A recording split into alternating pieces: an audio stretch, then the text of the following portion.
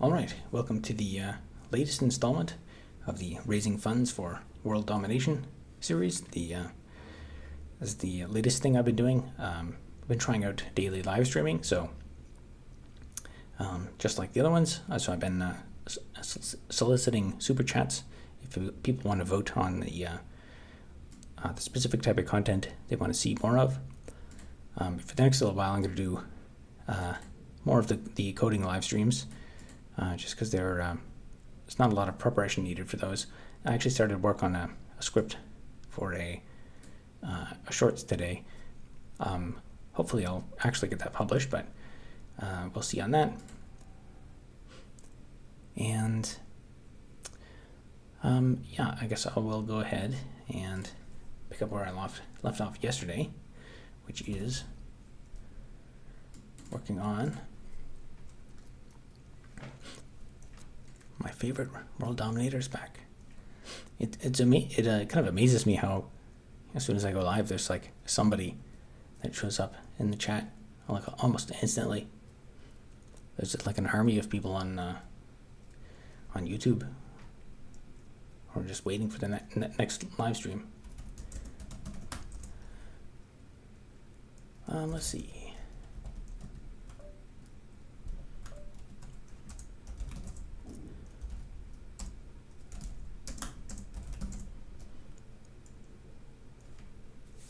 We already got 2 likes. Nice.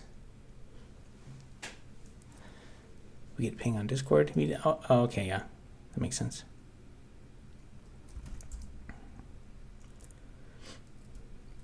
William says, "What's up? What is this world domination about?" So the let me go back to my list here. So I'm testing out daily live streaming. So I'm kind of between projects right now, and I got some other stuff that's going to distract me for the next month. So I'm going to, instead of starting any of the bigger long form content, I'm going to just do some daily live streaming, work on some other tasks on the side, and do shorter term projects. But in the meantime, I've been soliciting super chats for people want to vote on the type of content they want to see more of next. There's lots of stuff I could do. I'd like to do it all, but there's only so many hours in the day. And so today we'll do a bit more. We'll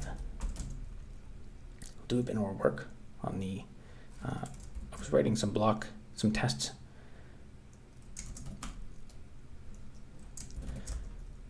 For the.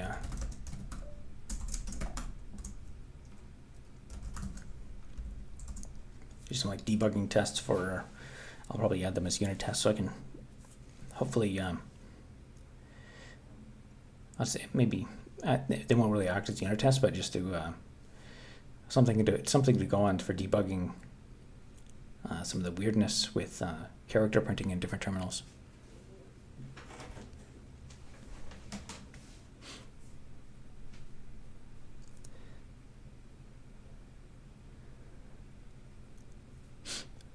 I don't know how to say that word. Or script. Good day, sir. IDK. What to code? I don't know. You can code anything you want. I want you to be doing what you love. Hope you'll upload more content soon. Yeah, I started work on the script for a shorts video today, so we'll see if I can get that done. Hopefully, if I don't get interrupted halfway through.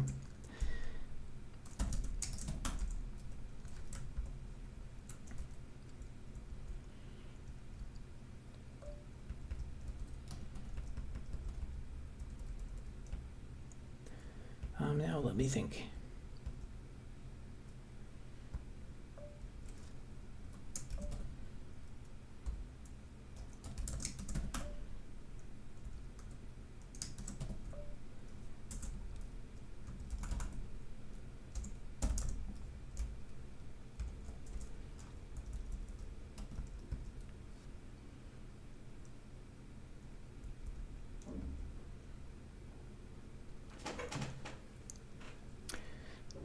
So we're going to dominate the world with coding and YouTube. KD DMDJKD. I'm gonna try.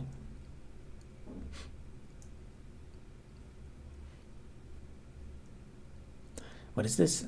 So this is, I'll go back to my intro again. So I'm trying out, I used to just stream once a week, but I'm gonna try out daily live streaming for a bit.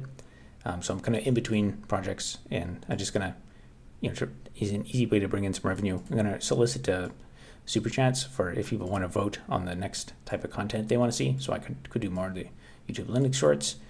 I could do more kind of like the cinematic ones, like the Netcat one. That one's pretty popular, so I'm kind of leaning more towards that. More IRL live streaming, more coding live streams, and I could also spend more time in the block mining simulation game. I think the scripted long form are going to have more kind of real world impact, like the immigration video. That one took that was a lot of work I spent on the script writing for that and recording it and editing and stuff. But so it's bigger impact, but the amount of time it takes to make that is much larger. And of course, the stuff I really wanted to make is like Linux content and ZFS command line stuff, but that also takes quite a bit of time, and it's the audience is not very broad, so it doesn't bring in a lot of viewers.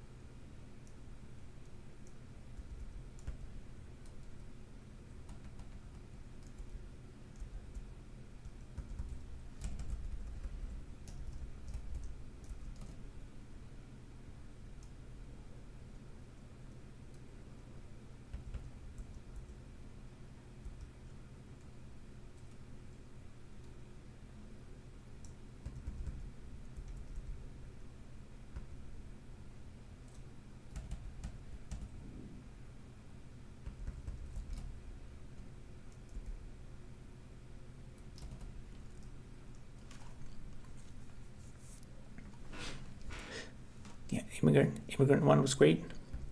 Yeah, there was I think there's not enough. It's not enough like real world data points people are putting on the internet. People will just like argue the philosophy of things, and then like they'll make reaction videos arguing to the philosophy of things. It's almost like with AI, how AI is just learning on synthetic data and then arguing about it. And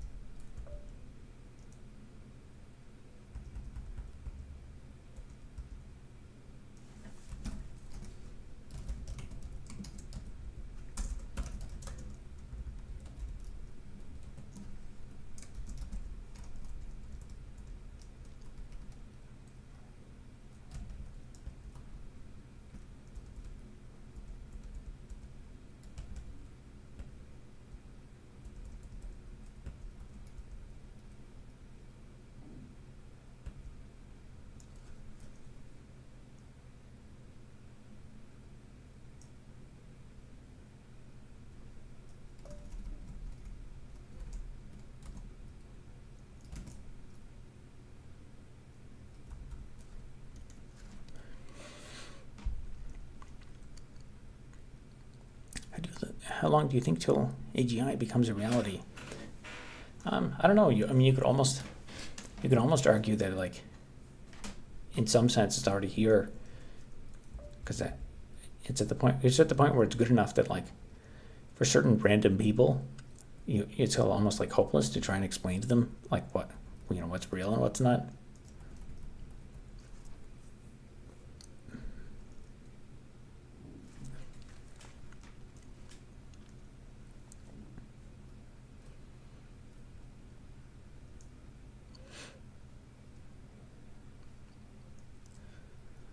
I don't even know if the current structure of an AI has that capability, at least not LLM-like structures. I mean, theoretically, like, if they can output any sequence of tokens, then, theoretically they can become smart enough to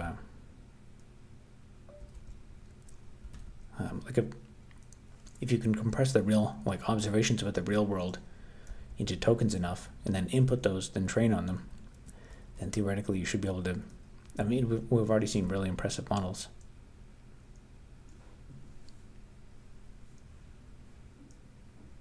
I saw that one of the biggest use cases lately is therapy. Yeah, that's kind of a weird one. I think therapy, even with human beings, is kind of a little bit bogus sometimes, depending on who you're talking to. But then to have a large language model do it is, I think, even more creepy and weird.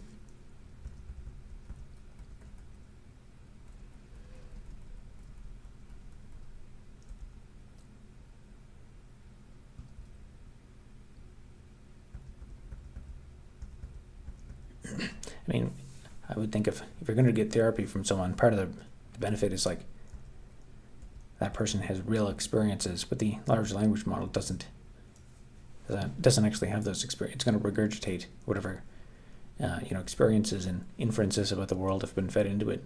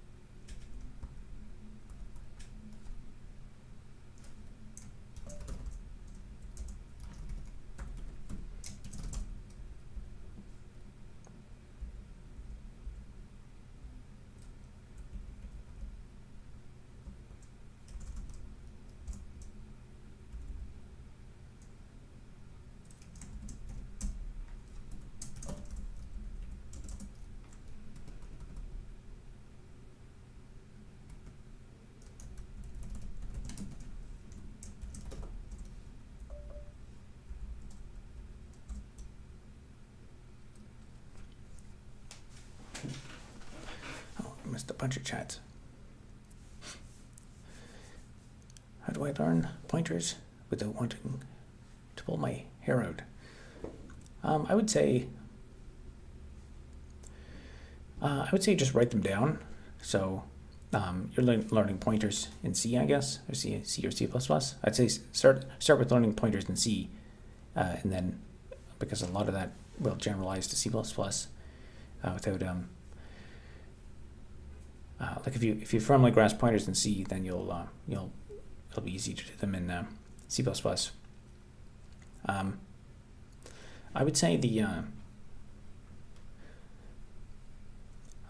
I would say start by mastering pointers with respect to just like without learning arrays, like how arrays are passed and stuff, because there's actually a few special cases with like where you pass an array as an argument to something, how it'll coerce the array type to be a pointer type, and there's like automatic promotions and conversion rules, and there's a few special cases with like globals and stuff. So like there's like completely unintuitive inconsistencies there, specifically with respect to arrays and pointers and how they get cast, and they're like, it's just specified in the standard. It says like in this specific case it just gets promoted or converted, and there's a few traps there.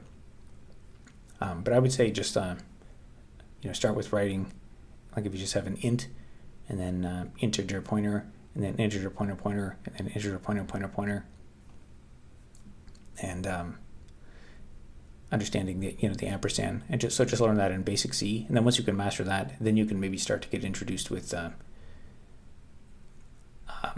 then you can start to learn how like the array conversion rules with pointers work, and then that'll probably be the easiest way, because there's a whole bunch of and then once you start getting into C++, and C++ has a whole bunch of weird things with like L values and R values, and L values and R values exist in C, but in C++ they're a bit more like the significance is more complicated, is more prominent, because there's special types, specifiers you're going to assign to things, and anyway, TempleOS, largest open source,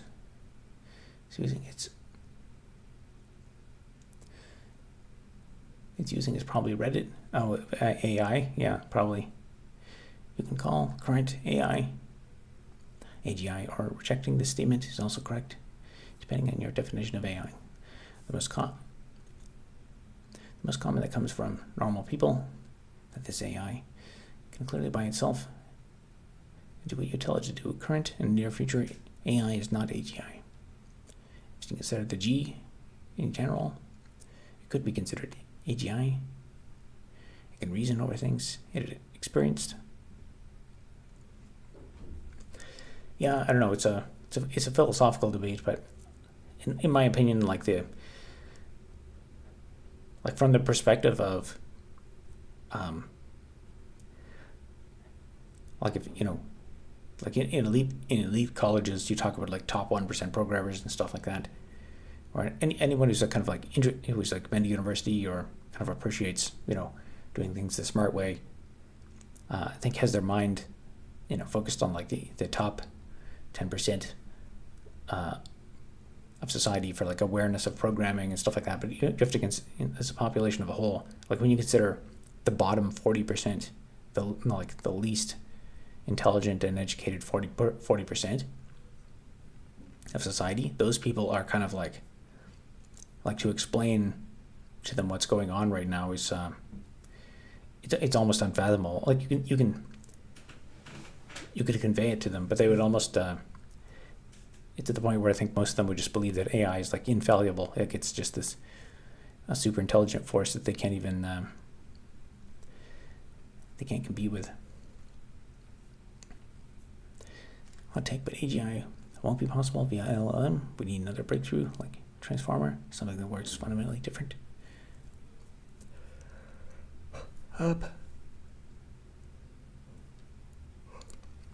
Yeah, I'm not sure. I think I think probably given enough data, it probably is.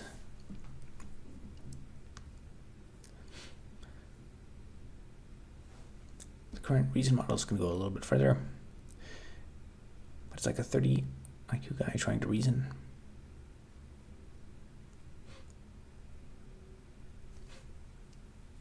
Thanks, clip that advice.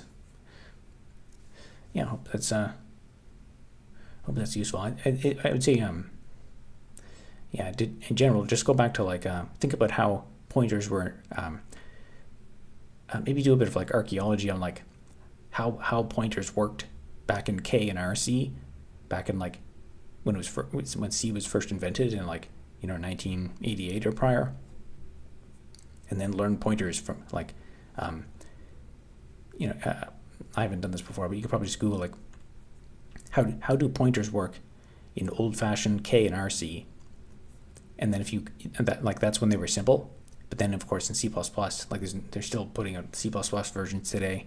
I haven't even looked at the new C++ versions in the last 10 years. They're just like it's an exercise in absurdity. There's no, to my opinion, there's no reason to add all that stuff. It just makes everything complicated. Anti-intellectualism and AI. Row simulation. Simul 10 equals bad.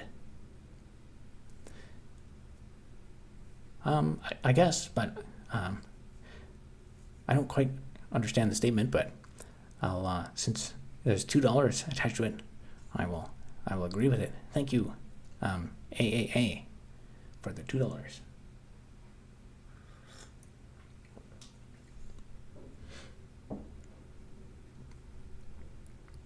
Hey, wait a minute. It says so the super chat is $2, but it says $2.30 Canadian. That's interesting. It's the same currency for both. That's random. Got a bonus. Tax? Yeah, I don't know. That's the first time I've noticed that.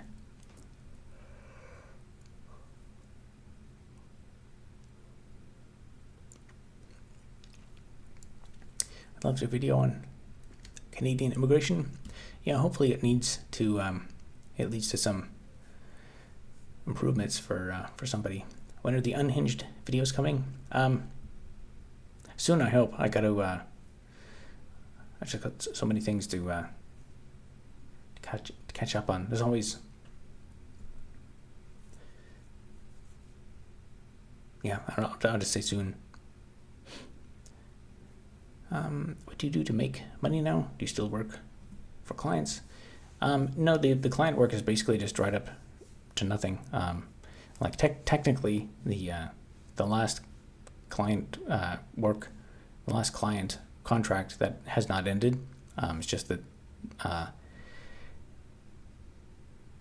actually it was almost a year now that they were like, I guess it's there's no his work pipeline kind of fell through. I haven't checked in with him, but I don't know. I guess theoretically he could message me any day now and say like, hey, can we do all this stuff? But I don't know. At some point, like I was planning on raising my rates like 2 or 3 years ago, and then I thought, I'll wait till the economy gets better, and then like the work starts to pick up, and then when it's the right time, then I'll be like, oh, by the way, my rates are going up. But actually the opposite happened, and then the economy got worse, and I was like, okay, I have to raise my rates. That was when the work pipeline basically shut off, and I guess due to if you watched my other videos, you know why I'm not going to pursue that.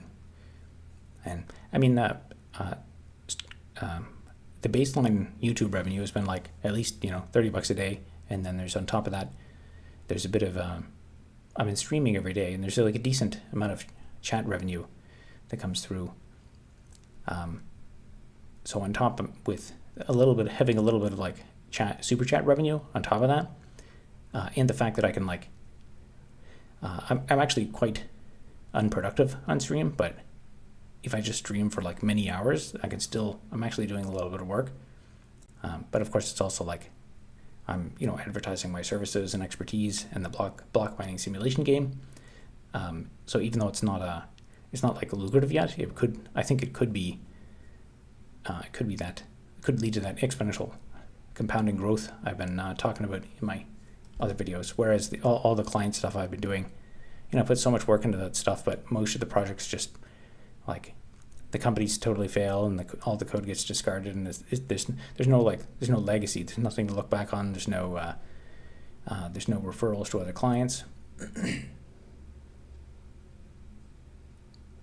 And then I keep seeing stuff in the news about like random corruption, and there's all kinds of money from the Canadian government going to these random like tech startups, and then like within 6 months they're always bankrupt. So it makes me wonder, like the whole kind of mainstream tech economy just seems like a pumping up models, ways to steal money from investors or the government, or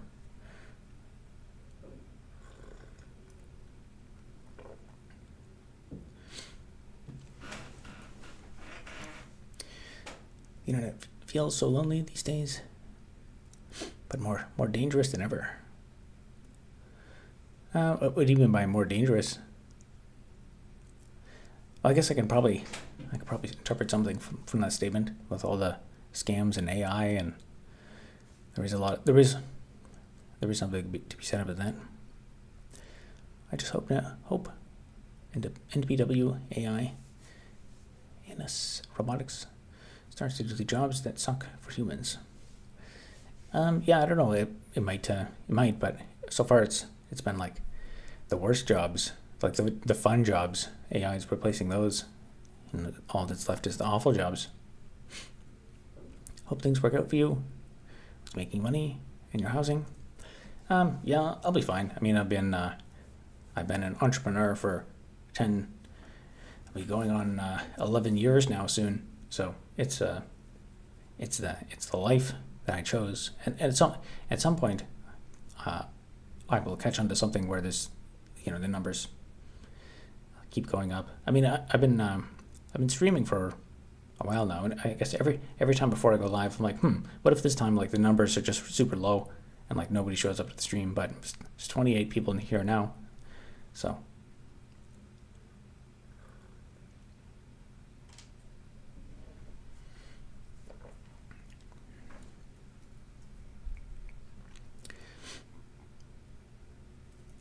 Sorry to hear about that, man. It goes both ways. Like if it worked out for me, and then I got a lot of money, then I'd have like gold chains and a fast car, and I'd be bragging and posting stuff on Instagram, and I would get all of my success would be on my own. Do you plan to make software or something that will be effective and change the world? I saw your GitHub profile. There also works on embedded software there. You have the potential. Yeah, I think as ridiculous as it sounds, I think the block mining simulation game is actually I think it's a pretty good basis for like actually building something that I can get people interested in, get revenue from. But also bake in a lot more interesting stuff. If I can get a bit more momentum on it. Even in the last, I haven't worked on it at all in like 6 months, and even in the last 6 days, I've just been kind of fixing stuff in the repo and doing stuff that's not really glamorous, fixing UI bugs, and but eventually I do plan to hopefully move back onto putting interesting new features. People have asked for a lot of kind of basic stuff like having enemies in the game and stuff, but I plan to implement that after some other like networking stuff is implemented in.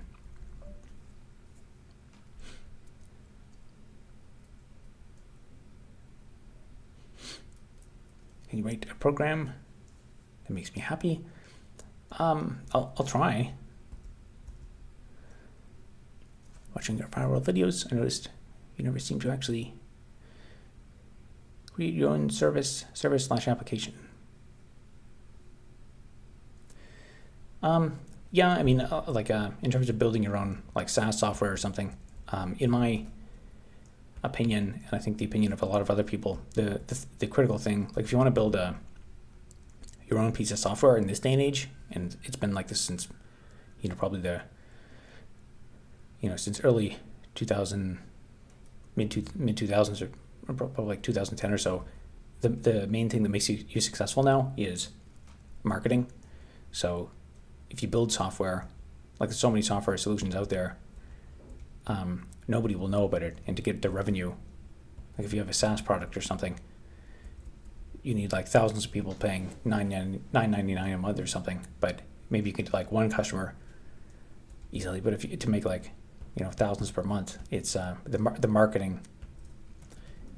In a way, you like almost the marketing is like almost the only thing you'd need to accomplish. You could just like, if you're going to be extremely good at marketing, you could probably just buy the software and like relabel it or something, or white label it. Just do everything on r/Wall Street Bets. But then what if you lose all your money? I'm working on fully transitioning to Windows 11 to Linux. I installed it on my second drive a while ago, and I want to make a full transition to get away from all the Windows bloat and spyware. Making about Linux Mint. I just want something easy that works well out of the box. Started with Zora OS. I'm not familiar with Zora, but I know a lot of people have said Mint, and actually, what's his face? PewDiePie. He started running Linux Mint, so that'll get them an influx of a lot of users. So that'll probably make it better. You said you installed it on a second drive. That's, I guess, depending on your setup, I would say the one thing I always recommend people not to do is don't dual boot Linux and Windows on the same drive. Like ideally, the ideal thing I think is leave your Windows 11 laptop as is, and then if you have a second laptop, I recommend people install Linux on your old laptop that you have sitting around, because it'll also it'll bring new life to it and make it faster. But it's also protects you, because Windows has a nasty habit of if you install Linux and Windows on the same drive, Linux will put like a shim in the boot sector, so that you can like select if you want to boot to Linux or Windows or whatever. But the problem is Windows, if you boot into Windows, sometimes Windows will, it'll fix that, what it thinks is a bad, like a virus or something, and it'll completely nuke both installations, and then you lose all your files. So yeah, Windows and Linux don't play nicely together on the same. If it's on a different drive, it's probably fine, as long as you're not trying to. You're not telling Windows to really look at that drive.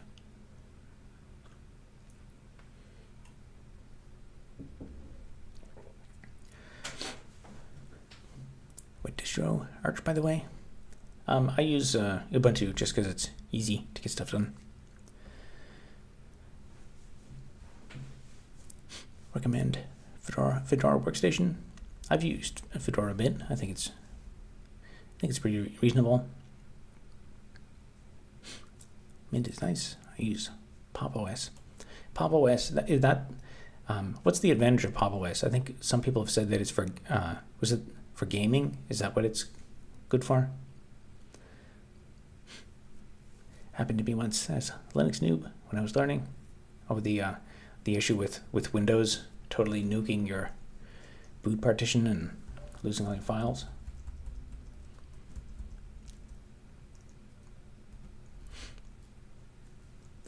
Comes with drivers pre-installed.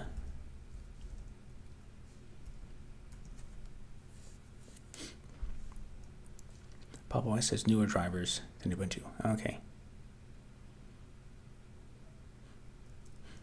Please look at this SoC on your free time.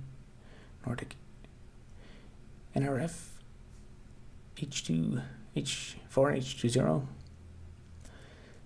I have some ideas to provide principal decoupled distributed identities based on this IC, and can recreate this governance philosophy. That's like a radio, a small like radio chip, isn't it? I'm familiar with that NRF prefix. Based on backports, you could have at least once tried to create your own software solution for a semi-niche problem, but you only ever seem to try to build other people's gimmick-ware. No offense. But the question is like, how would you sell it? I have a lot of experience like building small websites, and I have built some small apps and stuff like that. But the problem was always like, how do you get the sales? Like, how would you get sale number 1 and 2 and 3 and stuff like that? Like, unless you have the volume, the sales volume coming in.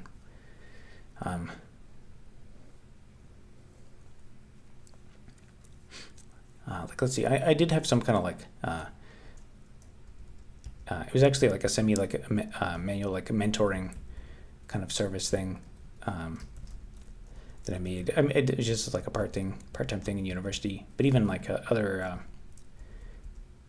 just like basically small informational websites, like even getting people to go to a website that gives information for free is difficult, because you have to get the initial traffic and market it somewhere.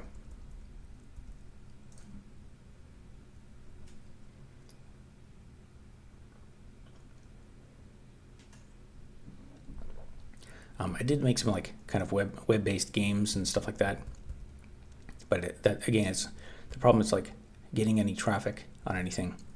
I think you underestimate how difficult it is to get the traffic, and that's becoming like, if you look at any successful software product, like even the ones, complicated ones like Discord or something, or any kind of like SaaS software, and go to their jobs page and look at the distribution of jobs, and you'll see that most of the jobs are sales, account manager, marketing, and the software development is actually a small percentage of the people that they employ, because developing the software is the easiest part of that business. And the result of that is that a lot of them require significant capital expenditure to get the business going. So you have to raise from a venture capital, and then blow like $1 million on customer acquisition, and hopefully, recoup that over time.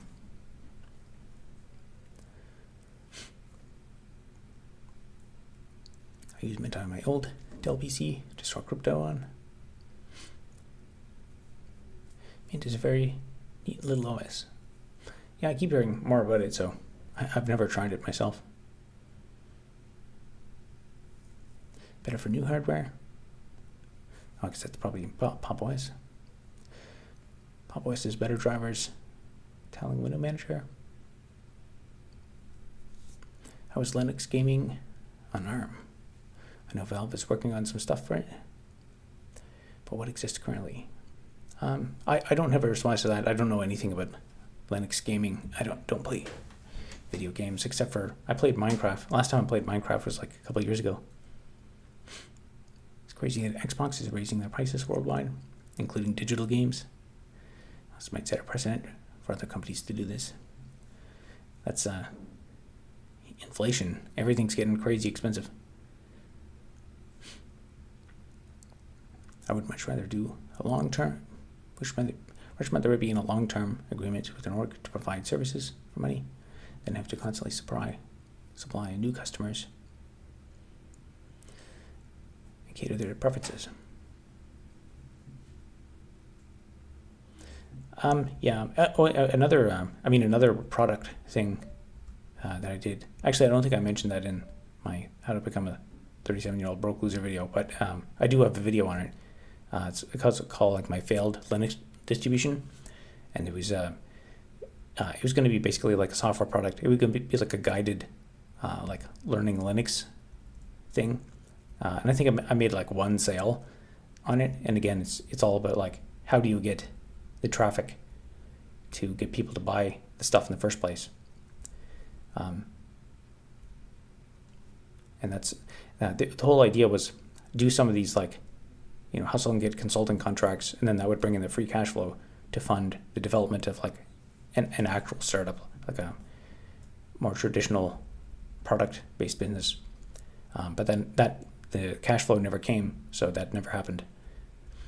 And thus I'm here. And I mean, honestly, the more I do this, the more I realize that I think this is the future of, if you want to actually bootstrap a business with no money, doing like streaming and social media and making silly YouTube videos, I think is the way to start. Because the amount of marketing and like impressions that I get from the stuff I've been putting on YouTube is like, like 3 or 4 orders of magnitude higher than anything else I've done in the last 10 years before that.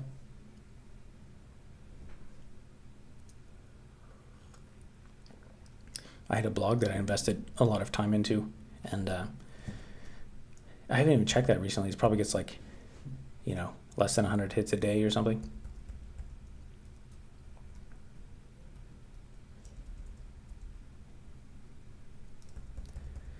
Let's see.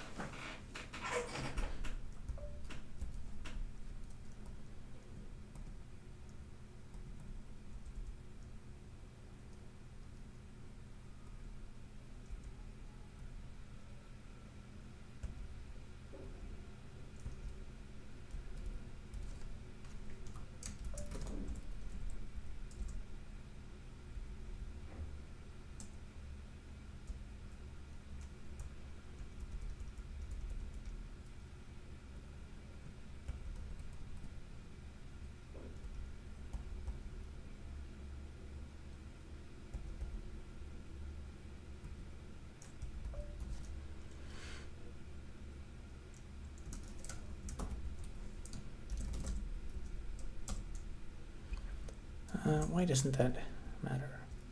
Top test. Oh, I spelled that wrong. Top.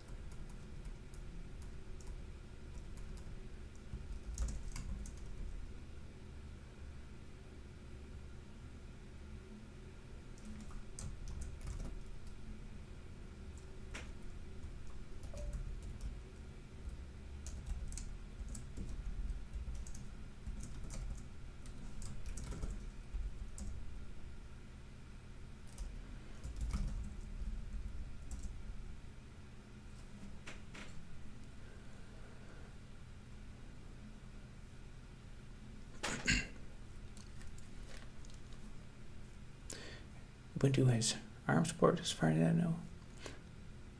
I'm not sure. I already read that one. I will say this about Linux printers. and worked much better with it than Windows. I have no idea why Windows has such a rough time with measures. It's always been awful. They still don't work sometimes. I have a very long video that I spent a bunch of time working on about printing on Linux. So if you ever do want to dig into the details of printing on Linux, you can check that out. Referral programs, SEO shareable content, a couple of Discord accounts. So presidential proxies en masse slide into DM. IDK, many hacky ways. Just saying it's capital intensive. Give up. Seems silly if you started. Well, where's the time for this stuff come from? Where do you you say referral programs? So like you pay people to refer stuff. Where do you get the money for that stuff? And then remember, if you're building some kind of SaaS software, you actually have to build it first. So let's say to get customer one, like how long are you going to spend building the product? And then like, what kind of product are you talking about? Are you talking about like an app or? Is there any reason for coding in an objectively lower productivity environment, aka terminal? I would say, I would say I'm a lot faster in Vim, in just the terminal for most of my like just writing the code. There are aspects of like the recent development is I have been using IntelliJ just to get used to it and get into some kind of get some experience with it, like a modern IDE. The last time I used an IDE was I learned Eclipse back in the day, but I haven't used it just because it's so much slower and it's harder to navigate. There are cases where, like for example, debugging. If I need to step like if I have a concurrency issue or something, I will generally use like some kind of visual debugger, but it depends what types of problems I'm debugging in the software. One of the main reasons I like the terminal is because it's much easier to automate stuff. So it's a much more higher signal to noise ratio way of communicating with the computer.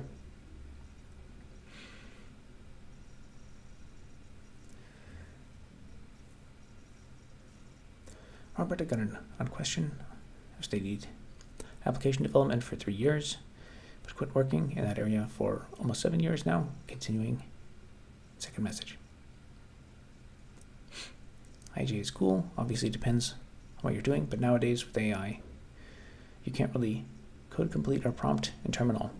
Yeah, that's the whole reason I decided I should just start learning a bit of IntelliJ, because I guess someone mentioned to me last night there is an AI assistant built right into it. I've never used it or experimented with it. I have tried some AI stuff in the past, and it's not good. So I have not used it. I've not actually used it for anything yet, but I probably will, test it out in the near future. Once I get the project working a bit better, and get a bit more proficient at working in this IDE.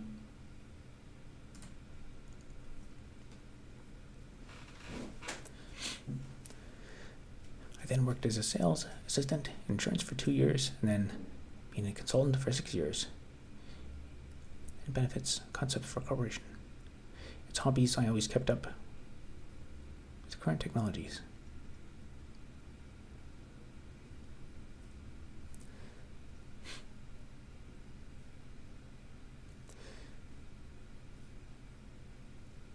Yeah, if you if you can build a,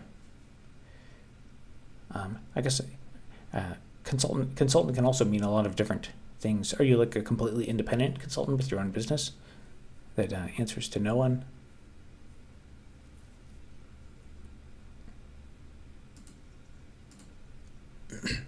Oh, can I have a super chat?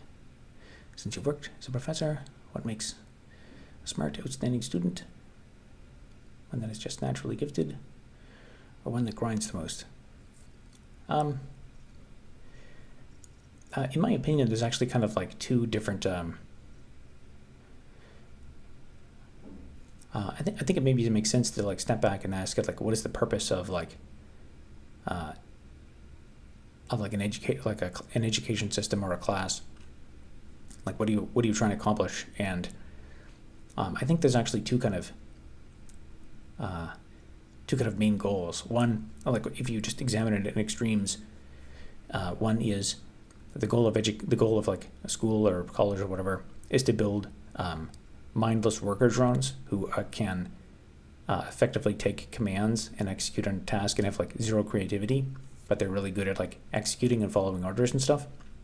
Because obviously there is a place for that in society. Like corporations absolutely love people who are like that, because they don't care about your passion or whatever. They just want you to work all the time, and so, they'll be like, I command you to build this SaaS application, and then you'll be like, yes sir, and then you just code it out, and you're like really good at algorithms and stuff. You've got like no maybe minimal, as few soft skills as necessary to get by. And then the other extreme would be you're kind of like you want students who are well-adjusted, kind of like polymath type students, extremely creative, who are like smart but are able to like use solutions, think outside the box. They're able to like leverage technology in a way that benefits society, stuff like that. So you could say, when you say a good student, in the classroom, you see students who are like either of those things. So some of them are like really innovative, creative. They think of original solutions. They're always thinking like, how can this benefit society and stuff like that. And some of those students quite often don't get good marks. And also sometimes they, since they think outside the box and they may not always follow instructions, so they may do things that are like impressive or creative, but are like irrelevant to the goal at hand. So it can kind of depend on what you're trying to accomplish for. I would say like if you're trying to build entrepreneurs, you would want to go for the like kind of independent, creative type that thinks outside the box and maybe doesn't follow the rules all the time. But if you want to prepare people to enter the workforce and not do any entrepreneurship, then you want the kind of mindless worker drones. So you could kind of examine it through that lens. And to answer your question, the naturally gifted ones, those are the ones that are probably more the entrepreneurial way, and the ones that grind the most would be the ones that excel in a corporate work environment. Although it depends what you mean by naturally gifted. There's some people who are like the people who are just like incredibly good at solving like lead code problems, but they don't necessarily they don't necessarily like they're just good at like solving math problems, but they don't think about the significance of them. Coded in free time, AI stuff. Now I want to go back into IT as a consultant. Do you believe that it's realistic to enter IT consultant positions if you had a larger gap between? Sorry for breaking up the message. So if you look at my channel, so I have several videos on consulting and why I'm not pursuing software consulting anymore. So if you want to like, I've kind of fleshed out my thoughts a lot better in those videos. Just go to my channel and search for like consulting. The videos don't have many views. Now I would say if you want to do it, if you're successful, the thing that's going to make you successful is not IT skills. It is the sales and marketing. So if you already have a network of like 5,000 people who have a demand and need for this service, then you can probably be successful. In fact, like you could almost say the better your like IT skills become, the less you will be able to relate to normal people. So if you don't have many IT skills and you are very experienced and networked and have lots of sales and marketing experience, then that's what's going to make you successful.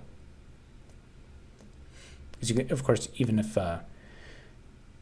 if you need to, you can always hire people to do the stuff there's an oversupply of people who can do the IT work now.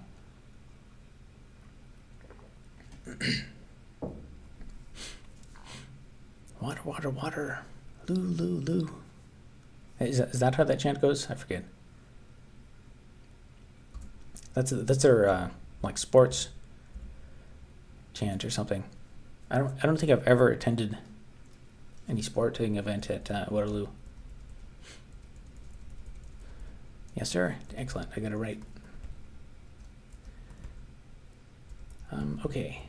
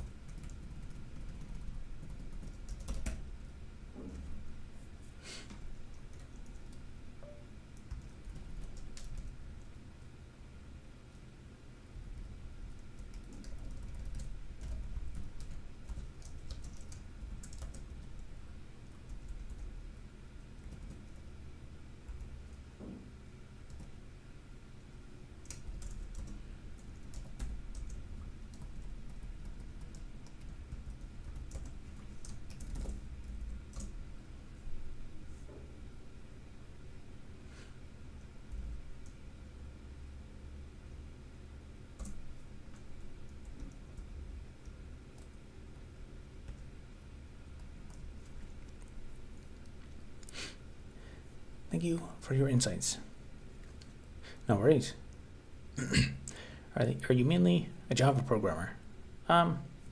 Recently I've been mainly a Java programmer. Because depends what I'm writing. Well, most of my significant code projects in the last few years have been in Java. Historically, I've written a lot of C. I wrote I did a lot of like embedded stuff as well. If I have to do low fidelity stuff, it's often in Python.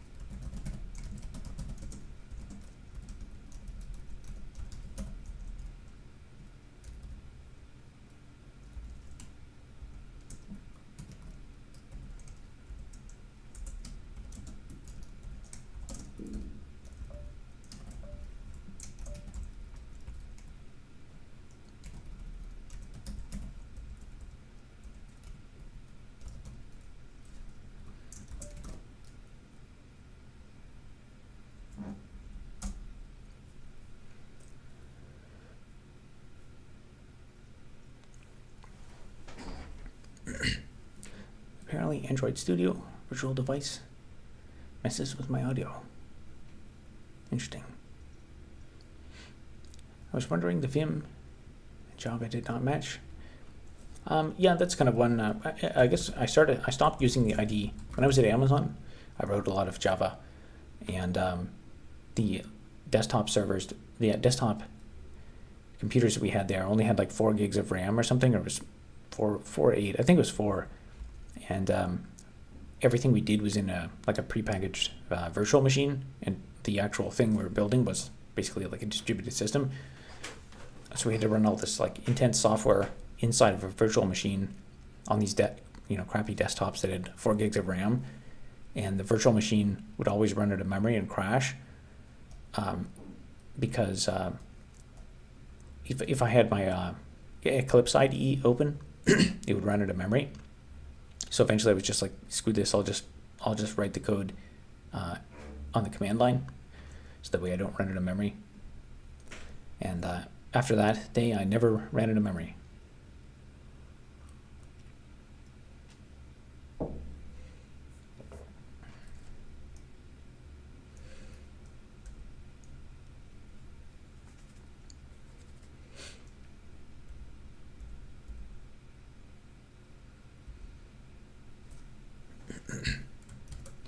Yep.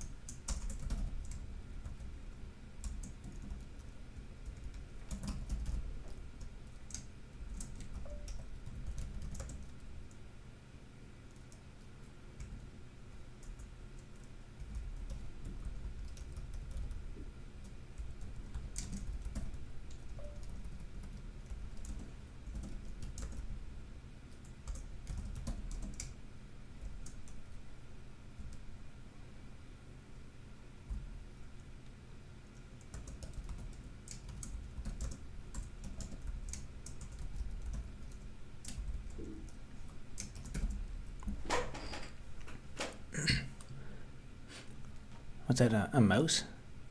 Neat.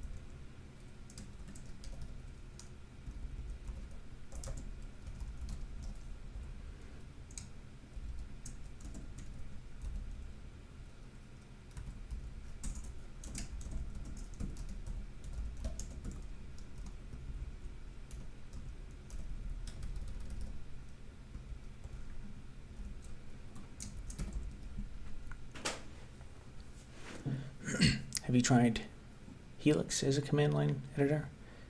I have not. Now that I think people recommend a lot of stuff to me, I think I've heard of that. I think I might have heard of some person mentioning that. Thoughts on Terry Davis, the guy who made Holy See and TempleOS? I actually first, I was actually in university enrolled in a course on real-time operating system development when I first saw a video about him. I think it was linked on Hacker News. So it was that was back when he called it Loose Those. He called it Loose Those for a while, and then he renamed it to Sparrow OS. And it was linked on Hacker News, and he had this his initial video was just like the way he posted it was like hilarious. He's just like, oh, I wrote this OS and compiler and compiles so many lines of code in a few seconds. But anyway, he used to say that a lot. Yeah, I just made this OS all by myself. Yeah, but anyway. And then there's a bird always making a lot of noise in the background.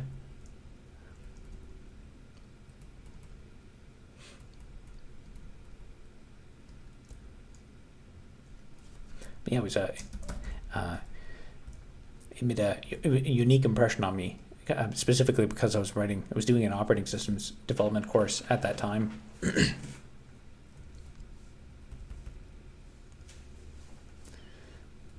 Yeah. I don't think I could stand having a bird. That'd be too annoying.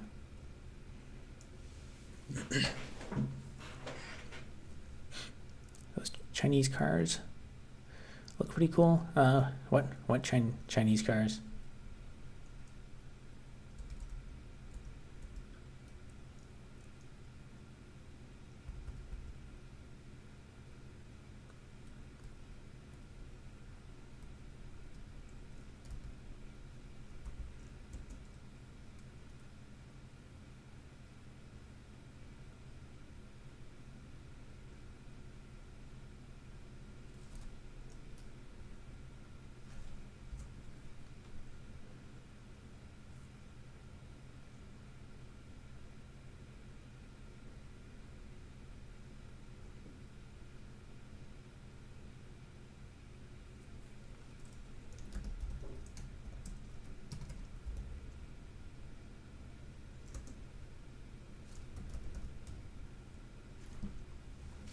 Did someone mention a bird? Do you have birds? They're intelligent companions, but they make a lot of noise, and and birds have diseases and stuff.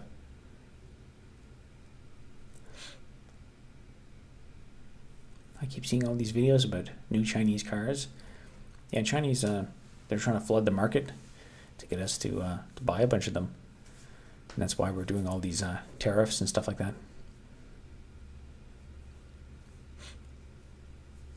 I had to, oh yeah, I forgot your pigeon, pet pigeon that you had.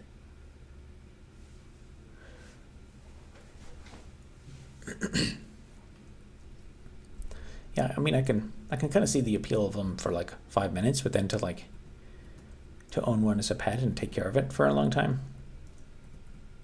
and all the noise and the mess they make.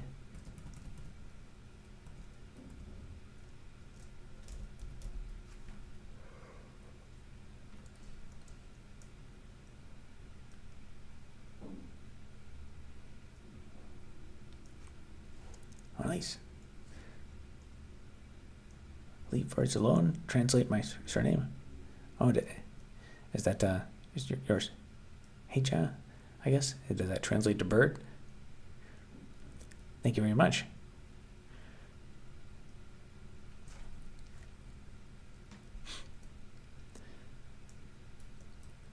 Bird feces stink so bad. Yeah, that's one of the big reasons I would not want to own one.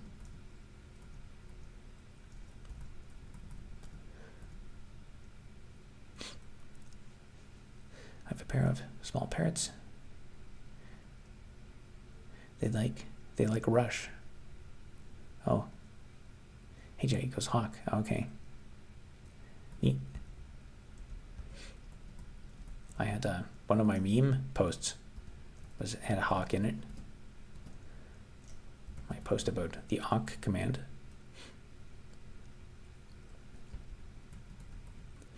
Oh, I forget if I said that. You said they like Rush. What exactly is Rush?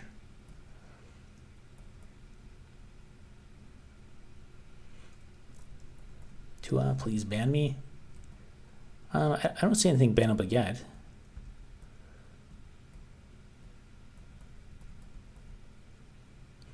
Brain rot confirmed. Indeed.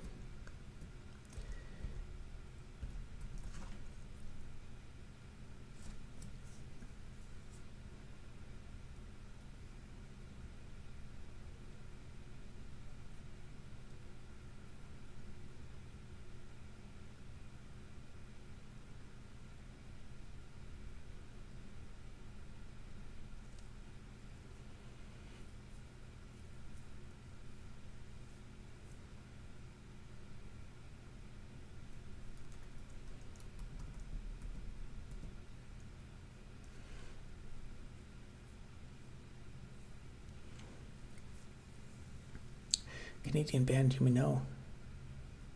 Closer to the Heart. I'm not familiar with them. One of the best drummers of all time. Yeah, it's interesting. There's a lot of really good Canadian artists in music that just like never really, they kind of floundered. There's like when I look back, there's a few artists that were like popular in Canada when I was young, and I've reflected on them and been like, wow, they're actually really good, and they should be like today they're like super poor, and they have, they're still struggling. And radical take, but medical patents shouldn't exist. Yeah, I mean, the whole idea behind patents is they allow you to like cash in on your innovation, kind of like how I've repeatedly said a lot of the if you want to be successful building your software product, you have to be good at marketing. And the whole theory, like if you go back to the 1800s, reason for inventing patents, the reason was that it allows you to like cash in on your invention. So you can just like write it down on a piece of paper and then sell the right to make that thing to someone else. So that way you don't need to be good at marketing, and you like kind of financialize that, and someone that is good at marketing can just take your patent and do something with it. But in practice, that's not what happens anymore.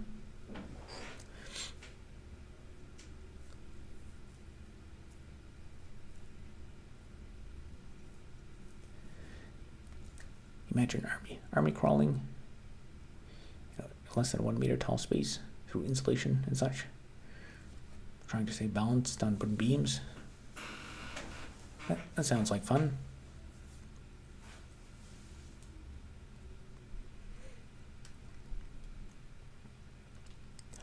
Almost should take Justin back.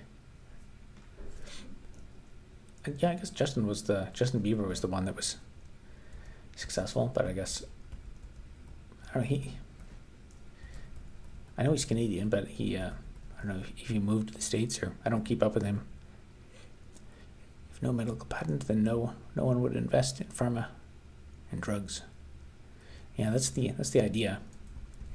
But I think we are also still in kind of like late stage capitalism on that stuff. Fun with a capital FU. Problem with medical patents is not companies abuse it. For example, insulin production costs €2. They sell it in the States for €500. Good luck surviving. Yeah, we're in the age of late stage, lots of stuff. I hope that the world gets better soon.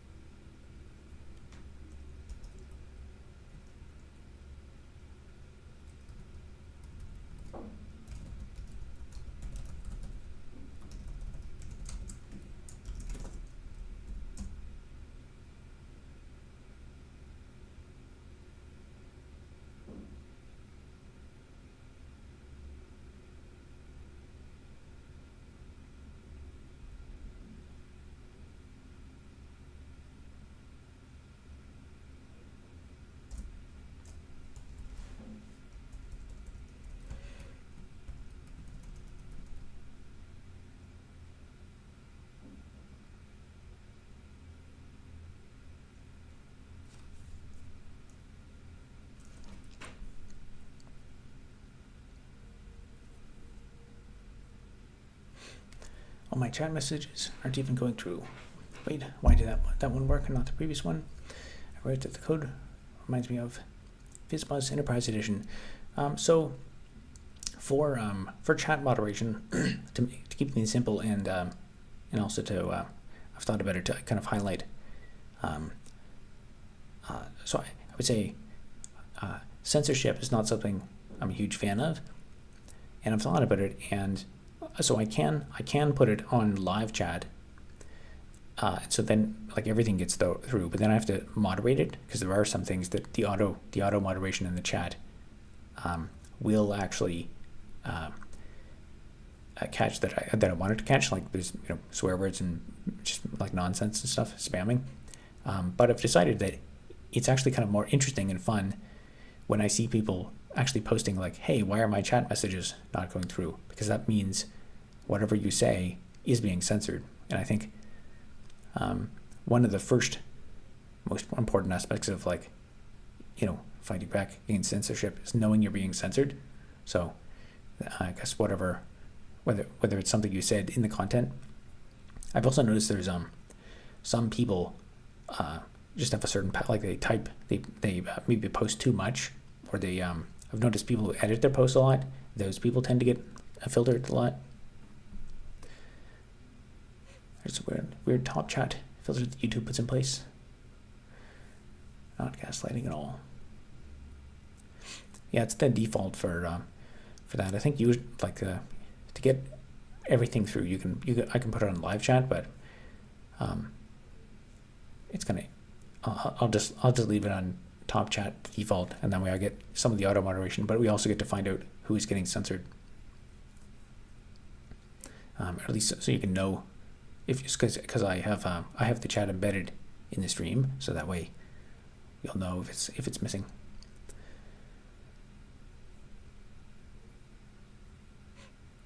Some messages don't get shown if you have a certain number of viewers. I'm not sure about that statement if it's based on number of viewers, but maybe it is. Is that Vim or Emacs? This is Vim. Rolling out autonomous semi-trucks in Texas. Interesting. Literally 1984. Yep. Remember the Jesus family incident? Yeah, that was kind of amusing. I tried to talk about the TISM earlier and got filtered. Interesting. I guess that's on the naughty list. It'd be interesting to know why a certain thing gets filtered. Can you see what the censored message contained? I suspect what it got censored is because I mentioned the popular online platform where one can host their code repo. Okay, GitHub, I guess. It is possible I can. So if I switch, if I go over to the streaming computer and I switch it from top chat to live chat, then it'll be there. But I'll probably just leave it on top chat for laziness. Do you know that the USA is the only country that still has gas chambers as an active execution method? Interesting. TISM is against the YouTube TOS potentially. I kind of doubt that. Doubt the accuracy of that statement. There's lots of evidence to the counter. Have you curated the filter words list at all? Nope. I pretty much never ban stuff. There are like a few things where people post like really, crazy unhinged stuff, but depression, anxiety, bipolar. Oh, you're testing. I think it's probably based on a lot of stuff. I think it's probably based on. So if you probably post like too many things, then it'll. Yeah, don't do too much testing. You'll spam the chat.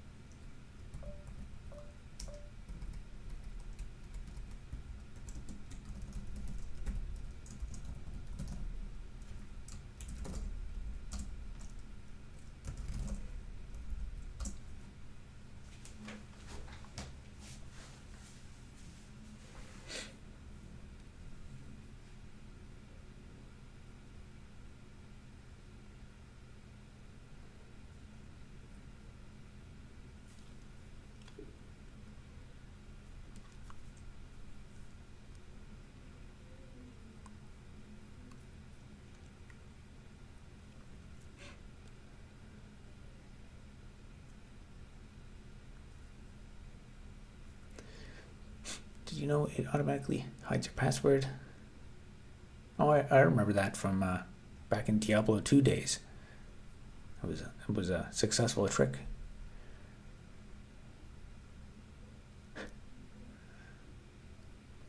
I think there's some weird sentiment analysis that goes on with the messages, so single words will not get filtered. Yeah, it probably is. I really think I think it's like not. I'm pretty sure it actually does like listen to what I'm saying, and then it understands the context of what I'm saying, and then it goes out and finds people. Like what did kind of weirdly I don't do many, but I did one video where I talked about building like AWS software, and there was a bunch of people that showed up that were like actually interested in building web AWS stuff. That was kind of early on. I was kind of surprised at how it seems to like actually understand the content of this discussion and bring people who want that discussion. No line numbers in Vim. I could put them on, but right now I'm just I'm actually just this is kind of like outside of the project, and just for simplicity and speed, I'm just like using that. So instead of like doing MVN test and waiting for 5 minutes.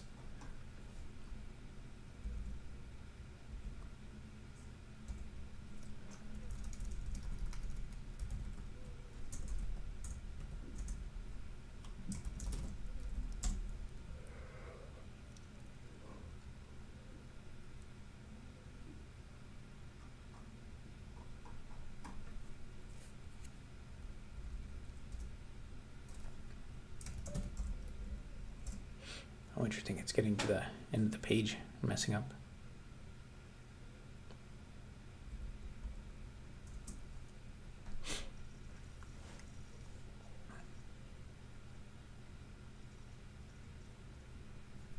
Oh, we got another super chat from Kareem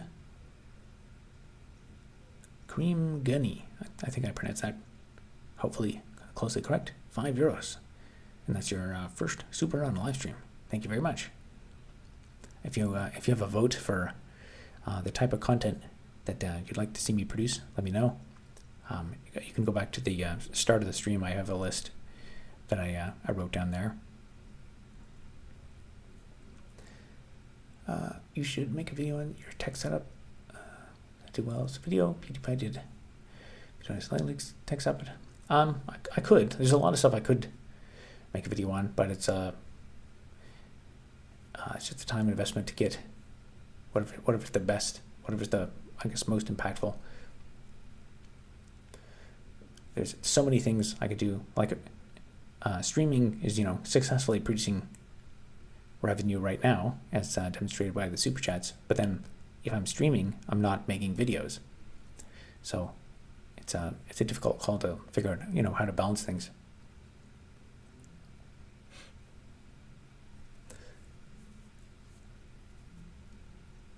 Can you explain your workflow and why you're using Classic Vim, not NeoVim or IntelliJ? NeoVim was, I think, came out after I learned Vim, so I just never, I never had a reason to learn NeoVim. Although it's on my a lot of people have recommended NeoVim, so it's on my to-do list. IntelliJ, the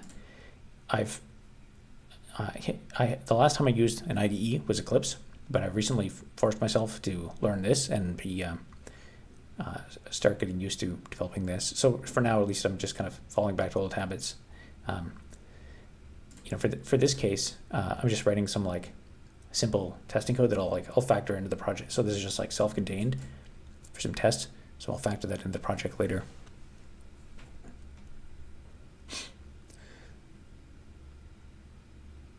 That must be why all the Linux people are here. Oh, I guess the other context finding. All right, guys, wish you a good night. See ya. Have a good night. I'm going to be teaching my kid how to use Linux in the next upcoming weeks. Excellent. That's €1. That's like double CAD. It's true. It is.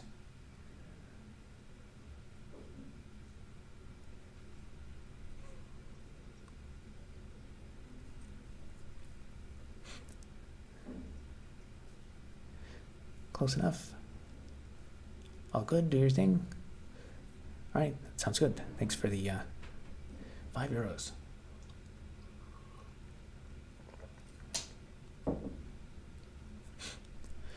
Switch between running Java C and editing files. I just use Control-Z in Vim.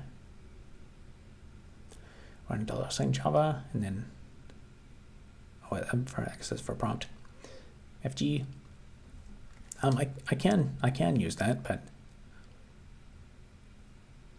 I don't know. I think my iteration loop is pretty good. With let's see. So if I do Control-Z and then FG.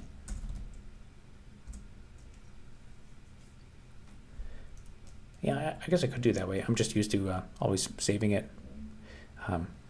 I think if I did that, I would probably forget that I have it open, and I'll probably just keep up with my existing workflow. You should stream yourself making videos. I could. I think some people have. I think there's a few people who have done stuff like that, and it's just not. I don't think it's that interesting.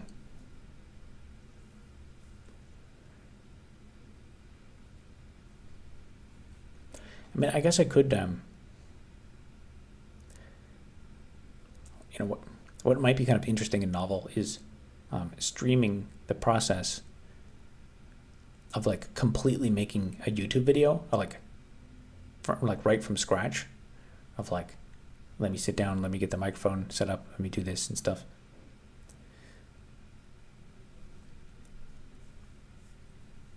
Or even just make that as a video, because some people will probably be interested in knowing like how fast can you make, like why does it take so long to make a video?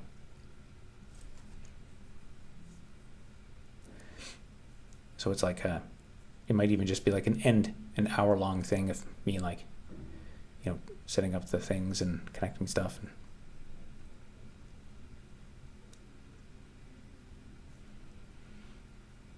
I don't think there's any learning difference between NeoVim and Vim. Just NeoVim has nicer plugins usages. So in Vim, I try to never ever use plugins, and I do that mainly because I'm always developing on like different computers, so I prefer to kind of learn a common denominator that works everywhere. Because otherwise, my setup would be I'd be constantly like configuring it. I know a ton of people. I think in the past when I first started learning Vim, I did do a lot more like manual setup and stuff, but then it just like having to do the exact same setup over and over again and tuning stuff, and then stuff will break. So I'm just like, let me just learn like common. I guess that's why I've been kind of drawn to like Bash and the classic Unix tools, is because like even though they suck, they are like a common denominator that works everywhere. So if you learn those, they're kind of always available because they're in the POSIX standard and stuff. I saw Primogen preach about NeoVim. I would definitely learn it if it was a Vimmer. Yeah, and people mention it over and over again. So yeah, it's on the to-do list. You saw the Lex podcast with Primogen. I think I saw like a clip of it or something. I think there was like 6 hours or something. It was. There's too much stuff, interesting stuff on the internet to watch. My brother started learning Java in university using IntelliJ. I always disliked that because of all the Java devs I met seem reliant on IDEs. Can an editor, Java C, be enough? Well, for what I'm doing, like I've adapted my own workflow, like to be able to work with this. Like this is just a. Let's see. So if I do, so I had started this as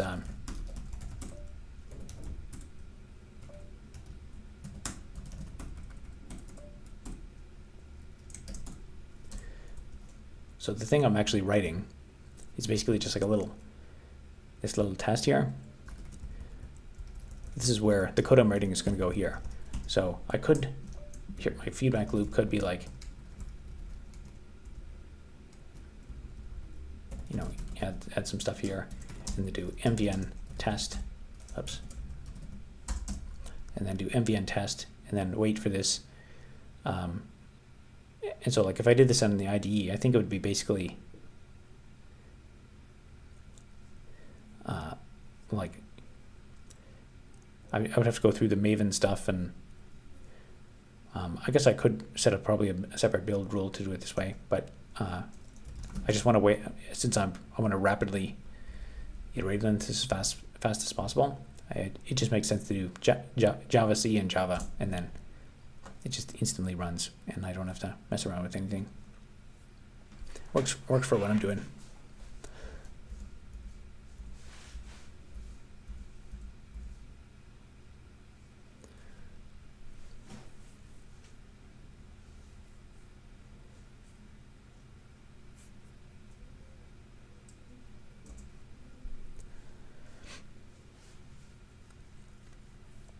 I think there is, like for kind of enterprise scale Java, like I said before, that I started doing Java in the terminal when I was at Amazon because they didn't have any memory. But there are specific things, like when you need to debug and step through stuff.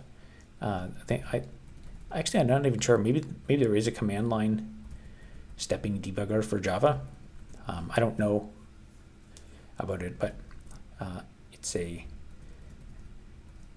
if you're debugging like a concurrency problem, I think you absolutely need that to figure out like where something is deadlocked, because doing that with print statements can be kind of tedious. It's possible, but it's going to waste a lot of time. And I think, especially if the thing you're developing is like a very graphical interface, then I think it makes way more sense to use an IDE. Whereas if you're doing like kind of a like this thing here, it really doesn't have a user interface. It's more like just a kind of mathematical and printing stuff. So there's no, I can get away with just doing it very quickly on the terminal. Vim Fugitive is a classic Vim plugin if you want to try it. It adds Git interface. Mostly use it for basic commits. I still use the CLI or the advanced commands. Yeah, I could try it, but I'll probably, I've yet to even try NeoVim, so I've not even did Vim yet. I prefer Emacs. Emacs do mode, I think was to learn Vim key bindings, I think it's called. Emacs, I probably used it for a total of 30 minutes in my lifetime. Can you explain static to me in Java? It's the guy here who there's a guy who's been keeping track of how there's always someone who asks about what static means in Java. Is that the same person that I asked last time? I don't know if anyone noticed. And maybe they're just trolling me. If it's the same person. Let's see,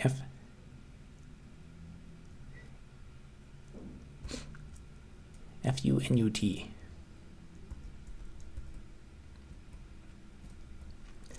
Yeah, I'm not gonna bother. There's a previous stream. You can just click through the previous streams where I explained it a few times. All right, I'll see you later. I'm going to pollute a river. That sounds pretty fun, but that might be a violation of some law, so you shouldn't post that on the internet.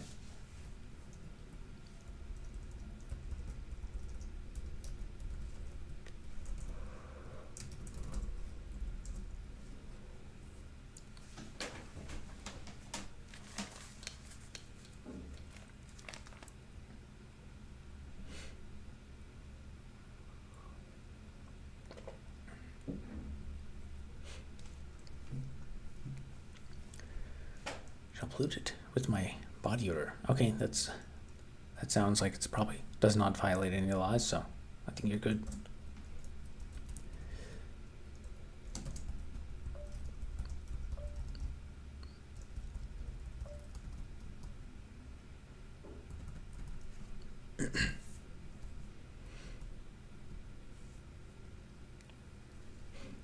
Don't some rivers in Canada have natural oil spewing into them?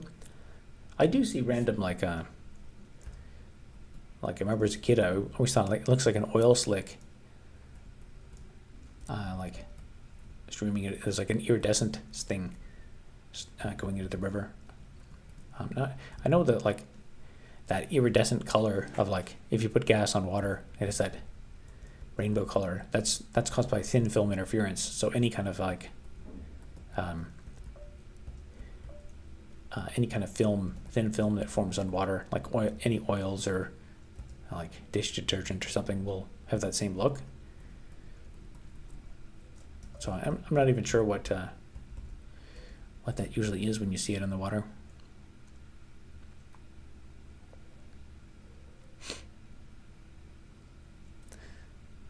No, I'm keeping track of the static question.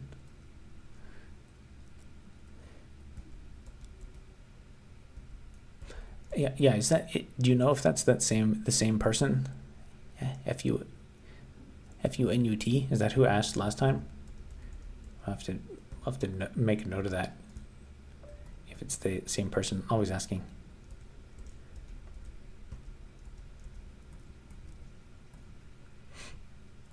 Before I go, what does static mean in Java? I'll explain that next stream.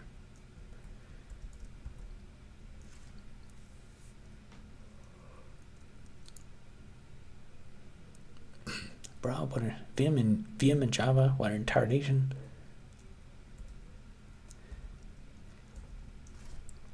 Let's see. I don't know what I'm doing next. Okay, let's do. So that works here.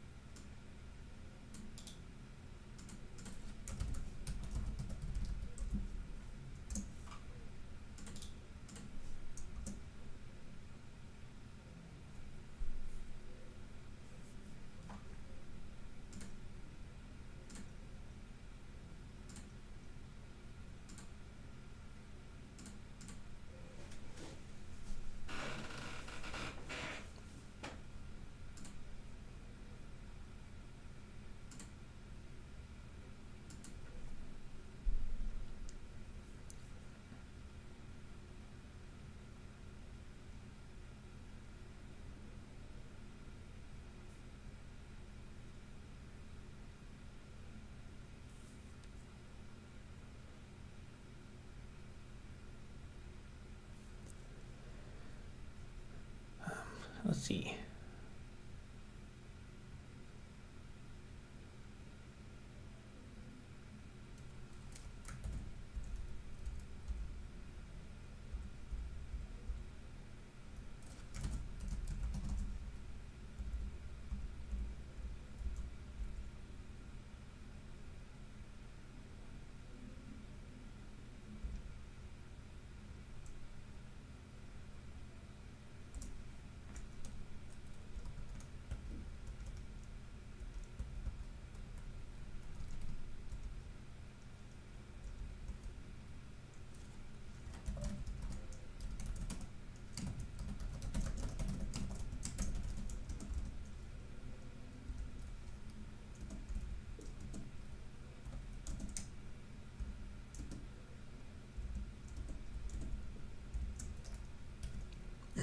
Oh wow, we got a $10 super chat. Any advice for mental burnout? Been doing some heavy debugging coding recently under tight deadlines. I'm getting to the point where my brain's logic center is just imploding. TY for your content. That's a good question. I guess it probably depends a lot on a lot of surrounding context, because like if you're stuck working at some corporate 9 to 5 and you've got like tons of family obligations and stuff like that, then you might just be in a if you need to keep performing in that context. Are you at a corporate 9 to 5? I guess would be the first question.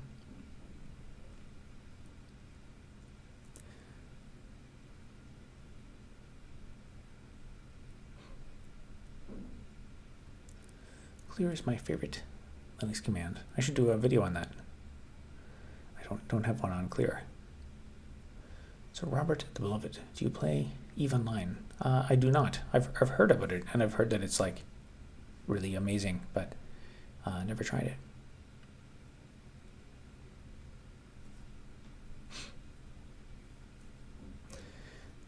Nine to 5.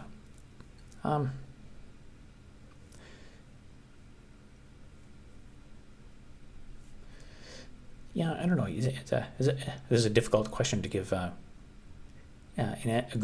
responsible answer for, because if you're like, if you've got like a bunch of people that depend on you, like if you get fired and like start missing mortgage payments, and then family life falls apart and stuff like that, then you're more obligated to go along with things. Depending on your workplace, I mean, you could try pushing back a bit, like figuring out, stepping back and thinking more about like the office politics, so that you can like assert some of your boundaries. Because the way a lot of those companies work is, their thought process is like, eventually this employee is going to quit, so we have to like extract as much work from them as possible. And depending on, like, I remember at Amazon, we had the vesting was, we had 5% of our stock options vested the first year, or first year, and then after that they would vest more after that. And I think basically when you start getting close to your vesting cliff, what they would do is they'd be like, okay, we've got him now, like he doesn't want to quit now, so we're going to squeeze as much work out of him as possible, and they would make you work really hard. So there might be stuff like that going on. I also noticed, I also know that there's actually like, I think way more like, assuming it's like a big corporate 9 to 5, there's a lot more like kind of deliberate manipulation that goes on among the human resources staff. Like I went on a date with someone who works in HR for like big tech companies, and she was going into like extreme detail on like all these things, all these tricks. Like if a software engineer does this, that means they're thinking about going to this other company, and if when they get close to this thing, we gotta like try to manipulate them to stay a little bit longer and stuff. And I was like, wow, that like I never thought there was so much deliberate manipulation on the part of HR in the company to try and like just like extract as much as possible from this human being resource. So there might be some of that going on, and you could think about like I guess how to like smartly push back, set boundaries and stuff, and in a way to like not get fired if you have a bunch of people depending on you. Now, if you don't have as much people depending on you, you could be a bit more aggressive and just be like, I'm not going to do this. Like I need some me time. And of course, the other thing is, if you don't, I would strongly recommend getting regular exercise, which is like that's that advice that's like totally useless advice, and that people hate getting that advice. But if you do, I find it dramatically makes me more productive to do a little bit of both. My workout routine right now is just like every other day. I go for either a run or lift some weights for about an hour, and I find the it just getting the circulation and getting that really helps to clear my mind. And it's one of those things where, like, if you're working and grinding, you're like, oh geez, I gotta do this thing before the deadline. So I guess I can't exercise tonight, but you can kind of just have to forcefully make time for it. But of course, that could mean pushing back on your employer and being like, I'm going to go off the deep end. But then again, like I said about the all the stock options stuff, it's possible it's possible that there's a whole bunch of, you have a bunch of stock options that are about to invest. So they might be like, fine, go ahead and like, we'll put you in a performance improvement plan. And then if you don't work hard enough and if you don't abuse your body, I hope that's hope that's helpful. Other than that, like there's not much you can do other than like trying to request some kind of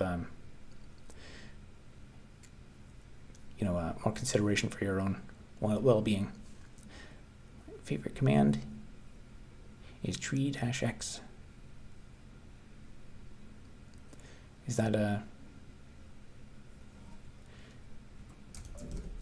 there's like a Maven tree.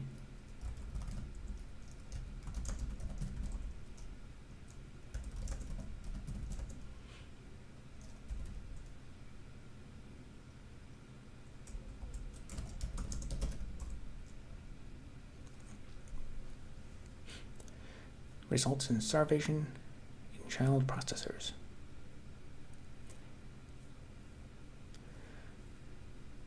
Not HR, disgusting. Yep, that's why it's called human resources. I'm still trying to learn Awk and Linux. I have a video on it. I'm pulling an all-nighter editing video instead of waking up at 2 a.m. to cover college's shift work tomorrow.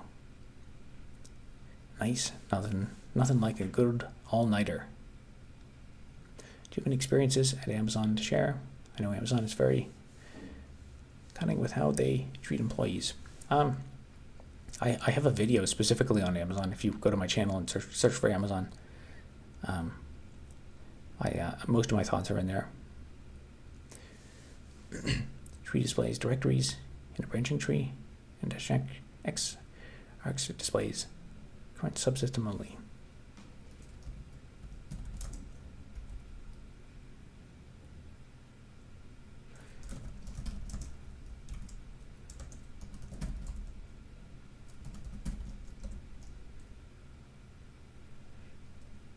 Oh, because I gotta install it.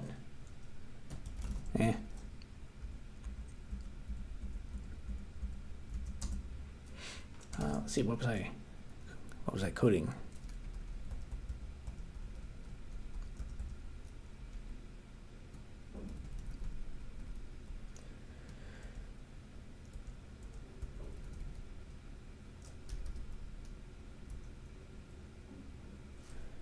Oh yeah, I think I had this basically done. So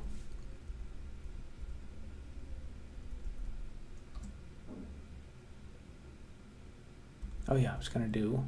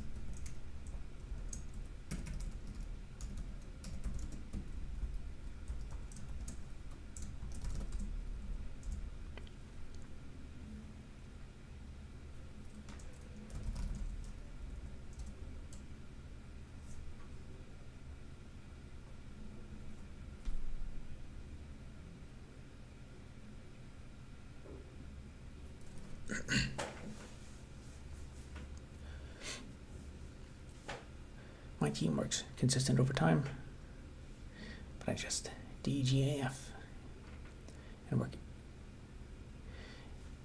each time to see how this spans out in my performance review in 2 weeks. Yeah, I guess it depends what what company you work at. Like some places you might be able to just be like, you know what, I'm going to set some hard deadlines and go home early, and like it might not be as big of a deal as you think. You also might be putting too much pressure on yourself. You'll have to figure out like the office politics of where you work. If you work at like Amazon or something, that might be. If you work at a place where they have a reputation for churning through people a lot, then you may be on the chopping block if you slack off a bit. But that's kind of like that's the whole point, because if you leave early, your stock options don't vest, and that way they're like saving money by pushing you to the point of exhaustion and getting you to quit. Because then you leave it all on the table. That's why they're called golden handcuffs.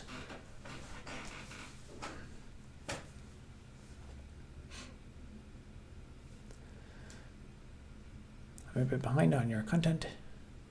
Hope your renovation is going well. Yeah, so we got the actual N13 merits hearing is on 26th. So we'll see what happens. Actually, I was reading a bit.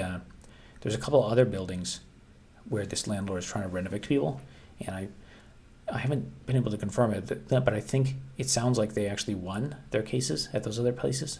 That's the preliminary word on the street. So.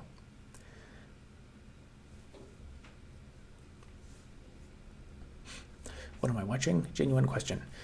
So you are watching a person writing some Java code to do some testing. So I'm printing some test characters to the console, and I'm doing this in the context of my greater goal, which is building a terminal-based block mining simulation game. So it's a game where you wander around on the Linux terminal, you spam the M key to mine blocks in an infinite procedurally generated universe.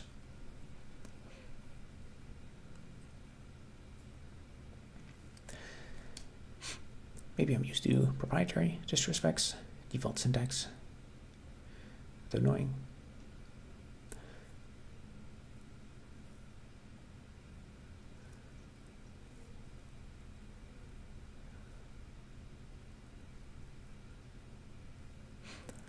I'm forgetting how it works, like two-played Factorio save. Okay. What are you coding? Oh, I guess I just answered that again.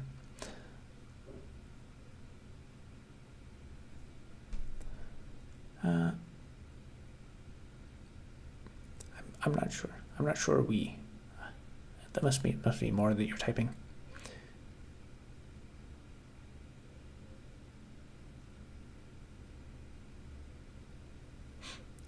Good turnout today.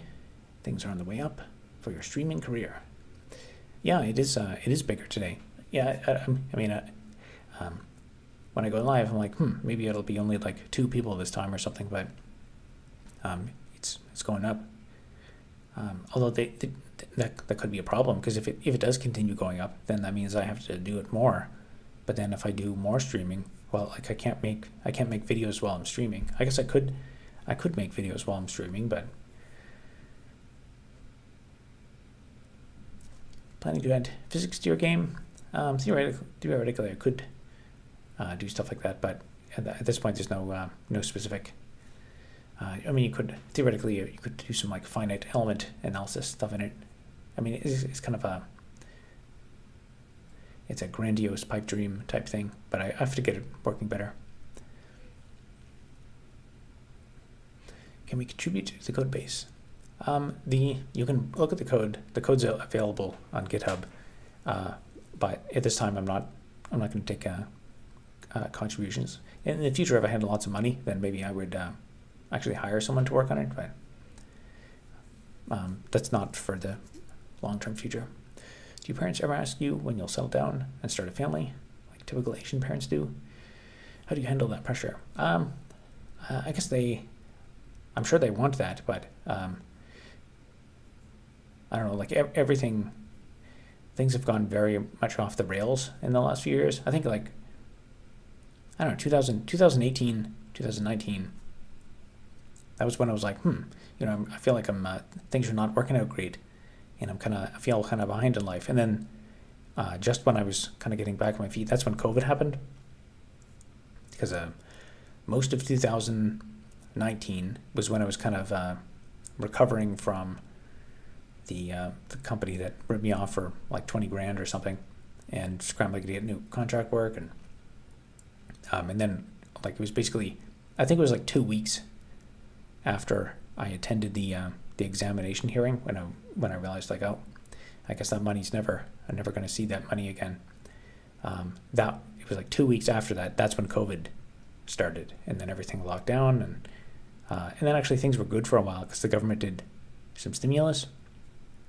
Everyone felt rich, but then after the stimulus kind of died off, then now we're right now we're feeling the withdrawal, the whole worldwide economic withdrawal from the pandemic. I mean, it's kind of like that started a few years ago, but it's just continuing for a long time.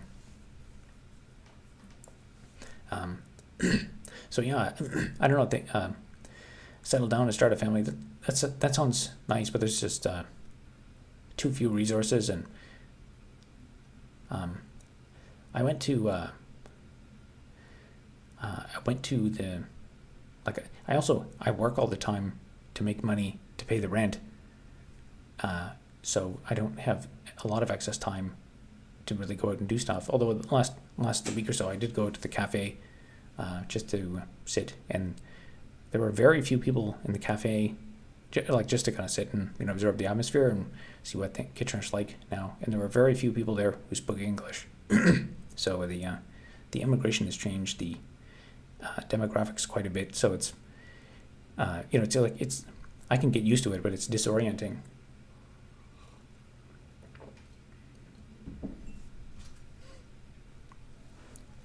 I think people just passively watch.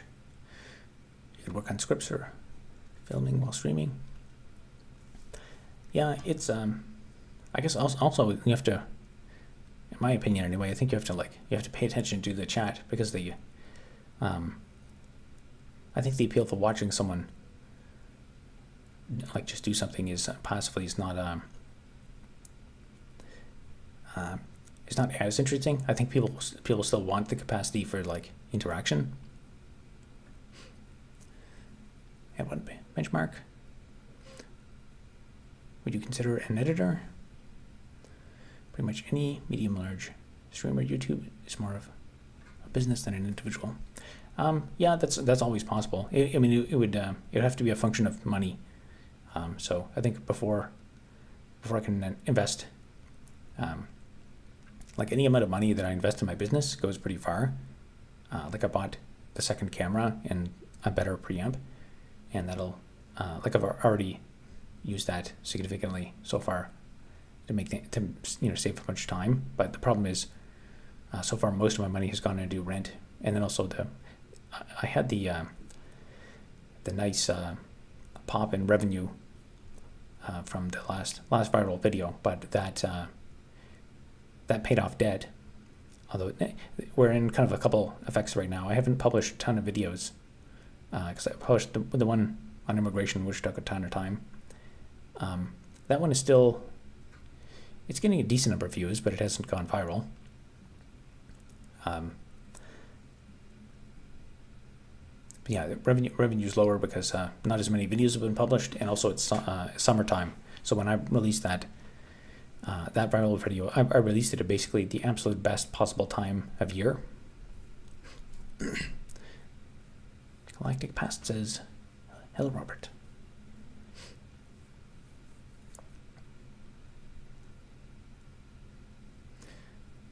But yeah, if if the growth continues, then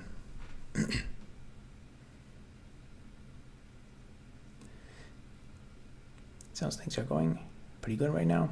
Yeah, I mean, all things considered, like, honestly, I have to be very appreciative of like the situation that I'm in, because I have no debt, and like I have no family depending on me, so I can still I could still go for those high risk, high return things. So not having debt, like there's some people, our housing industry here is so terrible. There's some people that like thought like, man, I better get a massive mortgage, buy $1 million house because it's just going to go up forever. But now the housing market's getting soft, and there's probably like a lot of people that worked worked full time in some job all their lives, and then they said, now is the time. I'm going to finally buy my house, and then now the housing values are all going to go down, and then some people are going to have like negative equity and have their entire savings wiped out. That's already happened to a few people.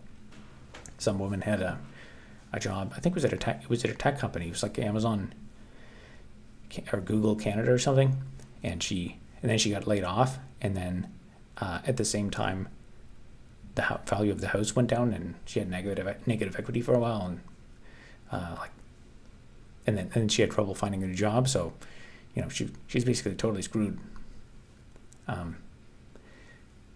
So I'm very thankful that I'm not in that position, because some people have been like looking for jobs for like 2 years now, and they still can't get one.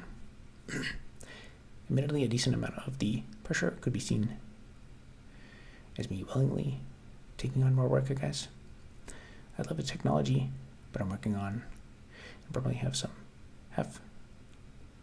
pull at this point to negotiate. I would say if you're working at like a reasonable place, that's not just like trying to squeeze as much life out of you before they discard you, then you could probably sit down with like whoever's your manager or something and just say like, look, I'm starting to burn out on this, so I need to like I gotta set some boundaries. And then if you don't already, the thing I would recommend is 1 hour of exercise like every other day, and then set that as like that comes before everything else, and then you have to plan. Whether that means you go home. I'm not sure how many hours you're working or whatever, but go home like just a little bit early, and then go get that exercise. And you don't even have to get a gym membership or anything. You can just buy some 25-pound weights like those. If you check my couple of past videos, those 2 weights I have, I don't go to a gym. I just have those 2 weights. I do some curls. I do some I forget what they're called, but it was called Arnold Schwarzenegger called them his favorite exercise. And then do some sit-ups, do 10 push-ups, and I don't even know what the other thing I do is called, but they're like kind of like calf stretches or something with the weight. And then I'll do that 4 times, and then I walk them down the stairs of my building twice. So that whole routine takes like an hour, and just maintaining that. I know I definitely notice a decrease in like how good I feel if I stop doing that. And you can take breaks and look at the computer or whatever, but it's not quite the same. You could also just you could even take time, like if you don't really want to do like weight stuff, you could if it's a park nearby, you could just take that 1 hour to like go for a walk in some random park or something. Go for like or even I found when I've been really burnt out for a while, I find going for like a 4-hour walk in a random direction until you get like physically exhausted, and then just go to like a coffee shop and get a coffee and a donut after walking for 4 hours. That's extremely satisfying. I find I'm almost like have like an adrenaline high after that. I just see the world so much more clearly. I saw a guy on Reddit who applied to 2,000 plus tech companies and finally got an offer from a startup. Crazy times we live in. Yeah, it's getting crazy too, because it's easier to apply now. So like there's less of a barrier, so you have to apply to more places. But also because it's so much easier, people are putting in less effort. So like I actually posted a job a couple times for like contract something or other, contract graphic design, and on like the receiving end, like I'm not even a big company or something. I just had like I've got a few $100 to spend on this project, and I would get like completely random, like people who had a psychology degree would apply for a job for like graphic design, and tons of people who had like no relevant skills at all. And then there were a few people who actually, like, there's this one guy who applied who had like an actual arts degree, and his the stuff he was doing, his art was like really, really great. And I thought like, wow, this guy's really interesting. And I sent him I responded to him, and I think even a couple times, and then like I just never heard back from him. But so he took the time to apply, but they just never responded when I got back to him. So I think some of his the employers were also oversaturated, because people will apply first, and then if the company gets back to them, then they'll filter it back. Thanks for the advice, much appreciated. Best luck on your endeavors. Yeah, hopefully that's helpful to you. Like I said, you'll have to figure out the office politics of where you work, and if they, and you know, it's a different question if there's people depending on you. But if you can probably, you might not even need to like push back necessarily, but you can just kind of voice your concerns about, like, you know, I think I'm trying to take on too much or something. And I think a good manager who wants to keep you, a good manager who wants to like keep his employees is always like trying to be like mentally and emotionally in touch with like how the employees are thinking and feeling. Because if the employee perceives something that's like incorrectly, if they, you know, they perceive that they're being there's favoritism against them or something, then that's one of the things that a good manager should be like, oh, okay, I gotta make sure that everyone here feels valued and appreciated and stuff. So if you voice it in they say like you're taking on too much work or something, you need to chill out. A good manager should be responsive to that. But if it's like Amazon or something, they may be like, oh, put you on a performance improvement plan. Kind of squeeze as much life out of these people as possible.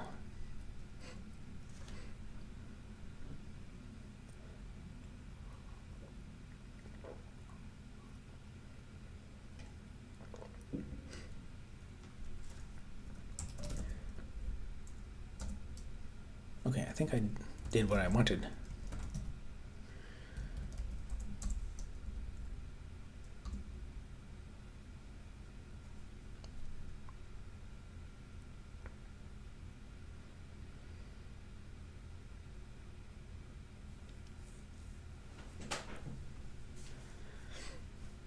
Amazon.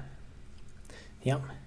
I think it actually technically depends on where you work. I was in Amazon Web Services, but I've heard from other people at Amazon that they had like a way more laid back experience, and they were doing some like, I don't know, internal tooling for advertising or something, and they just kind of chilled, and their manager like, you know, just let them do whatever the whole term and never really pushed them at all.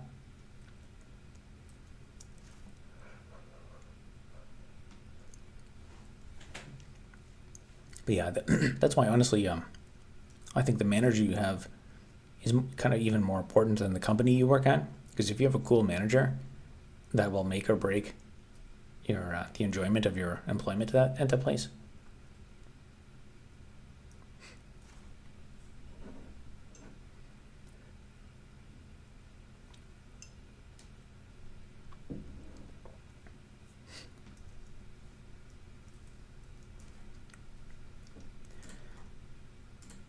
So I guess that's basically what I'm looking for. So when in the GNU wide mode, it's like messing up the offsets. So there's an extra space in there, but then if I go like this, it actually starts from where the other one ended.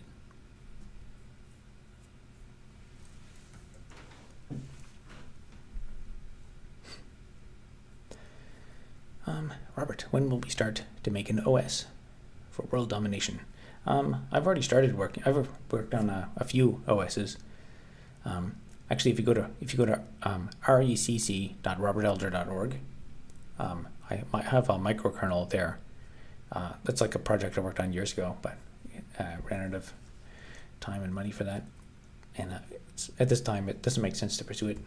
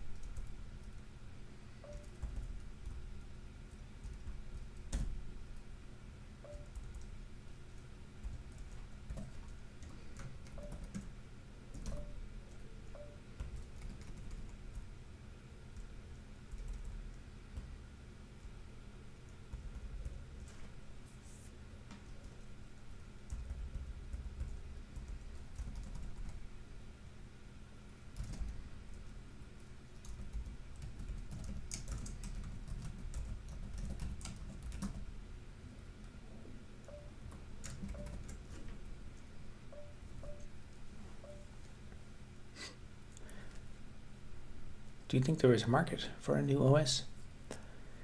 There's a market for OSs that work. I think in reality, that making the OS is less about anything really related to the operating system and more about support for the peripheral devices.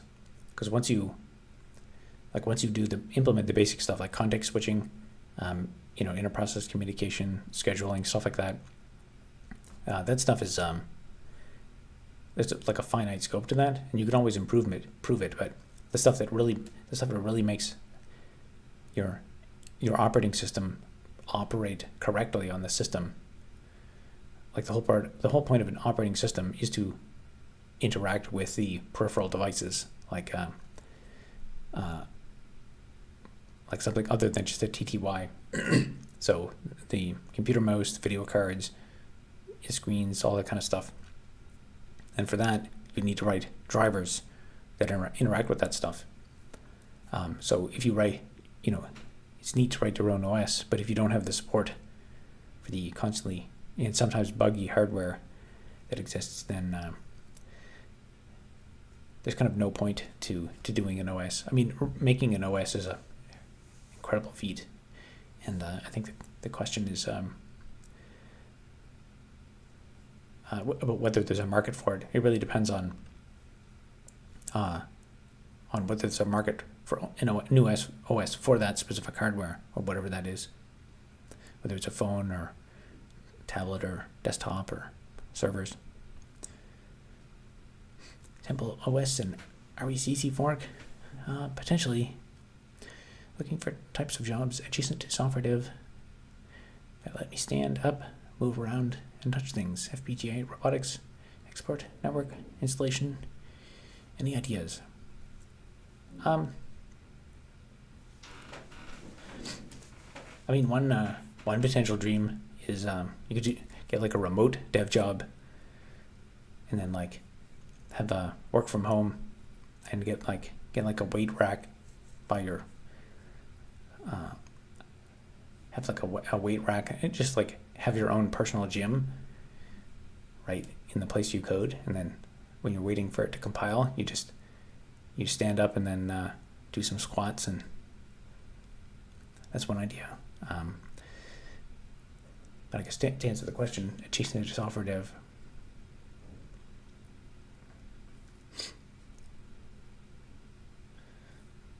I don't know. Maybe the robotics thing or something. Maybe something to do with something customer facing, where you have to have meetings and talk to people, and so you're constantly walking back and forth between meetings, and FPGA and tech support are like polar opposites. Yeah, there's a lot that's adjacent to software now. If you've seen Redux, most of the Linux ecosystem would be able to transfer it to new OS. I'm not familiar with Redux. Red Panda says, "Hi Robert, how's it going? Where I currently work, and my boss never gave me a formal deadline. It's either don't worry about it or finish by yesterday." Software developer seems like a nice profession, honestly. Unfortunately, I can't get in that sector. Yeah, I think right now is also not a great time to get into it too. I legit thought about renting office space at my gym.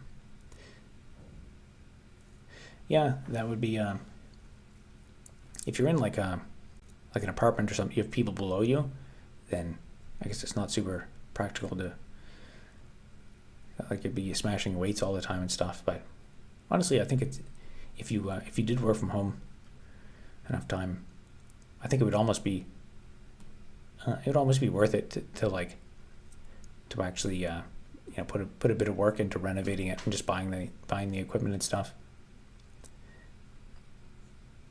Just so there's a weight rack like right beside you. Need that triple computer engineering, computer science, information technology major. What editor are you using? I'm using Vim.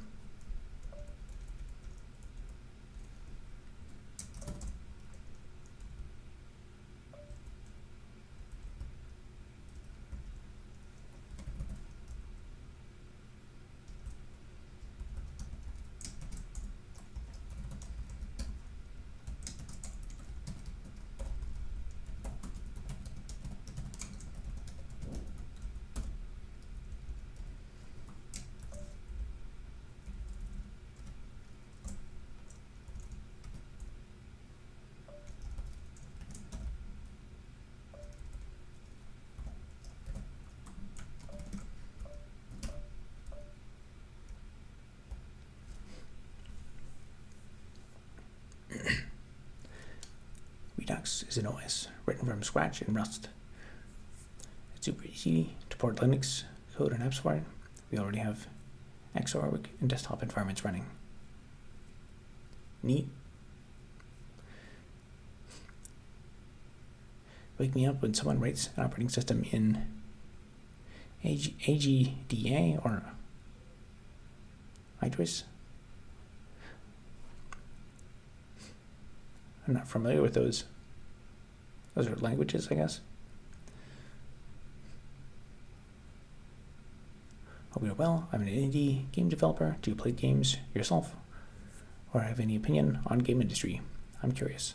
I try to not play video games because I have a tendency to get very, very addicted to playing games. So the last time I played Minecraft was probably like 2 years ago. The last couple of years I haven't played any games. Back in the day, I played World of Warcraft a lot when I was a teenager. I started playing it the first day it came out. But yeah, I guess I kind of tangentially keep track of the cool games that exist, and I watch some videos sometimes about them and say wow, this game is so amazing. I should actually try to get it and play it, but I never end up doing it.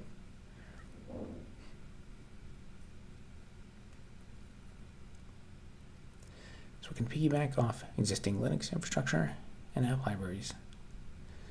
That's good. I think something that can be leverage something that already exists.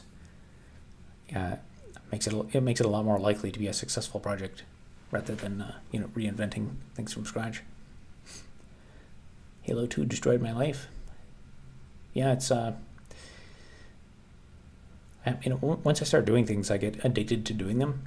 So that's why I think it's probably not a bad idea to get addicted to slowly making progress on the code that I'm writing and streaming and actually doing something something that produces something rather than just consuming.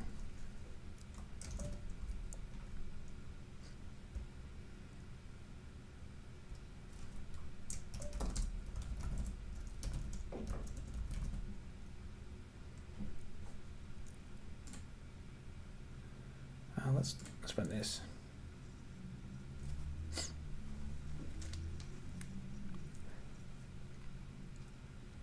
ADGA is a theorem prover in which you can formalize mathematical proofs. It doubles as a programming language, which is cool because you can formally verify your programs. Interesting.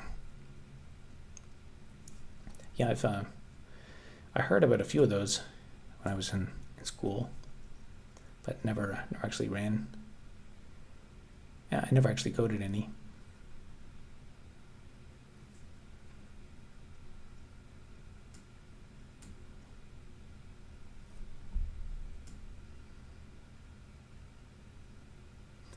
Interesting. I guess that doesn't print out much, but it's mainly just for well, actually, that should work in this context.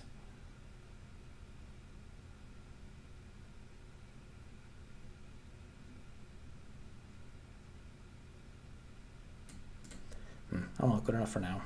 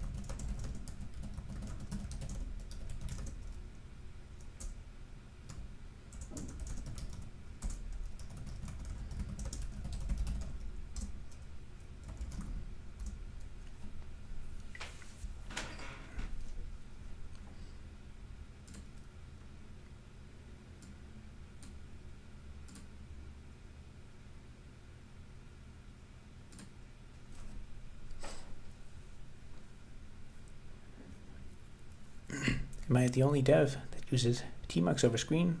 I have used it. I guess whenever I just want like whenever I run a simple task, I'll use screen. But I do use tmux often if I really need some decent looking splits. Actually, can screen do splits? The screen program, GNU Screen. I don't even know if you can do like vertical splits and horizontal splits and stuff.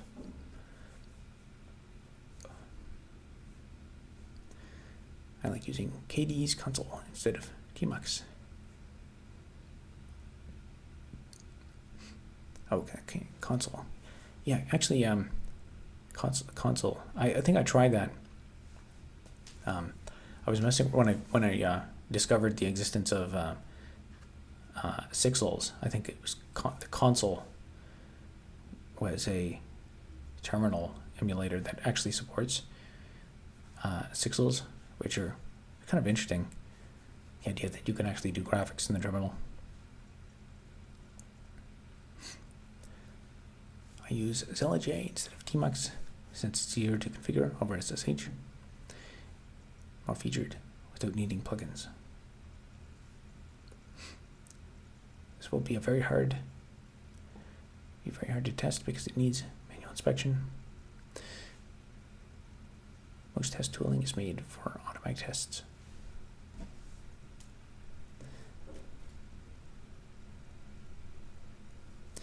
Oh yeah, the character alignment thing.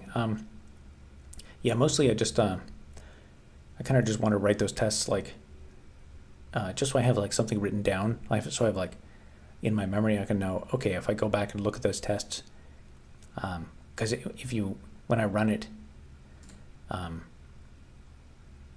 like if I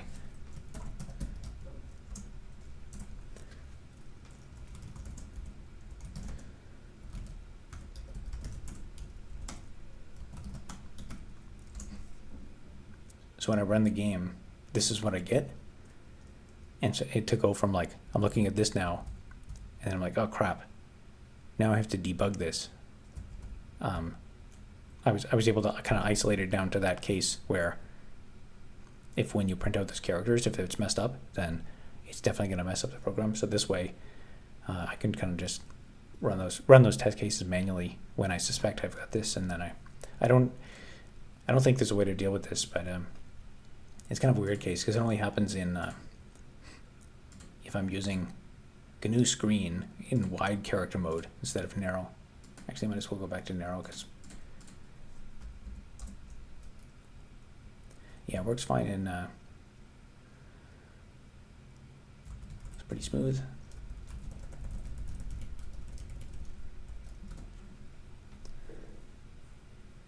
Having the stream as a background audio while reading a research paper would how people mainly cheat on spouses more because of psychological reasons than arousal physical wants. That's it's random. Hey Robert, is this your first game? Yes. In some ways I would almost say it's almost not even a game. It's kind of just like an insane I mean, I think a thing that a lot of supposed indie game devs do is like they get kind of sidetracked on inventing their own game engine, which is kind of almost what I'm doing. But I think it's just there's like there exists, so it already is technically a game because there's a game loop in it. I just need to like start expanding the game loop and make it more robust and I guess recently a lot of the development work I've just been fixing bugs in the build process stuff, so now it'll work in IntelliJ, and I set up some configs, so now if people clone the repo, you can actually just import it in IntelliJ and run it.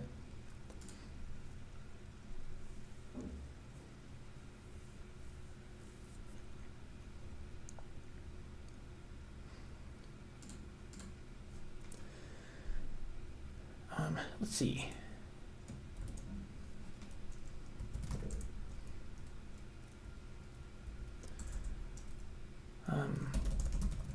What should I do now?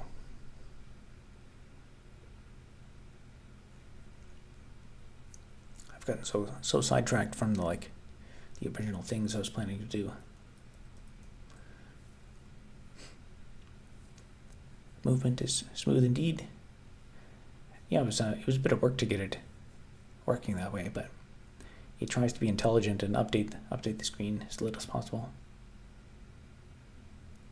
24 hours went fast. This is deja vu.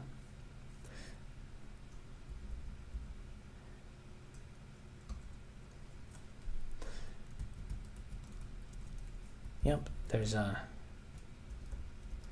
pretty much the same as yesterday's block mining development. But I finished my test cases, added those, so I'll merge those into them and push them tomorrow.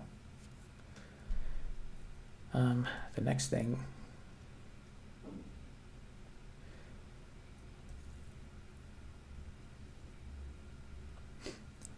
screen updates are tied to a delta time of some sort. No, it's based on like whenever you move the cursor, so just press up and then it calculates what the update should be. So it goes through every cell and just tries to move it around.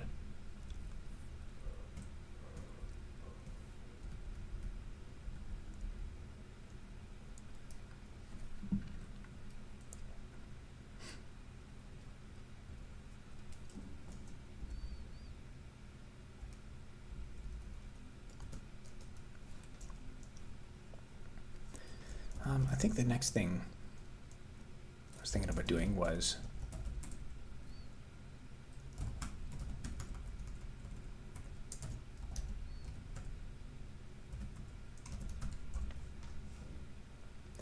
So I have some code. This is something I'm gonna have to like think about. I remember like actually it was months ago, I thought about how I was going to fix this, and then I got sidetracked with other stuff, so I forgot how I was going to approach it. But the issue is, the next issue is to, if I do this and then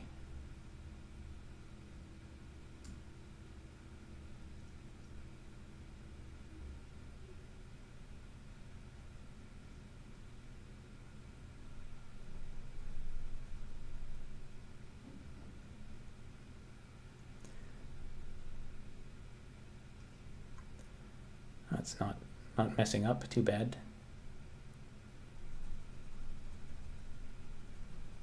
It's not crashing, that's good.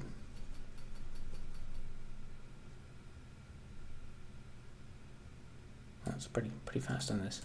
Maybe if I run it locally.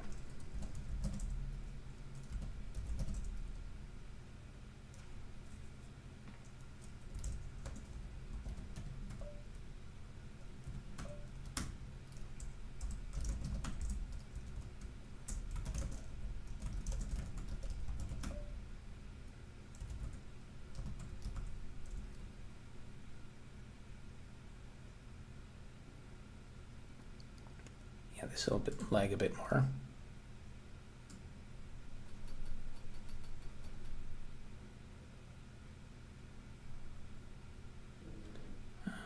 Did I already fix this?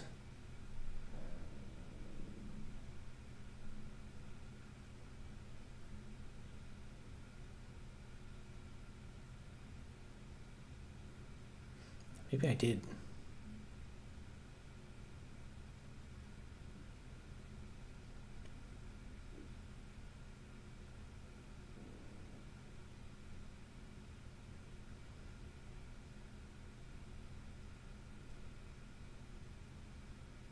Oh, there we go.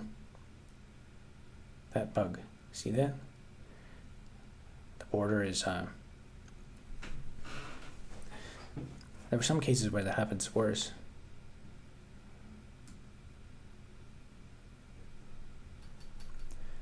Yeah, the issue is the order in which they update is not necessarily, I guess I have to do it slower maybe. That'll make it brig.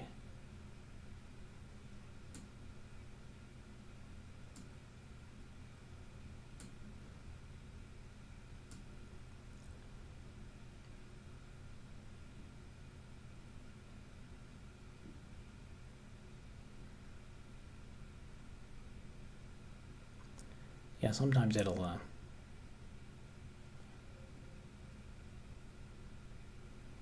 it doesn't do it every time, but so these like these update independently.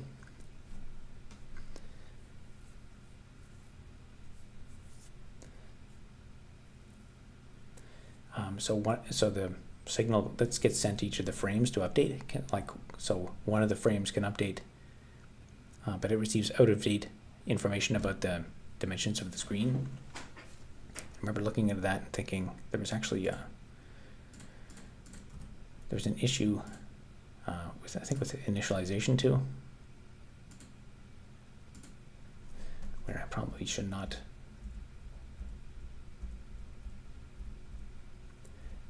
be updating the screen.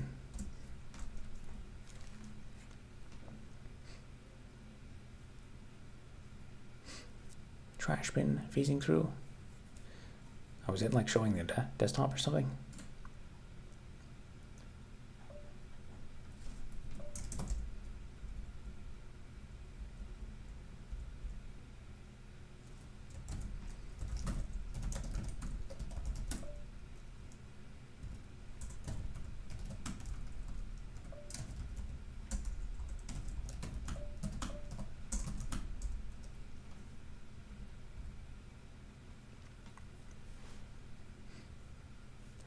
Responsive TUI can be a nightmare if your application is multi-threaded is your application multi-threaded? Yes, indeed it is. That's one of the issues why there's that thing with the border that gets kind of double written.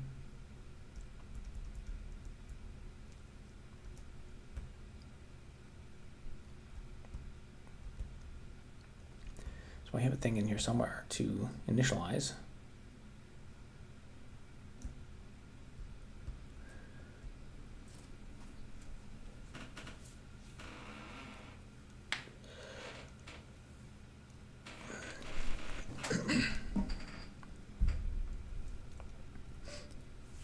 Game Dev Chad says, cheers, buddy. Thanks.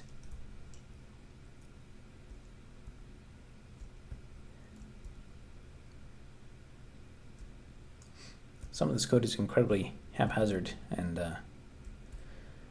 it's kind of a miracle that it works and doesn't crash. But the goal will be to refactor it a bit, make the UI a bit more robust. Initialize console. Yes, this was one of the functions I think I have to look at.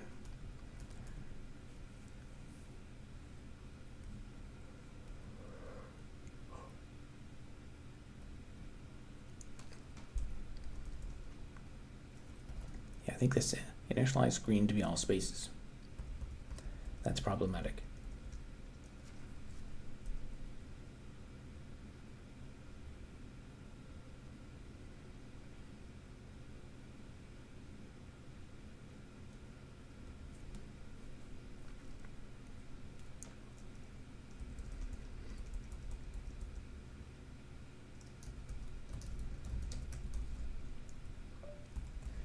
What if I do this?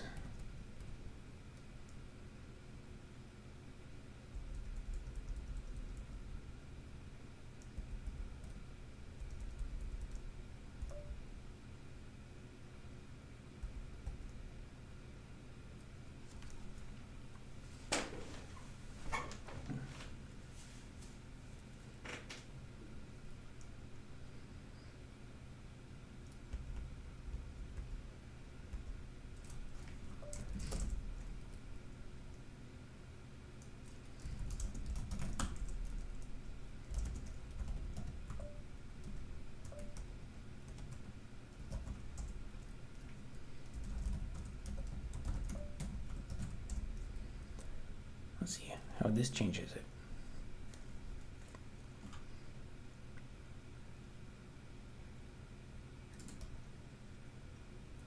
Oh, I gotta fix that so it doesn't run the tests.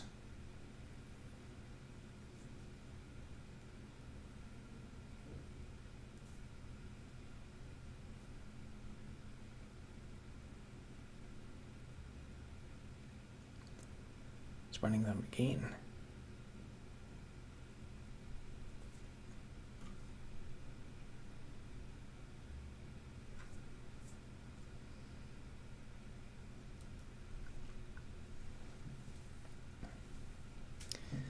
Ben K sends $5 with a not so nice comment about my landlord.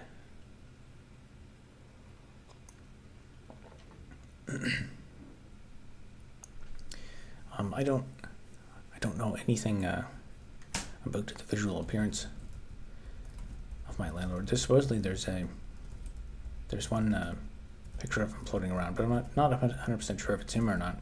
There's actually surprisingly there's a lot of that name is a very common name. There's like at least 5 people in Ontario who work in commercial real estate who have that exact same name.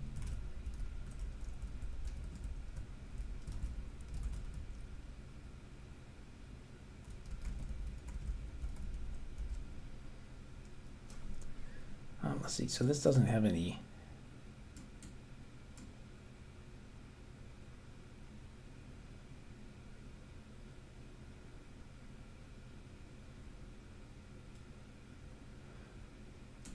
basically that's not worse than it was, so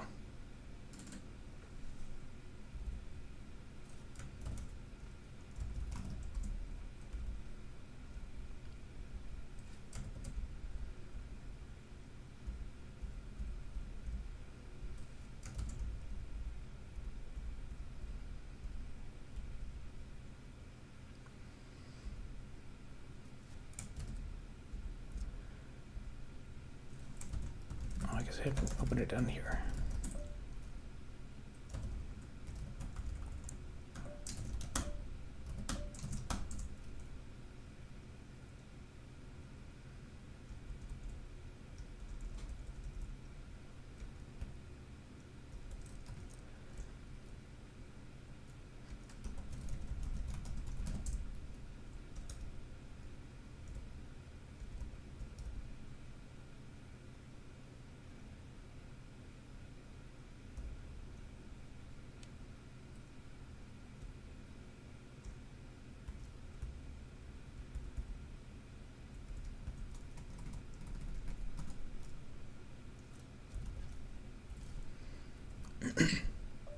Is there a reason you chose to do it in terminal as opposed to JavaFX or OpenGL or Vulkan Wrapper?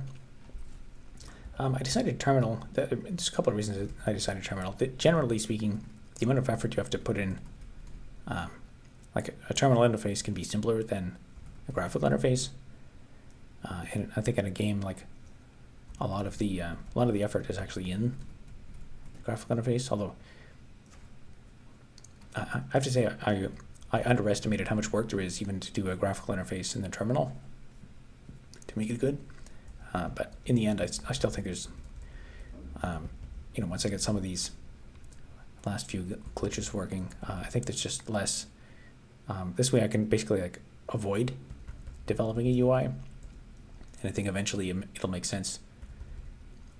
Once I have some actually like interesting sellable features in the game, like once the game is actually good, then I could start working on a graphical interface. But if most of the game logic exists and it's fairly generic and stuff, I think adding a better front end to it would actually be quite a bit easier. The second reason is most of my content is themed around like Linux command line stuff like that, and I don't think there's really any examples of terminal-based games, like any games that try to use like emoji characters or something. In my opinion, that's kind of like a novel concept. So I think I can have a kind of like a unique niche there. And in a way, it's also I think it's kind of absurd enough that it's also like good marketing. Because if there's a unique sellable thing to your game and you can explain it, people will remember the concept of like a terminal-based block mining game, and they'll see it and be like, "Oh, this looks weird. It's like incomprehensible." Like a lot of people say, it looks like Dwarf Fortress. So that kind of iconic, simplistic style, it's just it's memorable, easy to communicate, and then it also lends itself to my existing audience.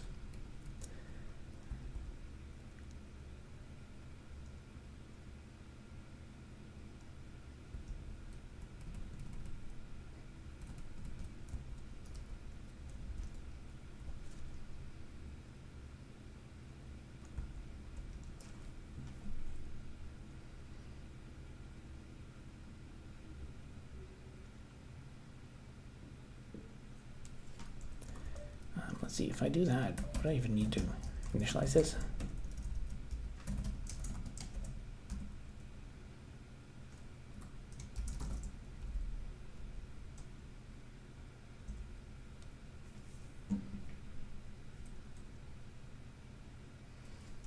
Oh yeah, I gotta fix the script.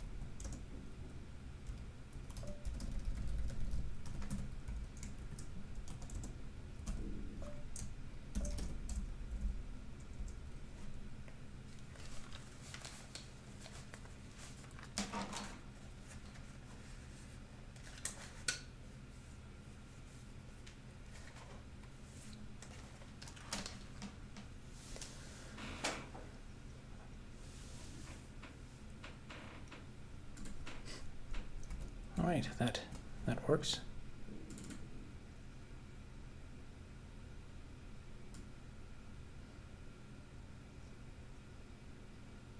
Oh yeah, that's why I was thinking about removing that, because I think it'll make it easier to fix this issue.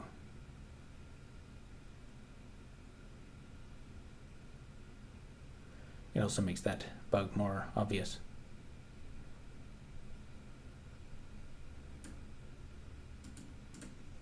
Whoops.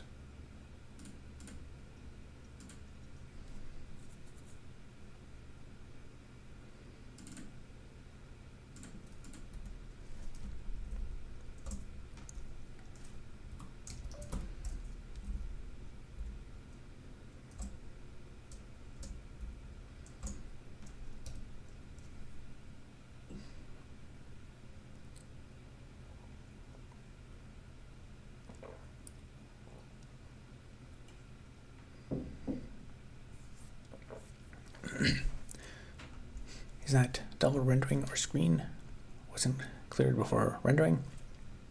There's actually a couple issues going on. Part of that is it is due to the screen not being cleared before rendering. The other kind of big issue is there's two issues interacting. Is every single frame exists in its own thread, and when I send the updates to all the different threads and say like, okay, the screen resized, here's your new dimensions, the individual frames are responsible for printing themselves to the screen. They do it, every individual thread sends messages to this class, or this thread in here that's owned by console writer thread state. So all printing in the application is done by this thread, so that way there's no threading conflicts. But the issue is that, like for example, the map area, actually I forget which it would be, but the map area, for example, might be slower in printing itself than the help menu. So what'll happen is, if you get several requests to update, one of the frames, there's a race condition where one of them is going to update faster, so it's going to send its refreshes faster, but it has outdated information about how big its boundaries are. So what it does is the other frame completely goes through all the paint requests. They get processed successfully by this thread, and then the other slower one is still trying to paint with outdated information about how big the screen is. So there's going to be an additional need for synchronization there. And I think I started working on that in the past, but then I stopped because, or I can't remember if I started, but I realized in looking at it that I would have to maybe get rid of this initialization, because I think like it also causes it causes some like screen flickering, because when I go down the help menu, it's like flashing all the time, and I think that's it's not like smooth scrolling. So I think by updating this, that'll make me make it more obvious and easy to make the more robust synchronized screen update.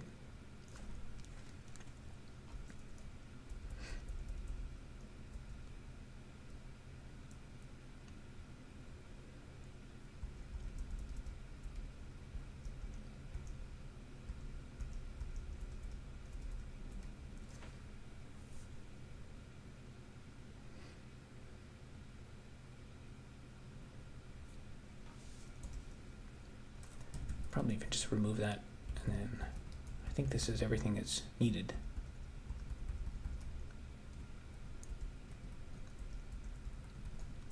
So this will just resize the screen.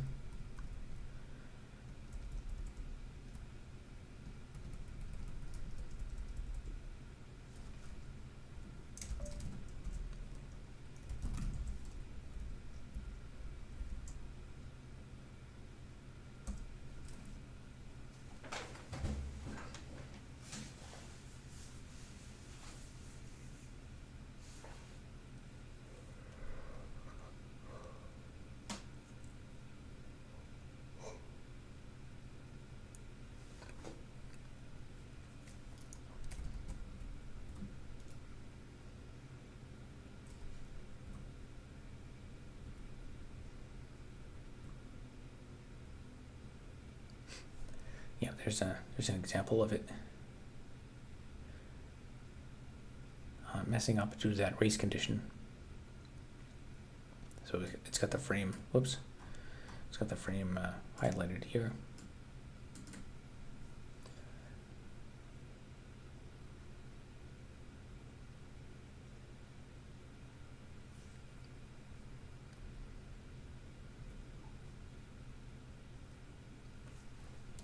The joys of multi-threading. Yeah, but I think once I get that finished, then there's not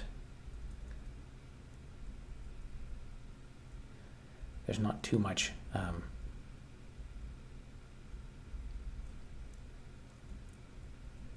at that point I'll have a pretty robust UI.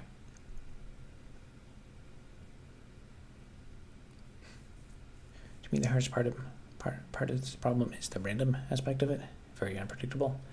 Yeah, the unpredictability is based on just the unpredictable order in which they update. But I think once they, I think what I'm gonna have to do is like have a synchronization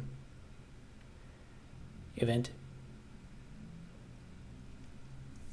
So every time like I think a resize event. So when I when I do that, there's a signal window change event that is detected, and in the code it sends a message to each of the threads or each of the frames, or even when I go between frames like that, it tells them to reprint. And when that happens, I need to like right now they all just they process those events as fast as possible, and I'm going to need to synchronize them. So they'll get sent out an event, and then they're going to not be able to process the next event until all of them have successfully printed. I think that'll fix it.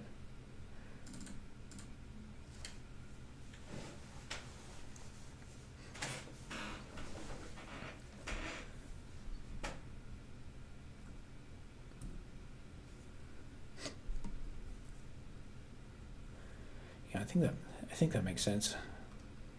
Yeah, actually, you know what? I think there's also some. I think that kind of like refresh the delete the entire screen was not necessarily a.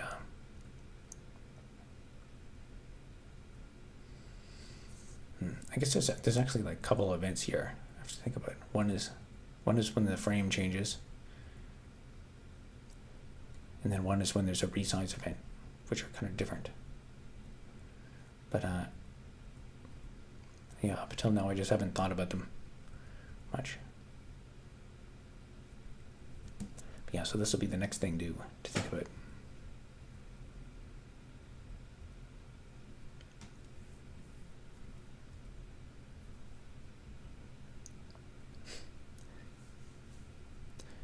Which we are seeing says, hope you're doing great. Yeah, I'm pretty good. Today was a decently productive day. I may be wrong, but I think game engines keep a single rendering thread to avoid these types of problems. I don't know how it would work in terminal. Actually, that's basically what I'm doing. So I have the console writer thread, it's a class that inherits a work item queue owner. But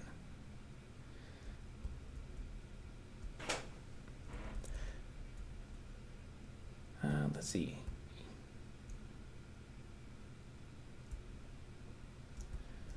Where's the process threads or process messages?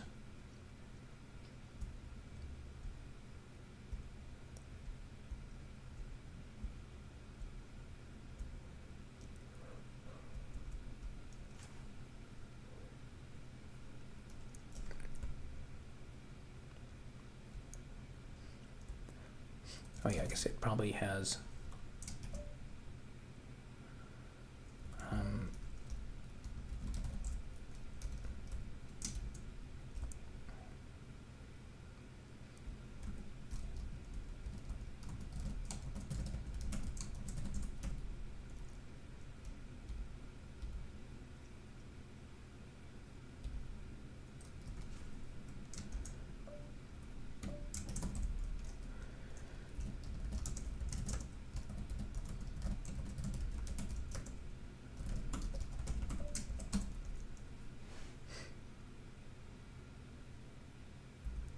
console write work item.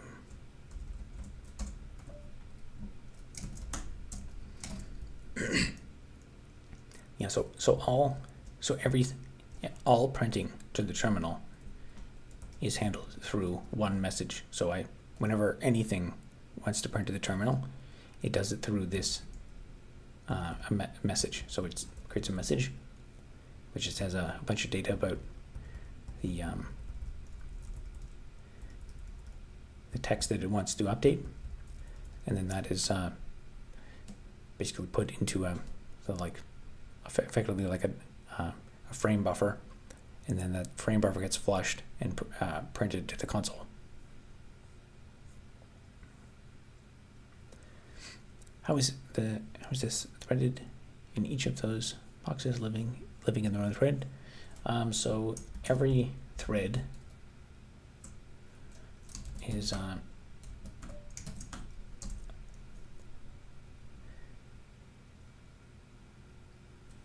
every thread. Let me make sure I don't lie to you. Every thread inherits user interface frame thread state, and everything that has a work item queue owner is basically just like a thread that processes messages. So for example, the map area interface. Yeah, it inherits a user interface frame thread state. So when it wants to, I think of like a render method or something. I only have like, I'm still gonna make changes to this design a bit because I've only got like 3 different types of frames that you can have.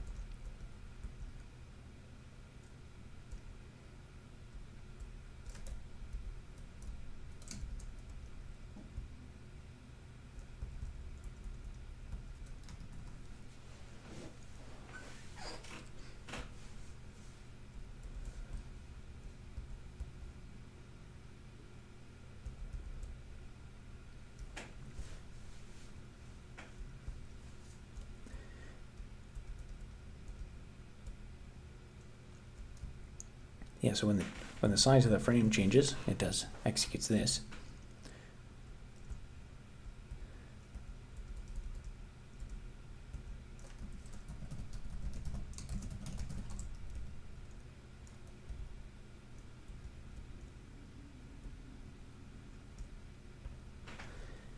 And this is the thing that actually goes through, and this is something I should probably, let me think.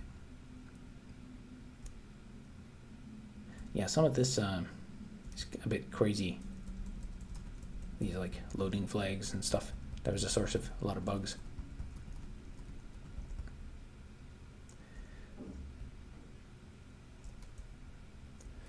But yeah, it basically just uses events.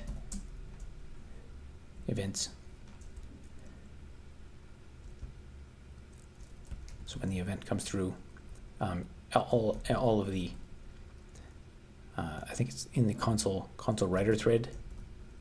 It has a list of like all user interface frames that are on the screen, and so it sends a message to them to basically tell them to print themselves.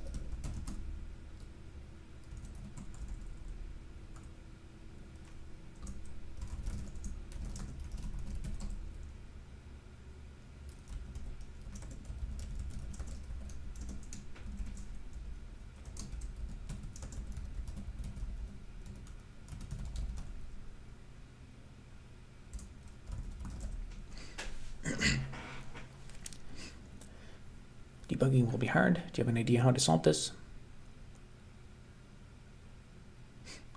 Control L. Oh, interesting. I didn't know that. I'm used to using clear, so you'll probably catch me still doing that, but yeah, I didn't know that was a thing. Debugging will be hard. Any idea how to solve this? I don't think it will be too hard. So basically, there's actually a bunch of information I had to pass around. So I think it's but I gotta do it right. There's a couple things to think about. One is my code to just say like put print spaces on the entire screen and then flush. That's not efficient. So I think it's going to make more sense to do. I think I may actually have to update some of the things where the individual frames were not, particularly the map area. I think there's some cases where the map might need to like update itself, where like when I was holding escape, the player position appeared in two places at once. So that may have to internally remember where it needs to clear stuff. But in terms of that, like one frame printing over the other, I think that can be solved with synchronization. So I remember looking at it before and thinking,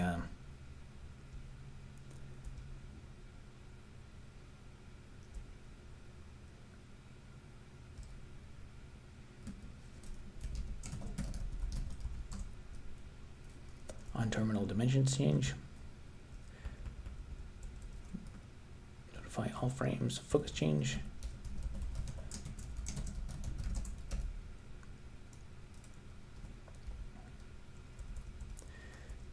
Okay, so I guess both of those, the focus change and map area change, are filtered both into this. So it's so I guess the frame focus change, that's the only thing I need to respond to. So when on a frame focus change work item,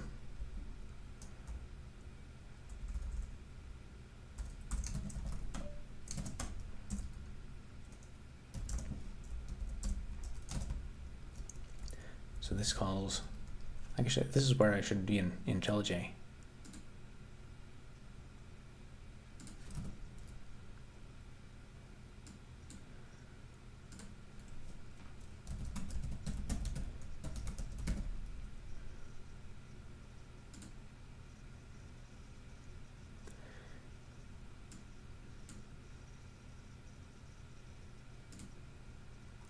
So in frame focus change, it's doing on frame focus change, and it's passing the frame dimension. So the fact that I'm passing this is key to the issue, because different, like I can have 5 different frames and they're all getting sent information about what the focus they have, and then they say, okay, frame focus changed.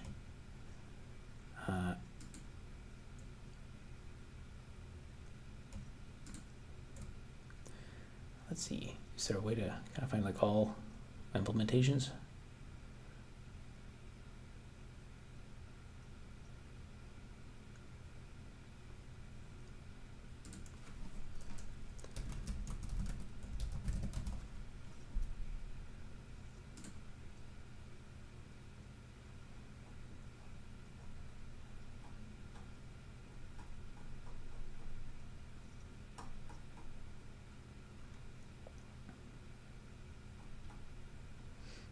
On frame focus change calls a render, which calls reprint frame.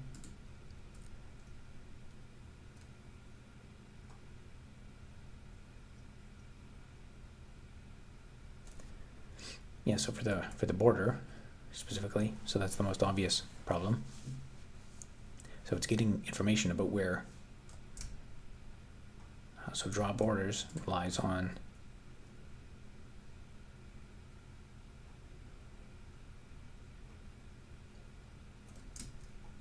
frame dimensions, at least somewhere in here, I think.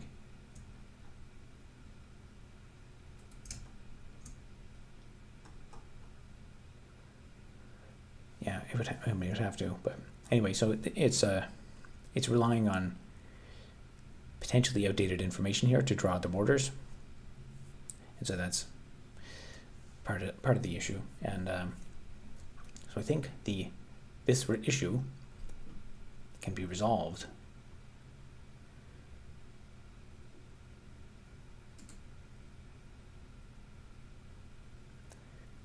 if in this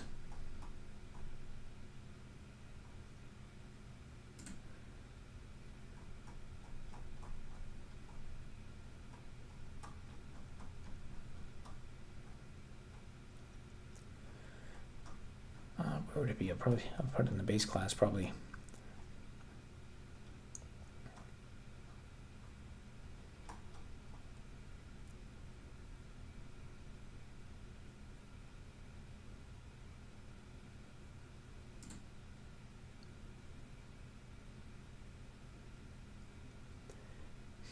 Yeah, I'll have to make sure there's like basically, so in this thing, when it handles the frame dimensions changed, you'll have to call into something, and then I'll have to probably have it check in with something that's in the console writer thread state, and then it'll access it through like a mutex, and then so that way it'll synchronize on it. So after it's rendered it, so I can go ahead and render. And I think I'll also need like an atomic ID. So it basically, what it'll do is compare like the current update refresh count or something. And then if the current update is, I guess maybe be like a consumable semaphore or something like that. So it'll basically just it'll consume the IDs, and if it's not ready yet, then it'll block.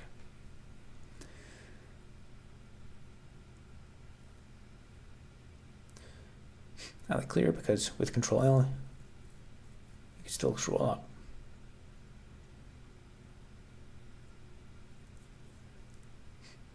You can scroll up too, I think, with clear, at least on my terminal. I think a reset makes it so you can't scroll up, which I do use that sometimes as well. The founder stream says, salute. How's it going? You can rewind Control L to act like clear. What is this bullshit's all about? We're working on a terminal-based block mining game. What am I looking at? Wait, missed one. The time saved with this will save millions of years and allow us to invent flying pyramids. Yes. What am I looking at right now? How to understand all of this code. You're a genius. You don't have to be a genius. Just have to spend thousands and thousands of hours learning it. And when you wrote it too, it makes it a bit easier. All those capital L longs, simply box longs. If I recall, those are pointers to longs. Behind the scenes, I thought lowercase long was usually preferred in Java. The uppercase L long is can hold a null, but a long is a primitive that's like it actually has like there's a binary. It always has some value to it. There's no like has not been initialized.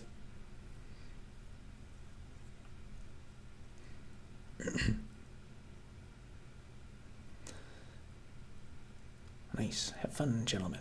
We will.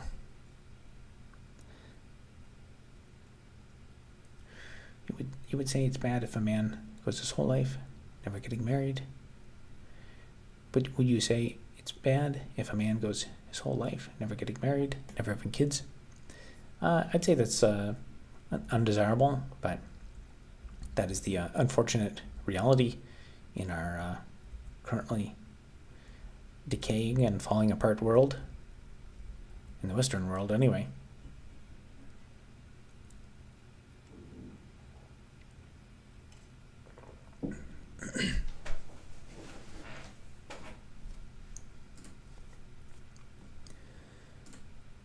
Let me think.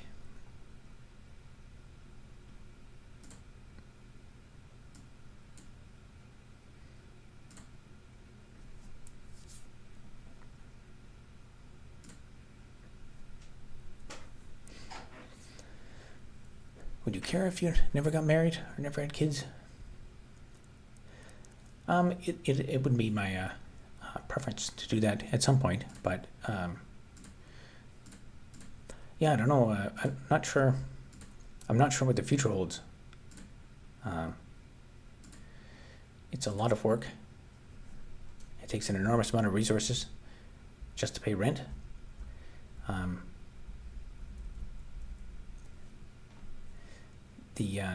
It's becoming increasingly difficult to make networks with people. All of our societal structures are decaying. The country's falling apart. We're going to have a constitutional crisis soon.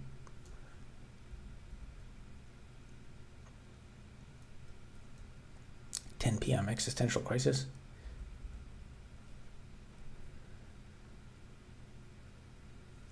Yeah, I mean, it's always been the kind of natural progression in life. But I don't know. It's I mean, in hindsight, like I always knew that software engineering was very male dominated, but I did not quite realize like how male dominated it is.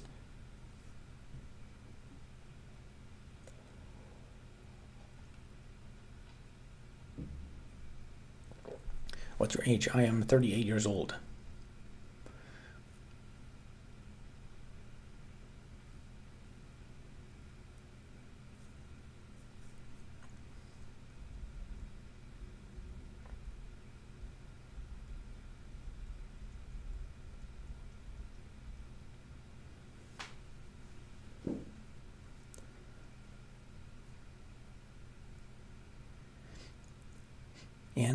And Bill Mayer.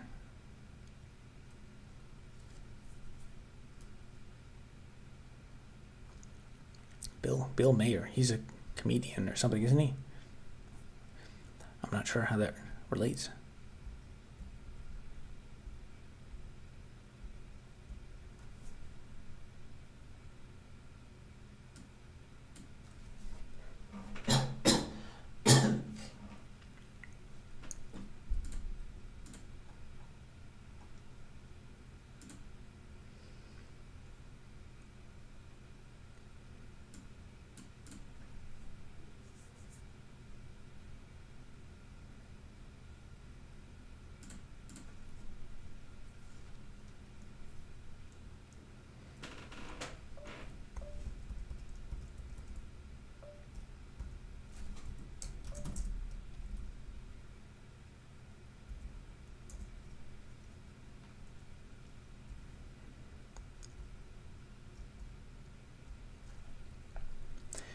Doesn't like marriage. Talks about how he's glad he never got married.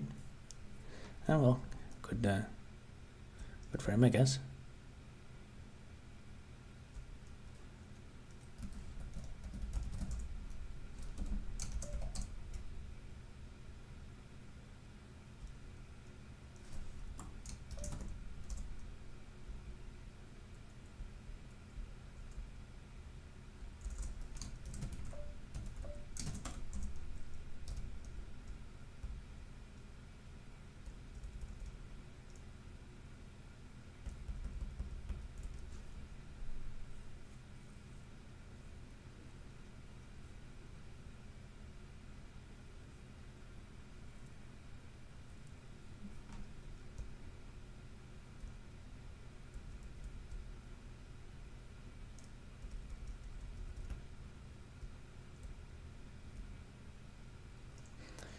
Three hours live.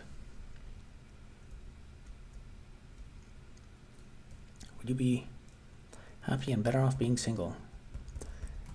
I don't know. I guess you'll have to think about that. That's not a question that I can answer for you.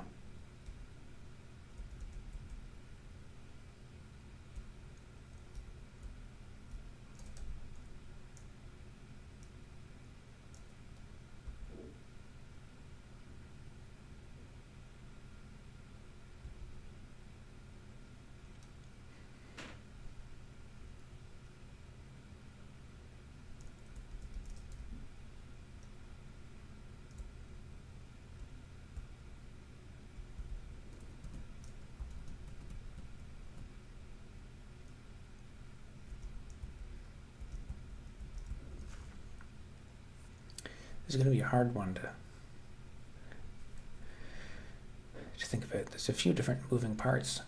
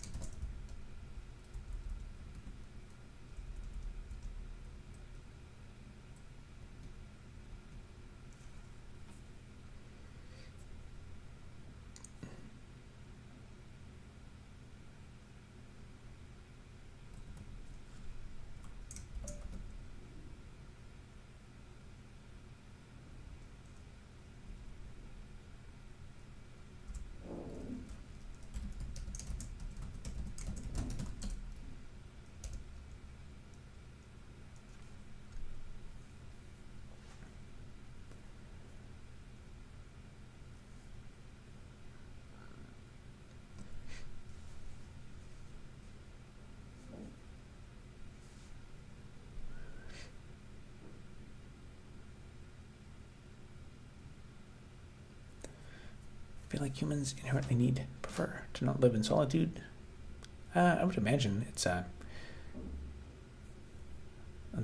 propagation of the human race requires other people. Since the pandemic, I see this getting asked around at least five times as often these days.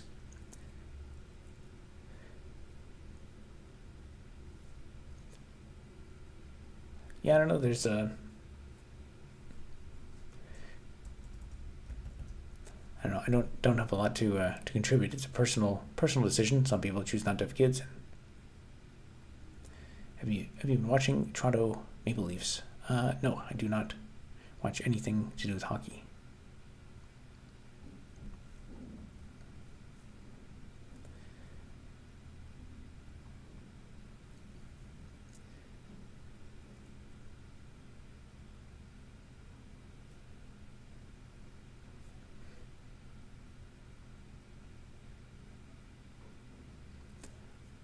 Yeah, there's some.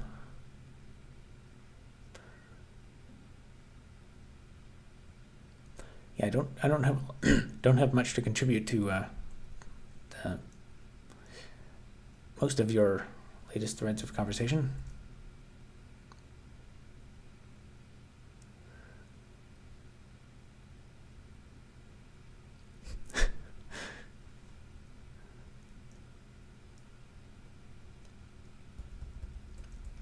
All right, you guys continue to complain about your relationship problems, and I will work on figuring out this threading problem.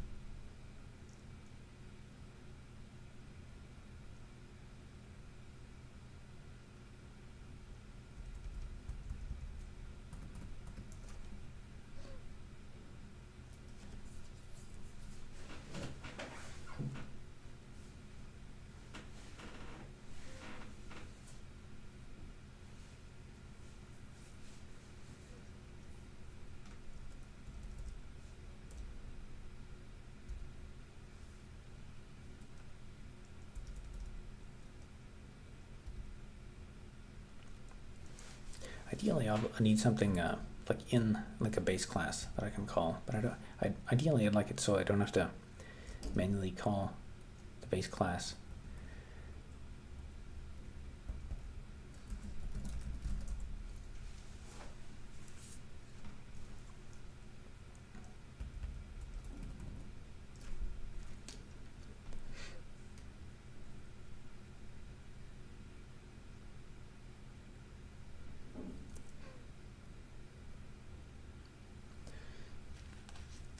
if you think of things in an OOP way, like using abstract classes and interfaces as opposed to functional way of programming, I guess some things are inherently, like, I mean, the user interface is a kind of classic example of like a type of window. Like you have a base class, and then there's like specific types of window classes, and they can all inherit methods and stuff. So it kind of just relates to the underlying data.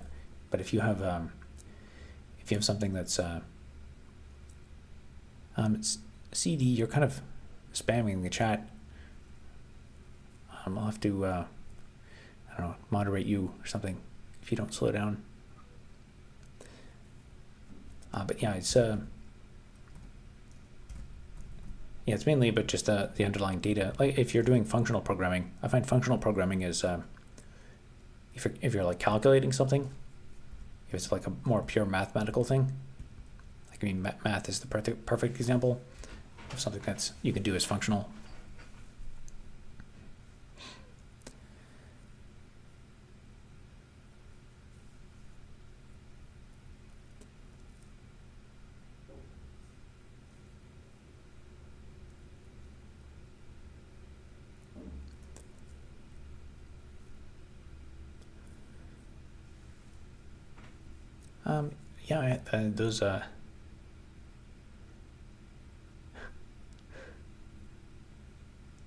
Those your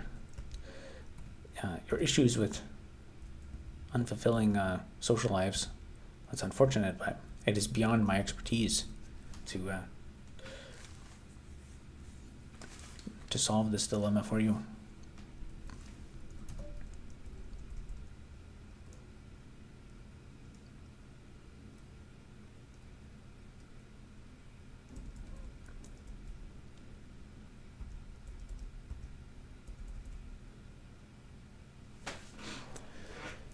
What do you think about Terry Davis? I think he's an interesting case study. He produced a lot of meme-worthy content. I actually looked at the code for his operating system, and it's kind of interesting. Like, despite how disorganized his mind was, his code was actually like quite sane. Like his like one of the things I mainly look for was I looked at his code for context switching, and it was actually pretty tidy. Like, it was just, for someone who's schizophrenic, I guess you would not expect them to write such like terse. It was just like a few lines of code.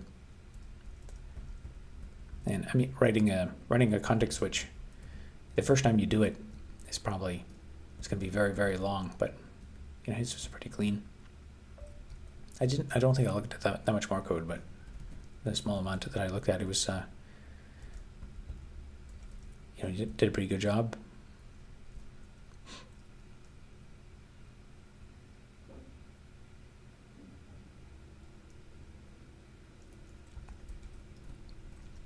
The Sacred Text of Terry Davis. I watched your Broke Loser video. I think one point you missed to address is your competition with offshoring companies. Yeah, there's I guess that is definitely one aspect. But for the most part, I wanted to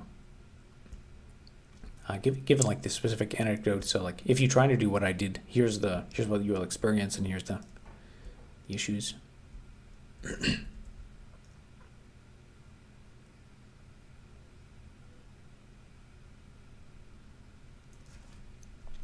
Most businesses, at least here in the States, would rather hire five cheap offshore devs rather than one expensive local one.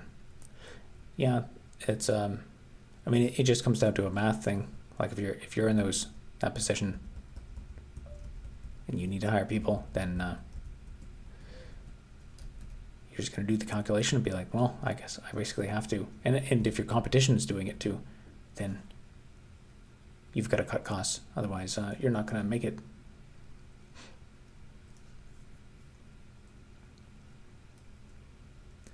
Even though the quality of work from devs can vary wildly.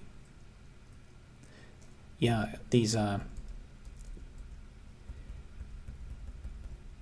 mean, there's like it depends what the person's background is. I mean, if you watched my video on immigration and my experiences teaching, you everything I my opinions on that are all in that video about like the extreme variation.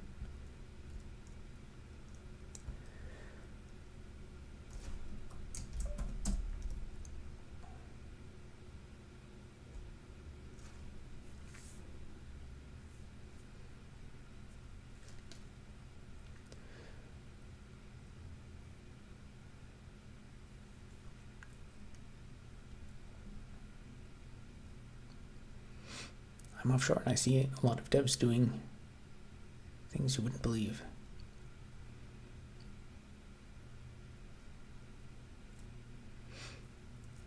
I guess what do you mean by that? Wouldn't believe is in like very good or very bad?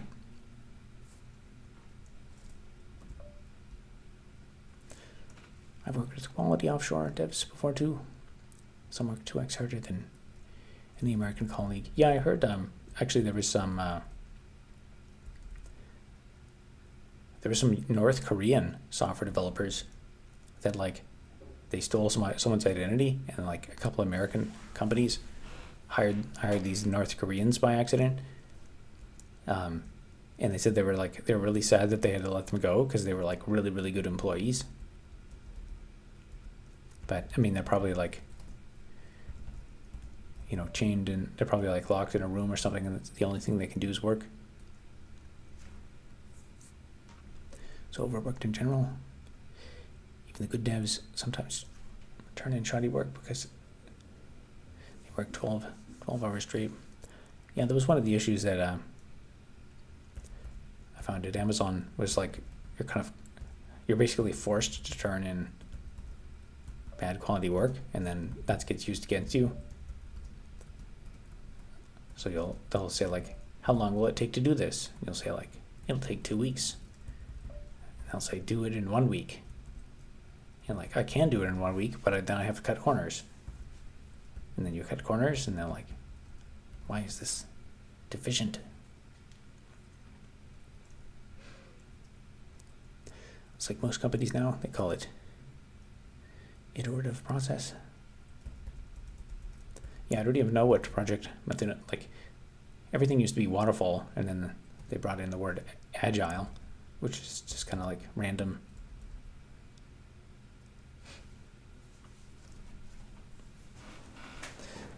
I had friends working for 3 companies at the same time remotely.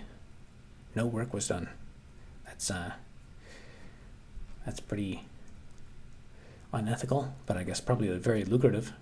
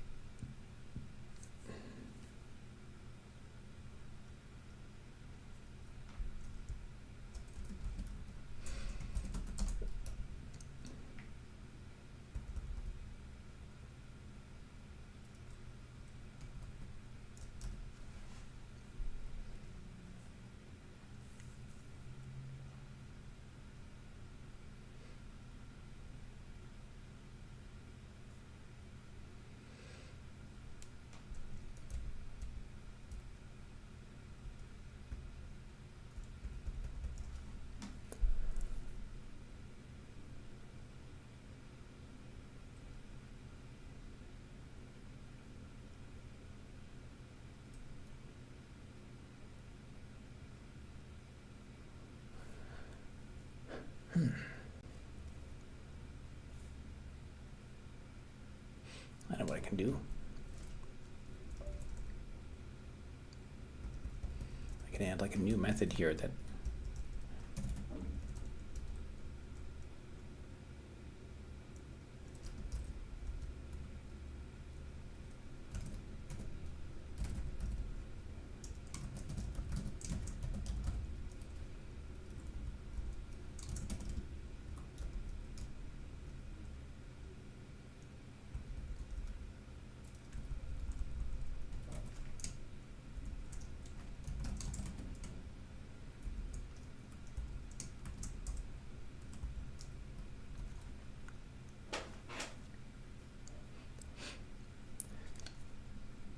How do they not catch on instantly when they get paid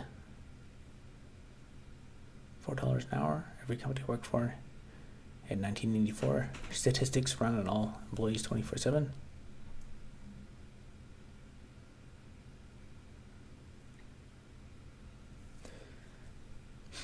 What are you contemplating in the code? I'm thinking about how to do the synchronization for updating multiple frames.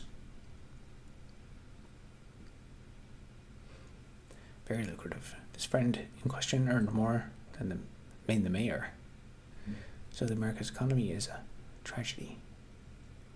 Earning 4K when converted to local currency makes you richer than the 95%. Interesting. But I assume if you're working that many jobs, though, your quality of stuff would have to be pretty bad. It's amazing that companies are so inefficient they don't even notice that. Yeah, AI is even worse than offshoring. I would imagine there's probably a lot of people trying to do that. Probably like people trying to who have no coding skills, trying to get hired at like a million companies at once, and then just use AI to commit random stuff. And then by the time they figure out what you're doing, they've wasted a bunch of time trying to understand what an AI is contributing. Most money that gets paid offshoring devs goes to the business owners. Devs work for pennies. Yeah, that's why one of the themes of much earlier in the stream I was saying is a lot of the secret sauce, the thing that makes your business successful, is the sales and marketing.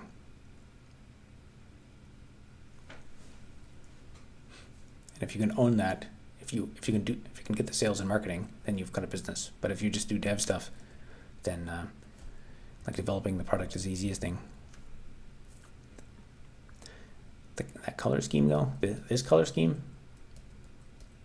yeah, and like it or not like it?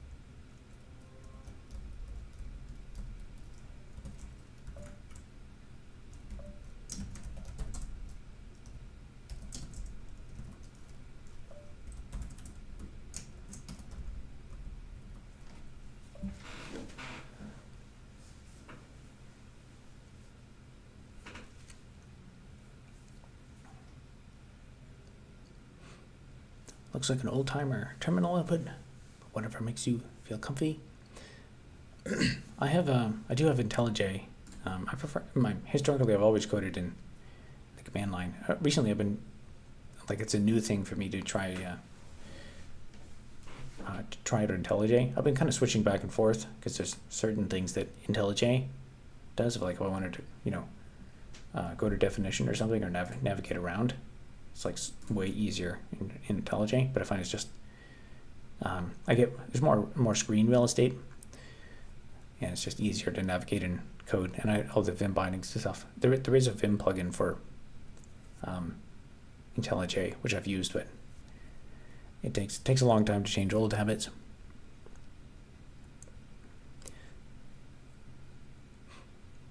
Have you heard of Prof. Mansour? Yes. He was my electromagnetism professor. Almost all devs nowadays use AI when coding. The question is, to what degree do they rely on it? Do they even understand the code that it spits out? I've heard of more and more people using it, but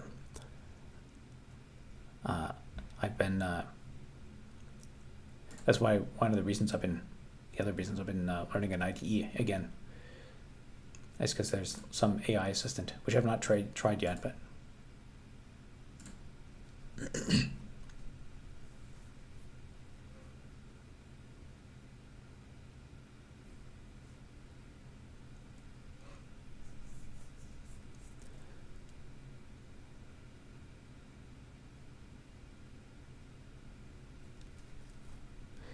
he passed away, sadly. Oh, too bad. He had an atomic force microscope project. He had like a company around that. I think that was him. Yeah, it was he was an interesting professor. That was a really hard course. AI is banned at my company. Yeah, it sort of sucks when you are doing niche domain specific stuff, since it just prints nonsense. Yeah, people keep asking me about it, so I should probably go back on ChatGPT or try test out some of these tools, because I still have not gotten around to using them. Like my company's trying to get its own internal AI. Yeah, I think that'll be the thing that actually takes off. Is custom AIs for each company. Because that's a huge like this thing here, this JetBrains AI assistant. How much is this gonna like steal my code and try to incorporate it into something?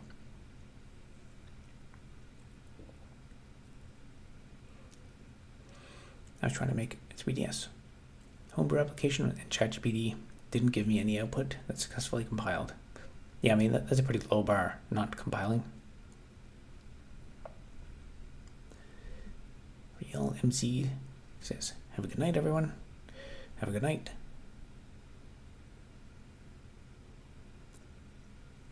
OpenAI and other companies borrow more code from GitHub. This safety net will go away. Yeah, I mean, that's a kind of a crazy... The fact that Microsoft bought GitHub and now they're doing all this AI stuff. It makes me wonder, I wonder if they're training on private repos. I wonder if we're going to see ways to leak the code in private repo. I mean, that would be a massive potential security bug. Or if you could just ask an AI, please give me the code for for some specific website, the website code for the homepage on line 20, and then you can use that to find bugs in private repos or something. I mean, there's tons of implications of that if they do accidentally train on it. Or I could even see I've even thought about clearly if a repo is public and it is an open source, Apache license on it, or MIT, that's they have a legal right. Legally, there's no problem with training on that data.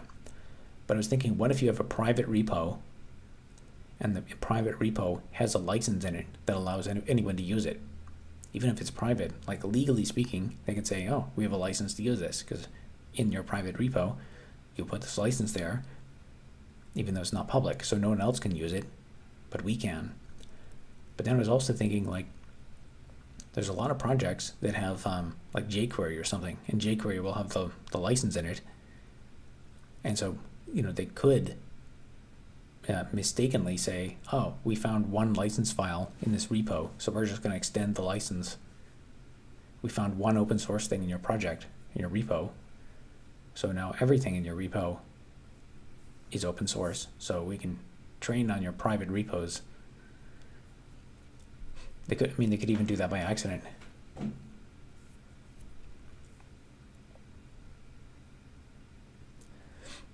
Pretty good summarizing stuff for studying algorithms. Yeah, I would imagine it's probably very good on like meet the code from merge sort. I would never put private code on GitHub. AI or not. I run my own Git server. I run my own AI model too. I'm not interested in giving away everything I make. Yeah, I've anything that's important. I store copies on my own, and I have like a lot of offline backups. Gemini has been training on this chat. Yep, everything that happens, it just goes right into the code, right into the cloud, and AI is going to train on it and steal it. Isn't this a breach of contract by GitHub? It could be, but I'll probably argue to say it's not.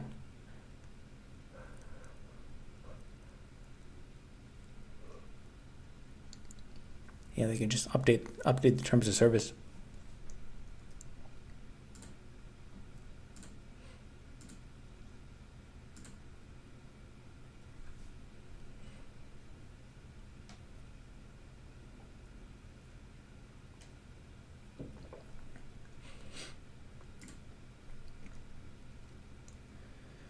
Okay, what was I doing? Yes. So on the frame update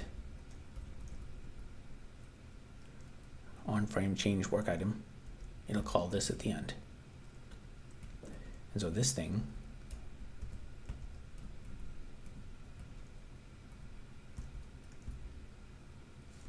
will have to do something.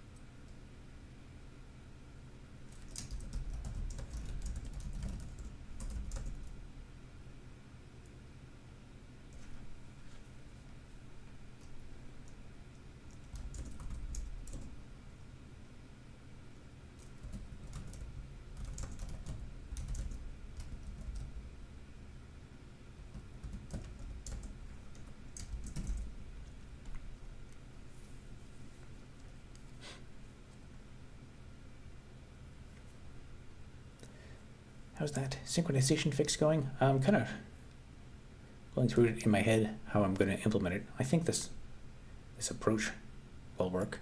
I don't know if I'll get it finished today, but kind of just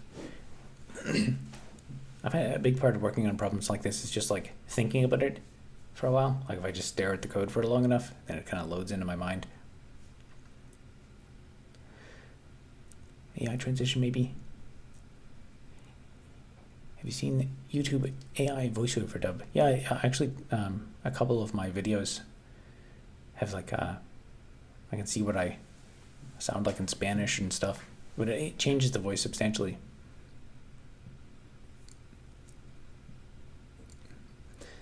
Robert, have a wonderful night. Check it out. Have a good night. Do you do OS kernel dev stuff? I did historically. I worked on a project for that a while ago, but it's not really something I work on anymore. It was mostly like, just an academic. Like I used my OS for a course I taught at the college. That's about it.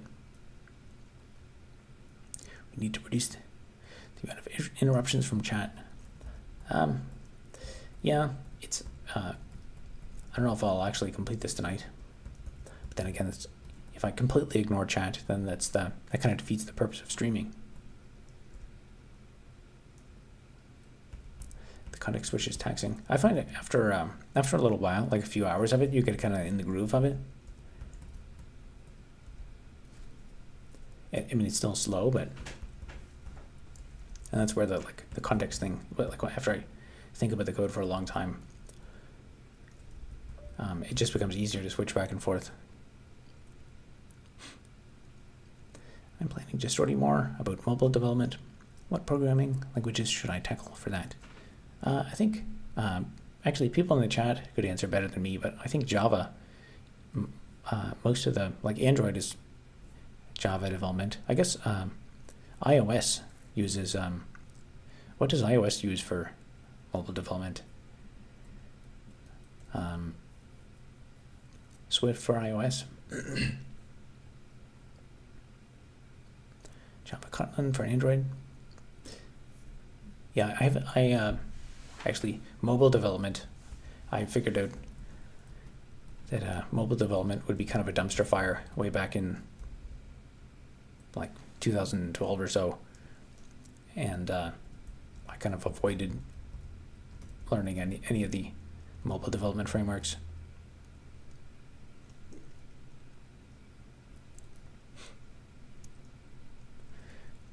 Sorry for interruption. Good night, everyone. Have a good night. React Native if you hate life.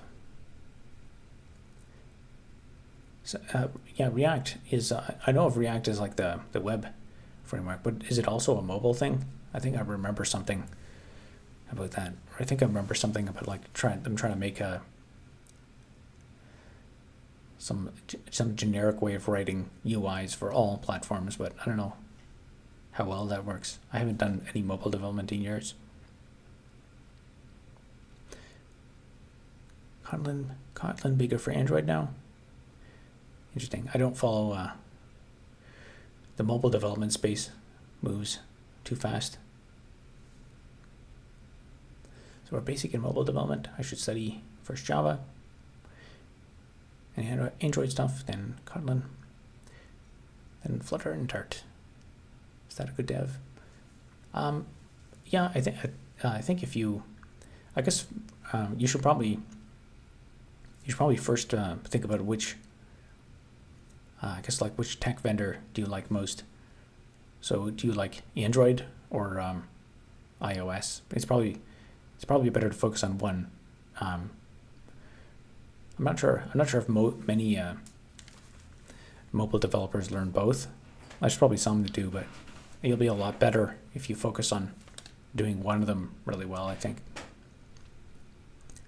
So focus on, figure out which technology do you like. Do you like Apple or Android better? And then I guess, as people mention, if Swift or if it's iOS. But wasn't there one? Objective-C, was that it? It was a language that I don't see used too much. Didn't Apple products use Objective-C for their mobile devices at one point? It's old. Yeah, I'm behind the times.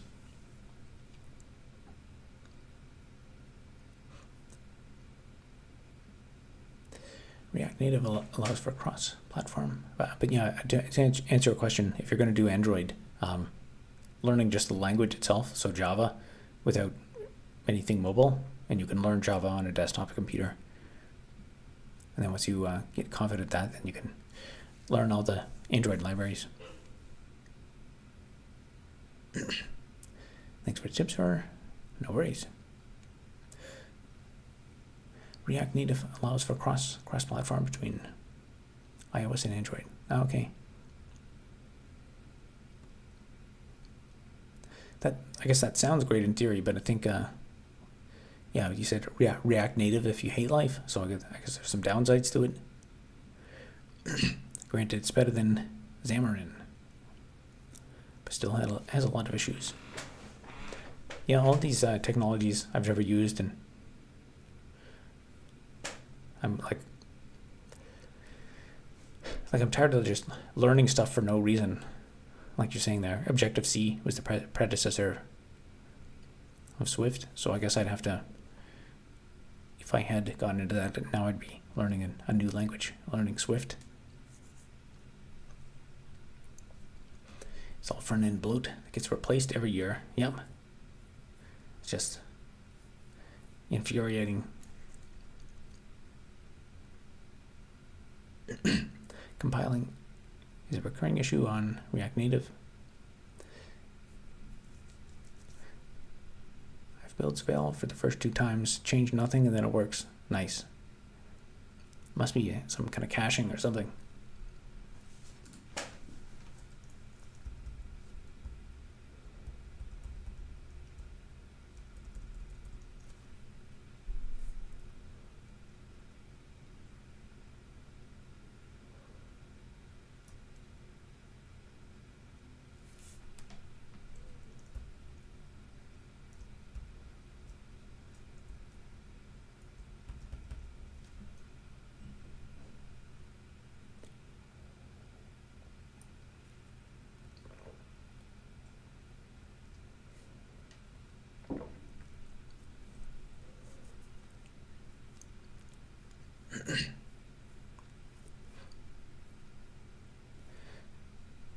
Kotlin on the rise everywhere is weird.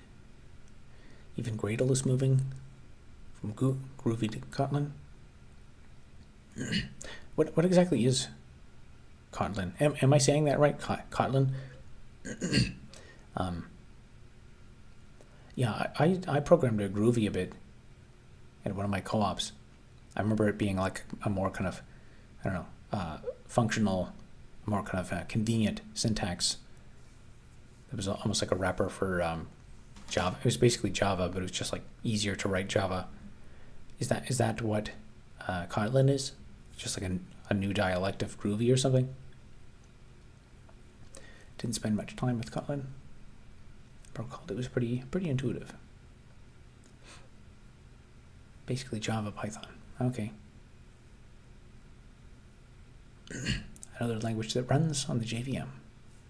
Interesting.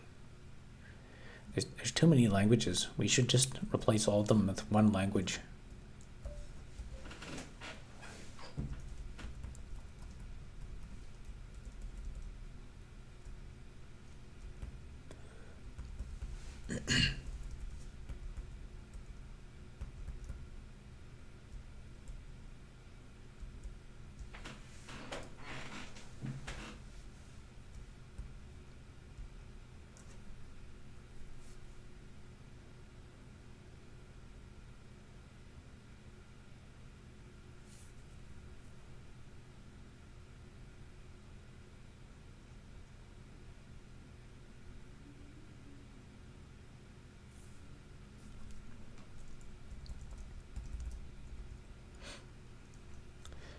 One language to rule them all. My vote is OCaml. OCaml, that's another language I've never used.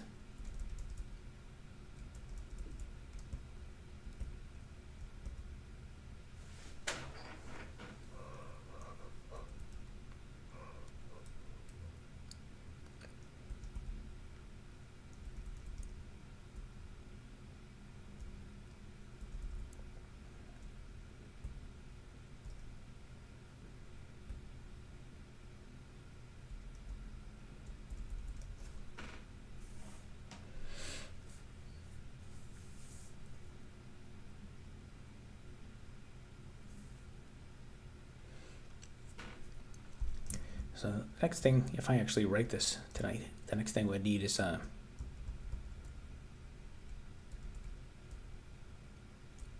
don't know, like a mutex or something, or semaphore, where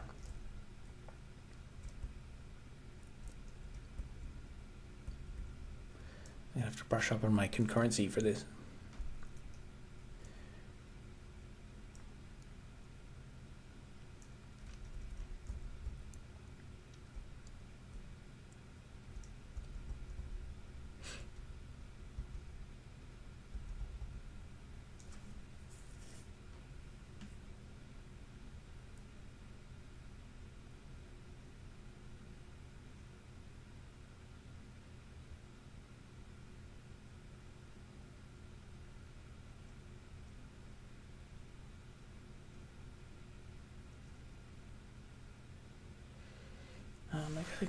I guess I could have like an ID.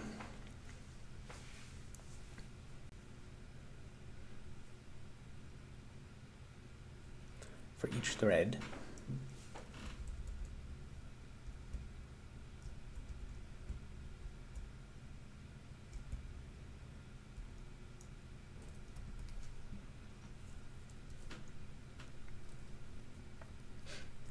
OCaml over Haskell.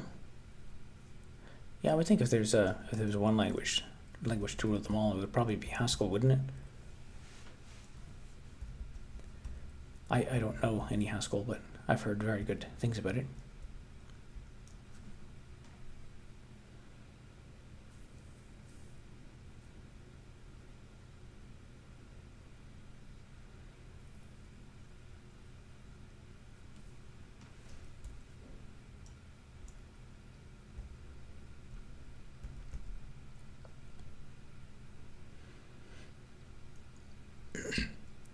Ever used Haskell?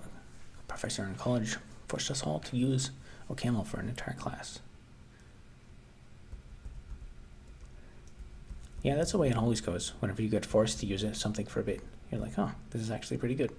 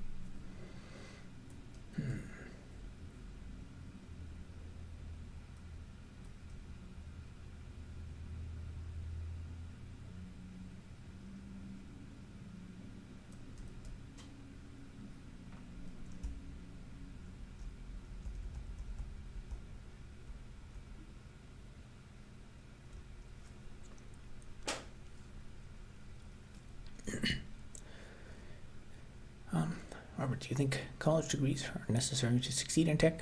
I've met brilliant and so not so smart people without a degree, and it seems work ethic and desire to improve means much more. That's a good question.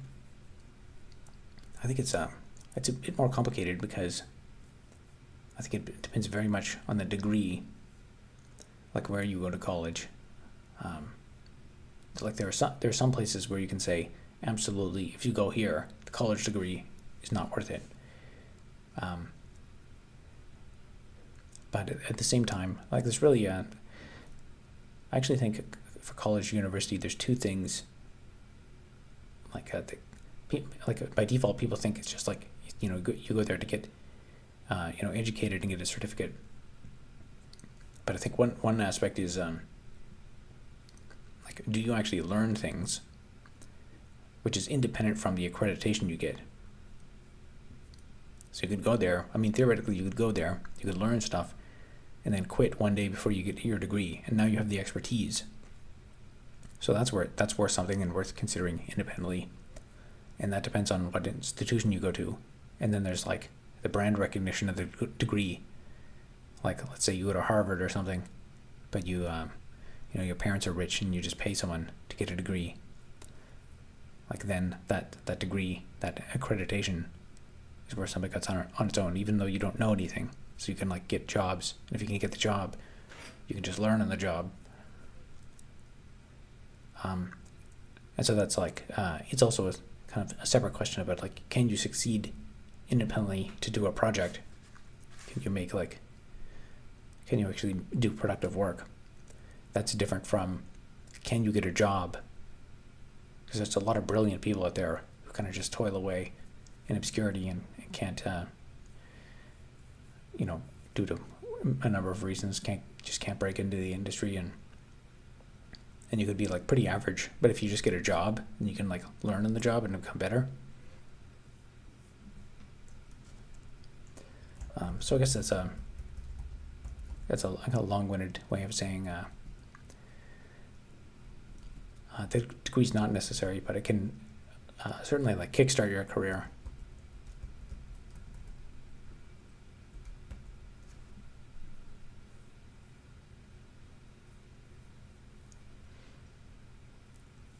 I think someone who's like independently motivated to learn stuff is also probably like someone who has the intrinsic motivation is probably going to be quite good.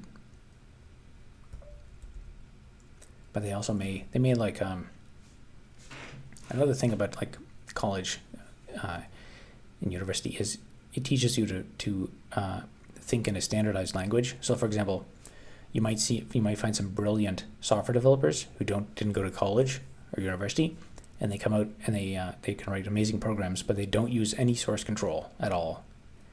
And if you put them on a team and they're not using source control, like now you've got to hold their hand to like get them into the source code project. Because at like a company working on a team, it's non-negotiable. You're going to have to integrate with whatever source control they have. But if you have no experience in that, then you're going to be the odd one out. Whereas if you go to college, you'll more likely be kind of indoctrinated into the standardized way of doing things. Problem with certificates is they can only prove an effort was put into educating you. It can't prove they succeeded. It depends what the certificate is and where you got it.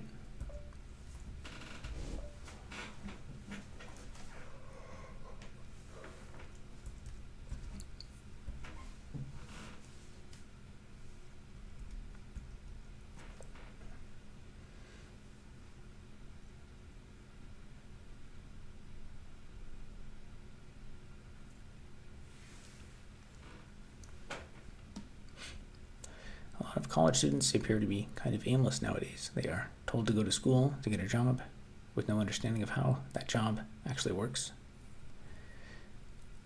Yeah, I mean, there's an increasing number of people too who go there and don't even get their money's worth out of it. When you work on personal projects, testability and readability generally aren't a priority as opposed to a corporate environment. Yeah, doing stuff solo, you can end up with you can go really far down a road of obscurity. It's really sad how I believe AI will be such a clutch for new programmers nowadays.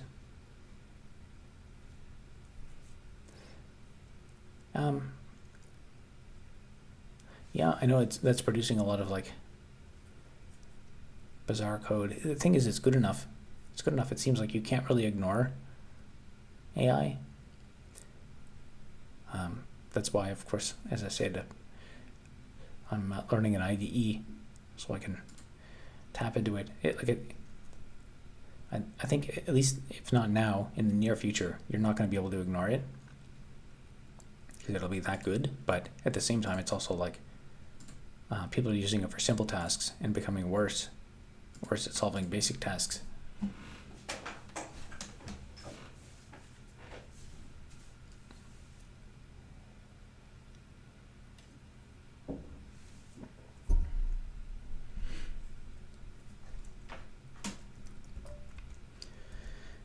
Let's see, I'm thinking about how to solve this problem. Ideally, I would just do like some kind of like mutex call or something. But I have a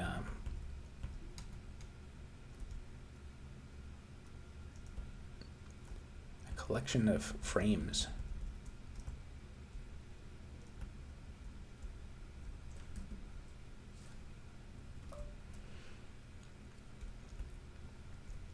And I could have some weird cases where like I try to synchronize on all threads, on all frames being printed.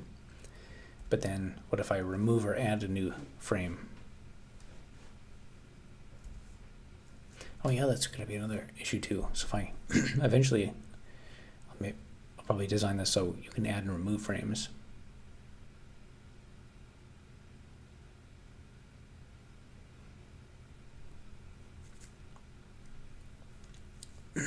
Music and Mysteries Lover says, hi, how's it going?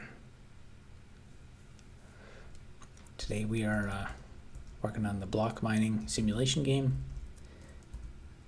We're just figuring out how to synchronize all of the frames and make sure that they don't step in each other's toes and print over each other.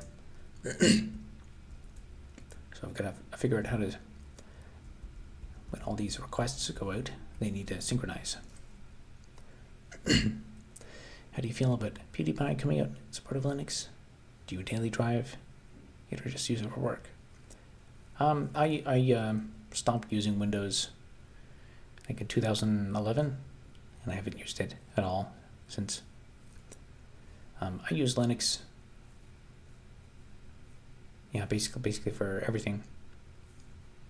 I think it's great that someone like him endorsed it because he's not like a weird Linux person, and him endorsing it is going to pull a lot of other people into it. And if a lot of like other kind of noobs learn Linux, then they're going to encounter lots of bugs and get confused, and that'll kind of bring more people into it and hopefully make the whole ecosystem better for everyone.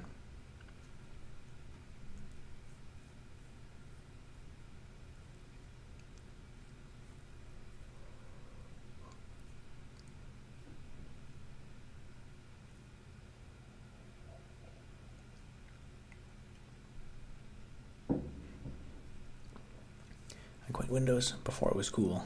Yep. It was probably about halfway through university. For a while, I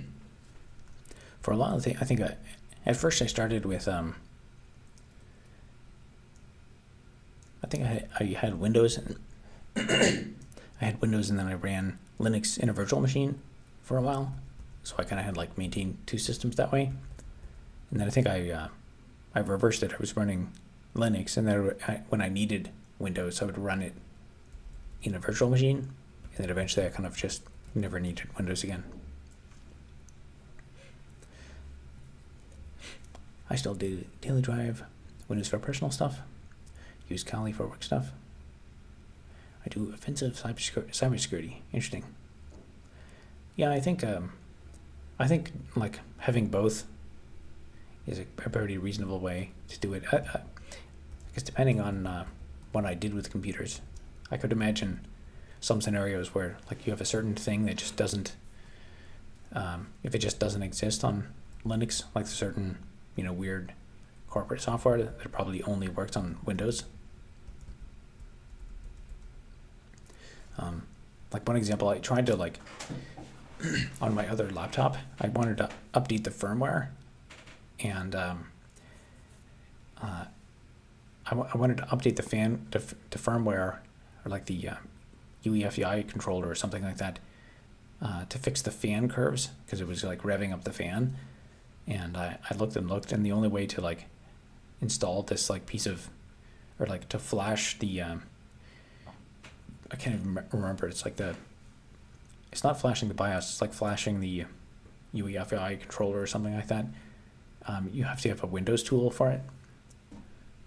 And there are some people who are like trying to get it to work on Linux, and it requires some obscure GitHub repo.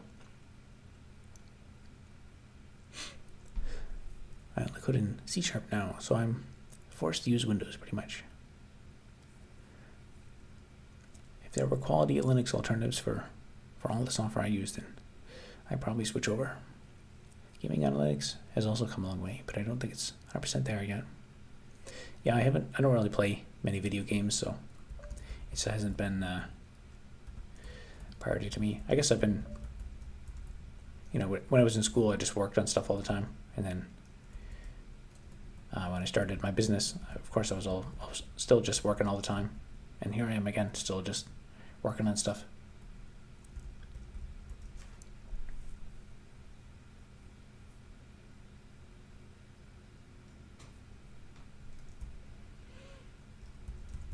Maybe I'll have to have some kind of like little wrapper class to hold and contain.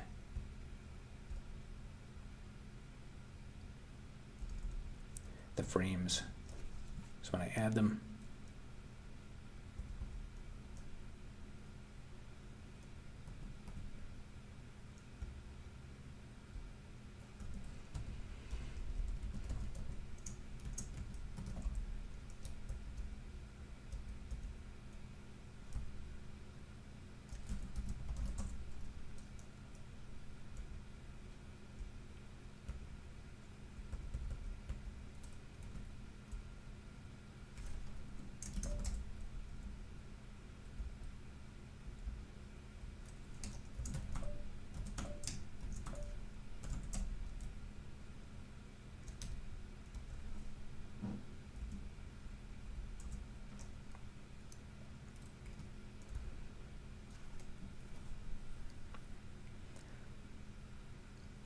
aren't you making a video game right now? Does that count as gaming? I don't quite think so. And if it does, I certainly don't need Windows for this.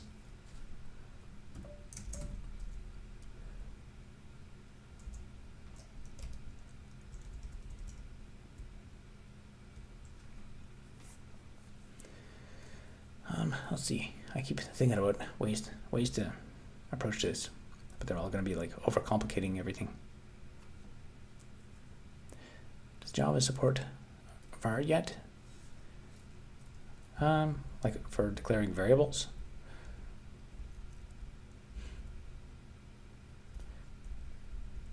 I'm not sure. I know they've been adding a lot of features to Java in the recent versions. I think this is like Java 17 or something I'm using. Yeah, Java 17. There's a few, if I go to 21, there's a few warning errors that I need to fix.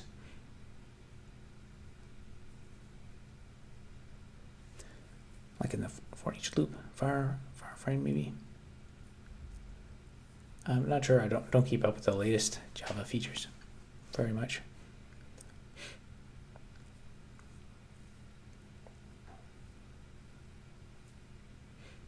Since Java 10?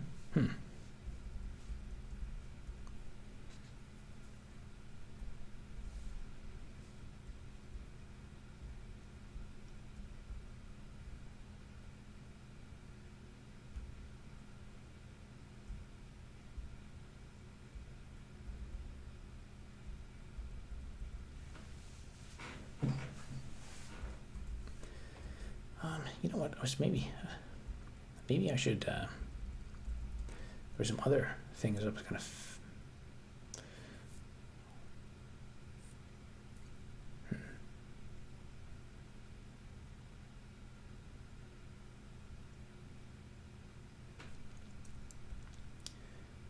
There's like a list of things I should fix. I should maybe fix this later. Make the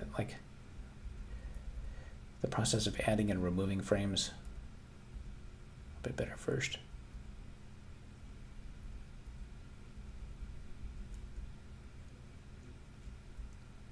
Because I should refactor some of this anyway.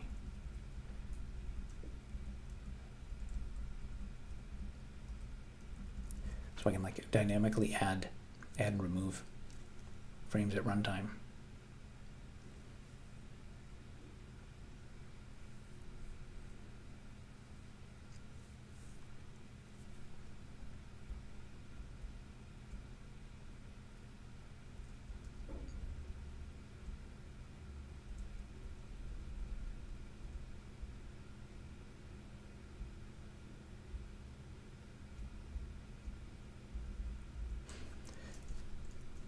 This is my extremely haphazard code for adding new frames.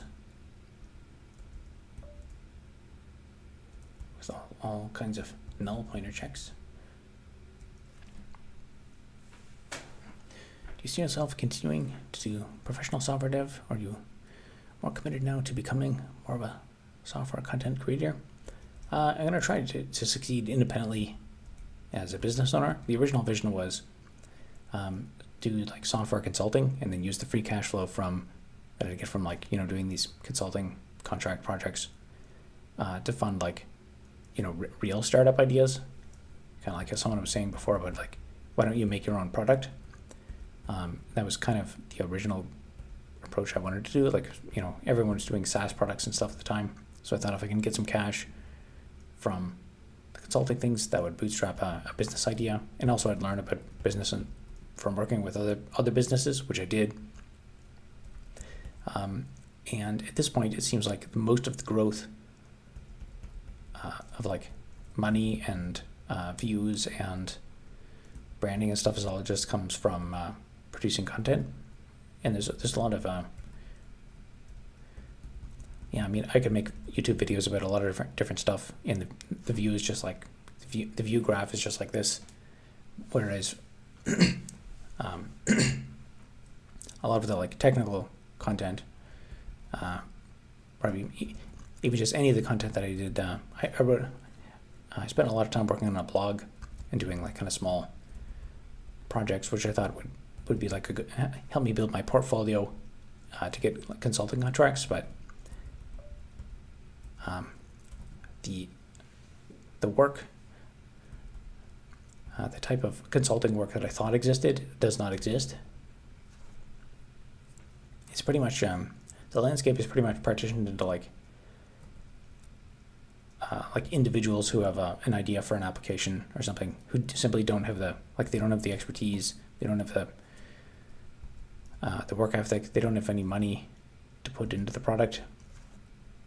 Like they have an idea for an app or something, and they don't know anything about like the business model of apps.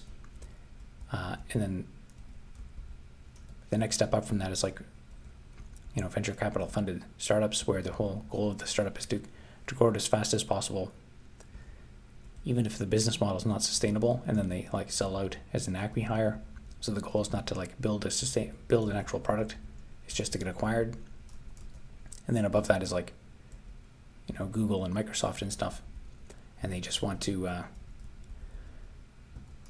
like they never hire small independent contractors, they just want full-time employees.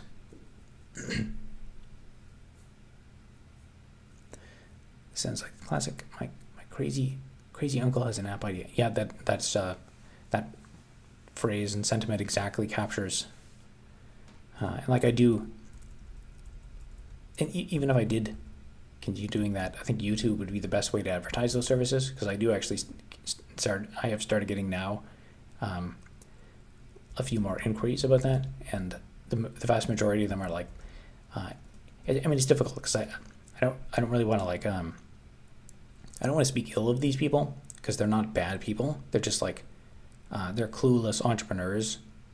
They're clueless like early entrepreneurs who just have no idea, and they don't have the funding. They don't have the work ethic. They're just like, hey, I have this app idea, and because it's my idea, I want 99%, and I'm going to pay you $100 to build this thing. You know, it should be easy.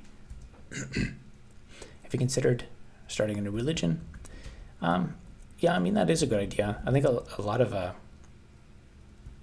honestly, one of the things I've been realizing is that there's like the like loneliness epidemic and the loss of, social structures. I think actually there really is like a niche, it's not specifically around religions, but just like start any kind of community. Like we don't have, people don't go to bars anymore. People don't go to malls. There's a lot of people just, sitting in their houses and apartments online, watching streamers and stuff, or streaming themselves. So any kind of thing where you can like create some kind of club, there's a way to monetize that. Which of course leads to all the implications of like parasocial relationships, and which is actually kind of further a very significant problem. Yeah, so otherwise society is falling apart. We should buy some land, start a cult. Yeah, that would be an interesting idea. I could crowdfund some money for it. The thing is, there's some really weird people in the chat, and then there's like I don't know anyone in the chat. There's just like pixels on a screen, but also everyone else, like sees my face and hears my voice and stuff. It's the future of socializing is strange.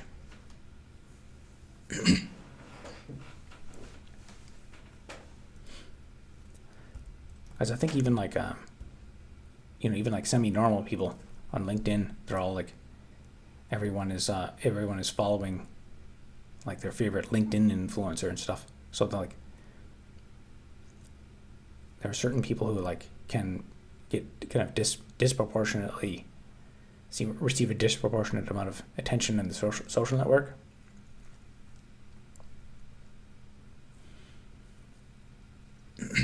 SaaS marketplace is so overcrowded now. The days of making an app and watching cash roll in are long gone. Yeah, and I mean, especially with AI now, like you'll be able to just ask an AI to make a user interface and it'll do that for you.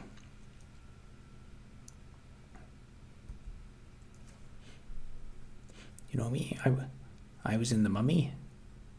Are you an actor in the movie The Mummy?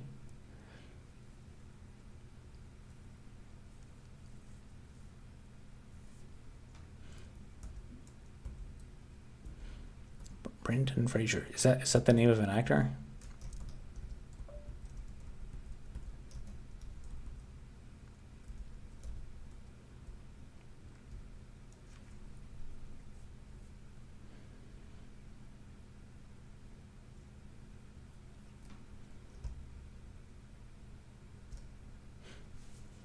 I keep forgetting I'm Canadian. Brendan Fraser himself. I don't know who Brendan Fraser is. Are you actually Brendan Fraser? I assume that must be a famous actor.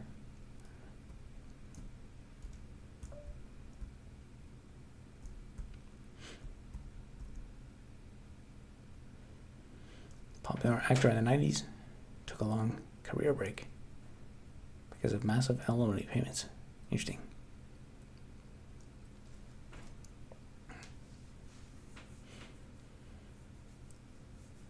$41. Let's go.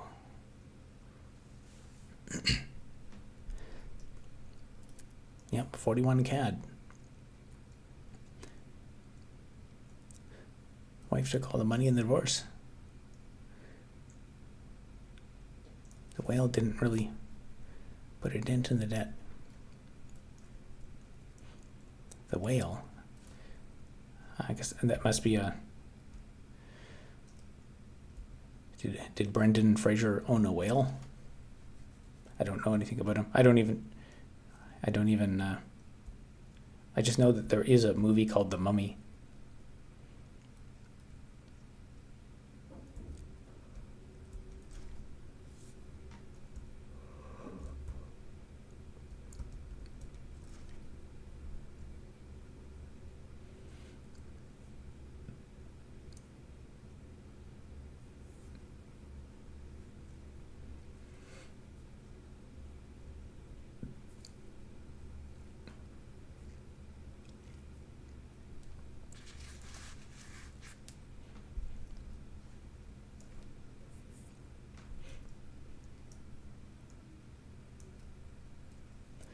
I look better in George of the Jungle.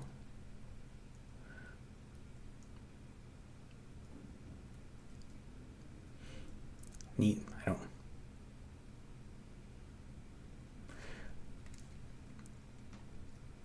I don't think I've watched like any movies in years. I think movies are really starting to fall off now, from what I've heard. There's not very few people are using them or viewing them. They're not as profitable as they once were.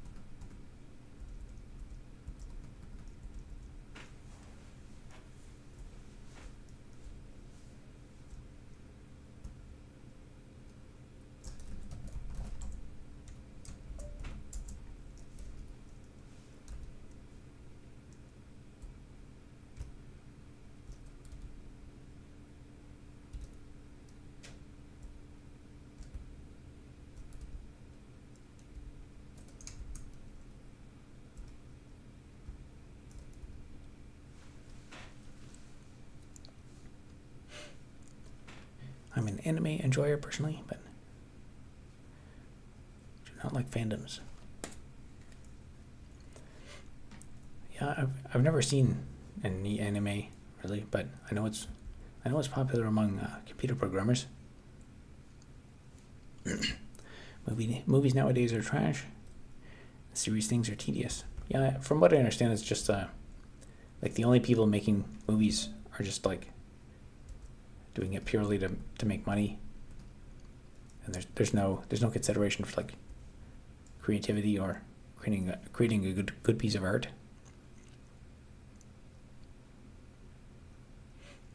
I remember some YT shorts starting. It was partly due to the fact Hollywood cannot count on DVD sales. Oh yeah, I think I heard someone say that too.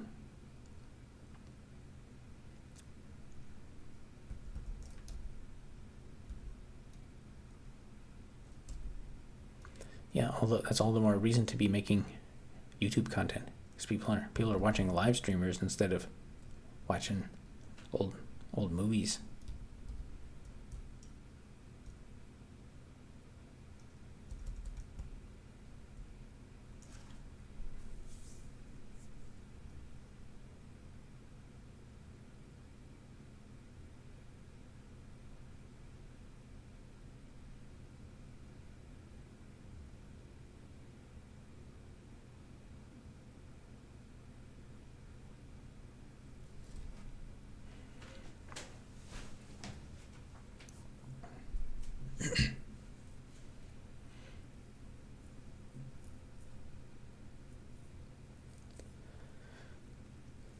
last good movie was in 2012.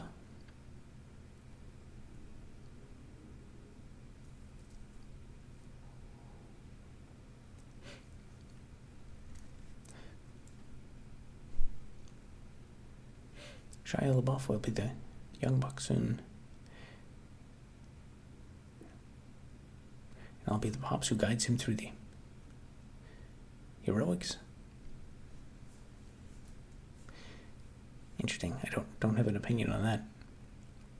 Streaming in general generates very little money for movie streams movies. And TV streaming may be doomed because of the lack of money it generates.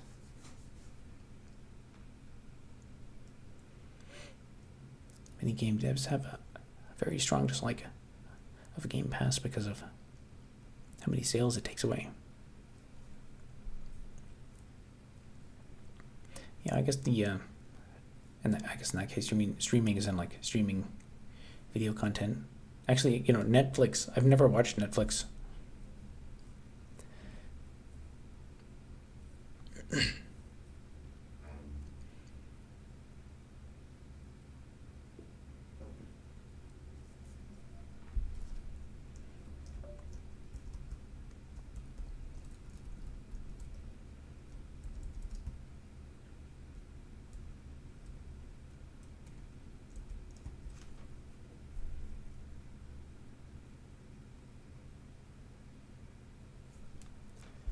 I think I'll probably have to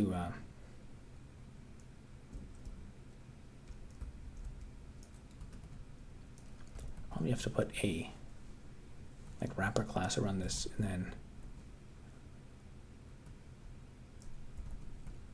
I'll just make all the methods synchronized.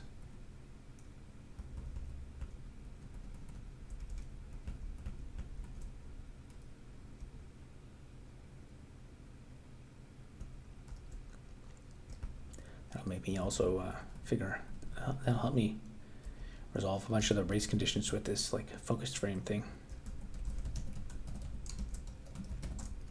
And then whatever method that has, I can add a method on that to maybe block on synchronizing the frames.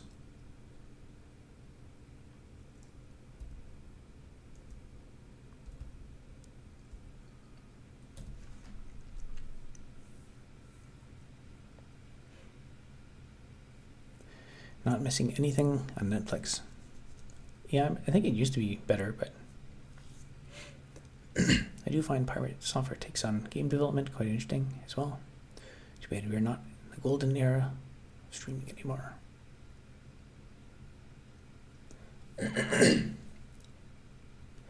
Spotify killing music too. Yes, Spotify is another platform I don't use. Anytime I want to listen to music, I just go and listen to it on YouTube. I've been learning Qt on development, a VLC thing for my kids' music. Entertainment.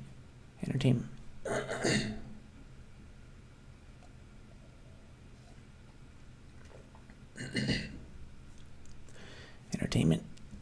I'm losing my voice. Entertainment in general has been a huge risk.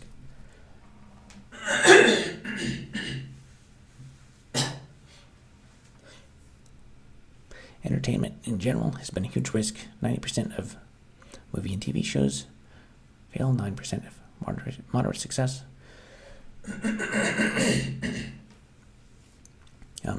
Maybe I'll have to call it a night soon. I'm just starting to lose my voice. Been getting any consulting work lately? Has YouTube streaming been paying the bills, more or less?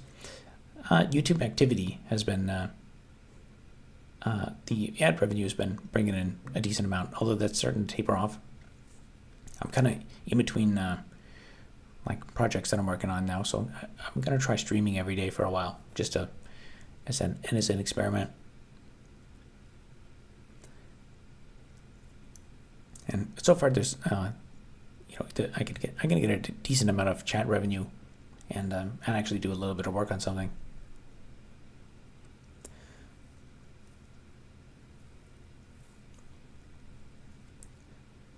Do you think you might have to refactor the event architecture for the rendering?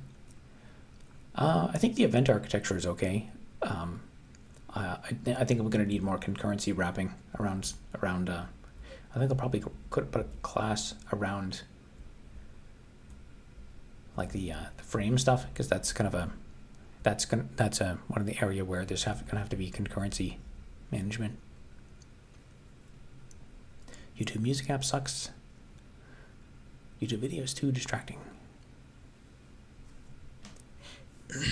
Is assigned to end. Yeah, it's getting pretty late. Can you actually make a CPU using your tutorial, if I may ask? And not using the information contained in that tutorial, but if you Google a bunch, like it is factually correct, but there's it's a lot of work. It also depends on what kind of architecture skill you want to do it at.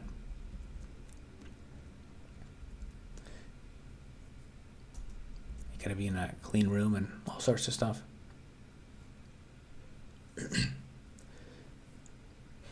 But I think I'll probably call it a night. I'm losing my voice. This was a decently successful stream. We had 41 Canadian in chat revenue. So I'll probably be on tomorrow again. I'll merge in my accomplishments for today and see you all tomorrow.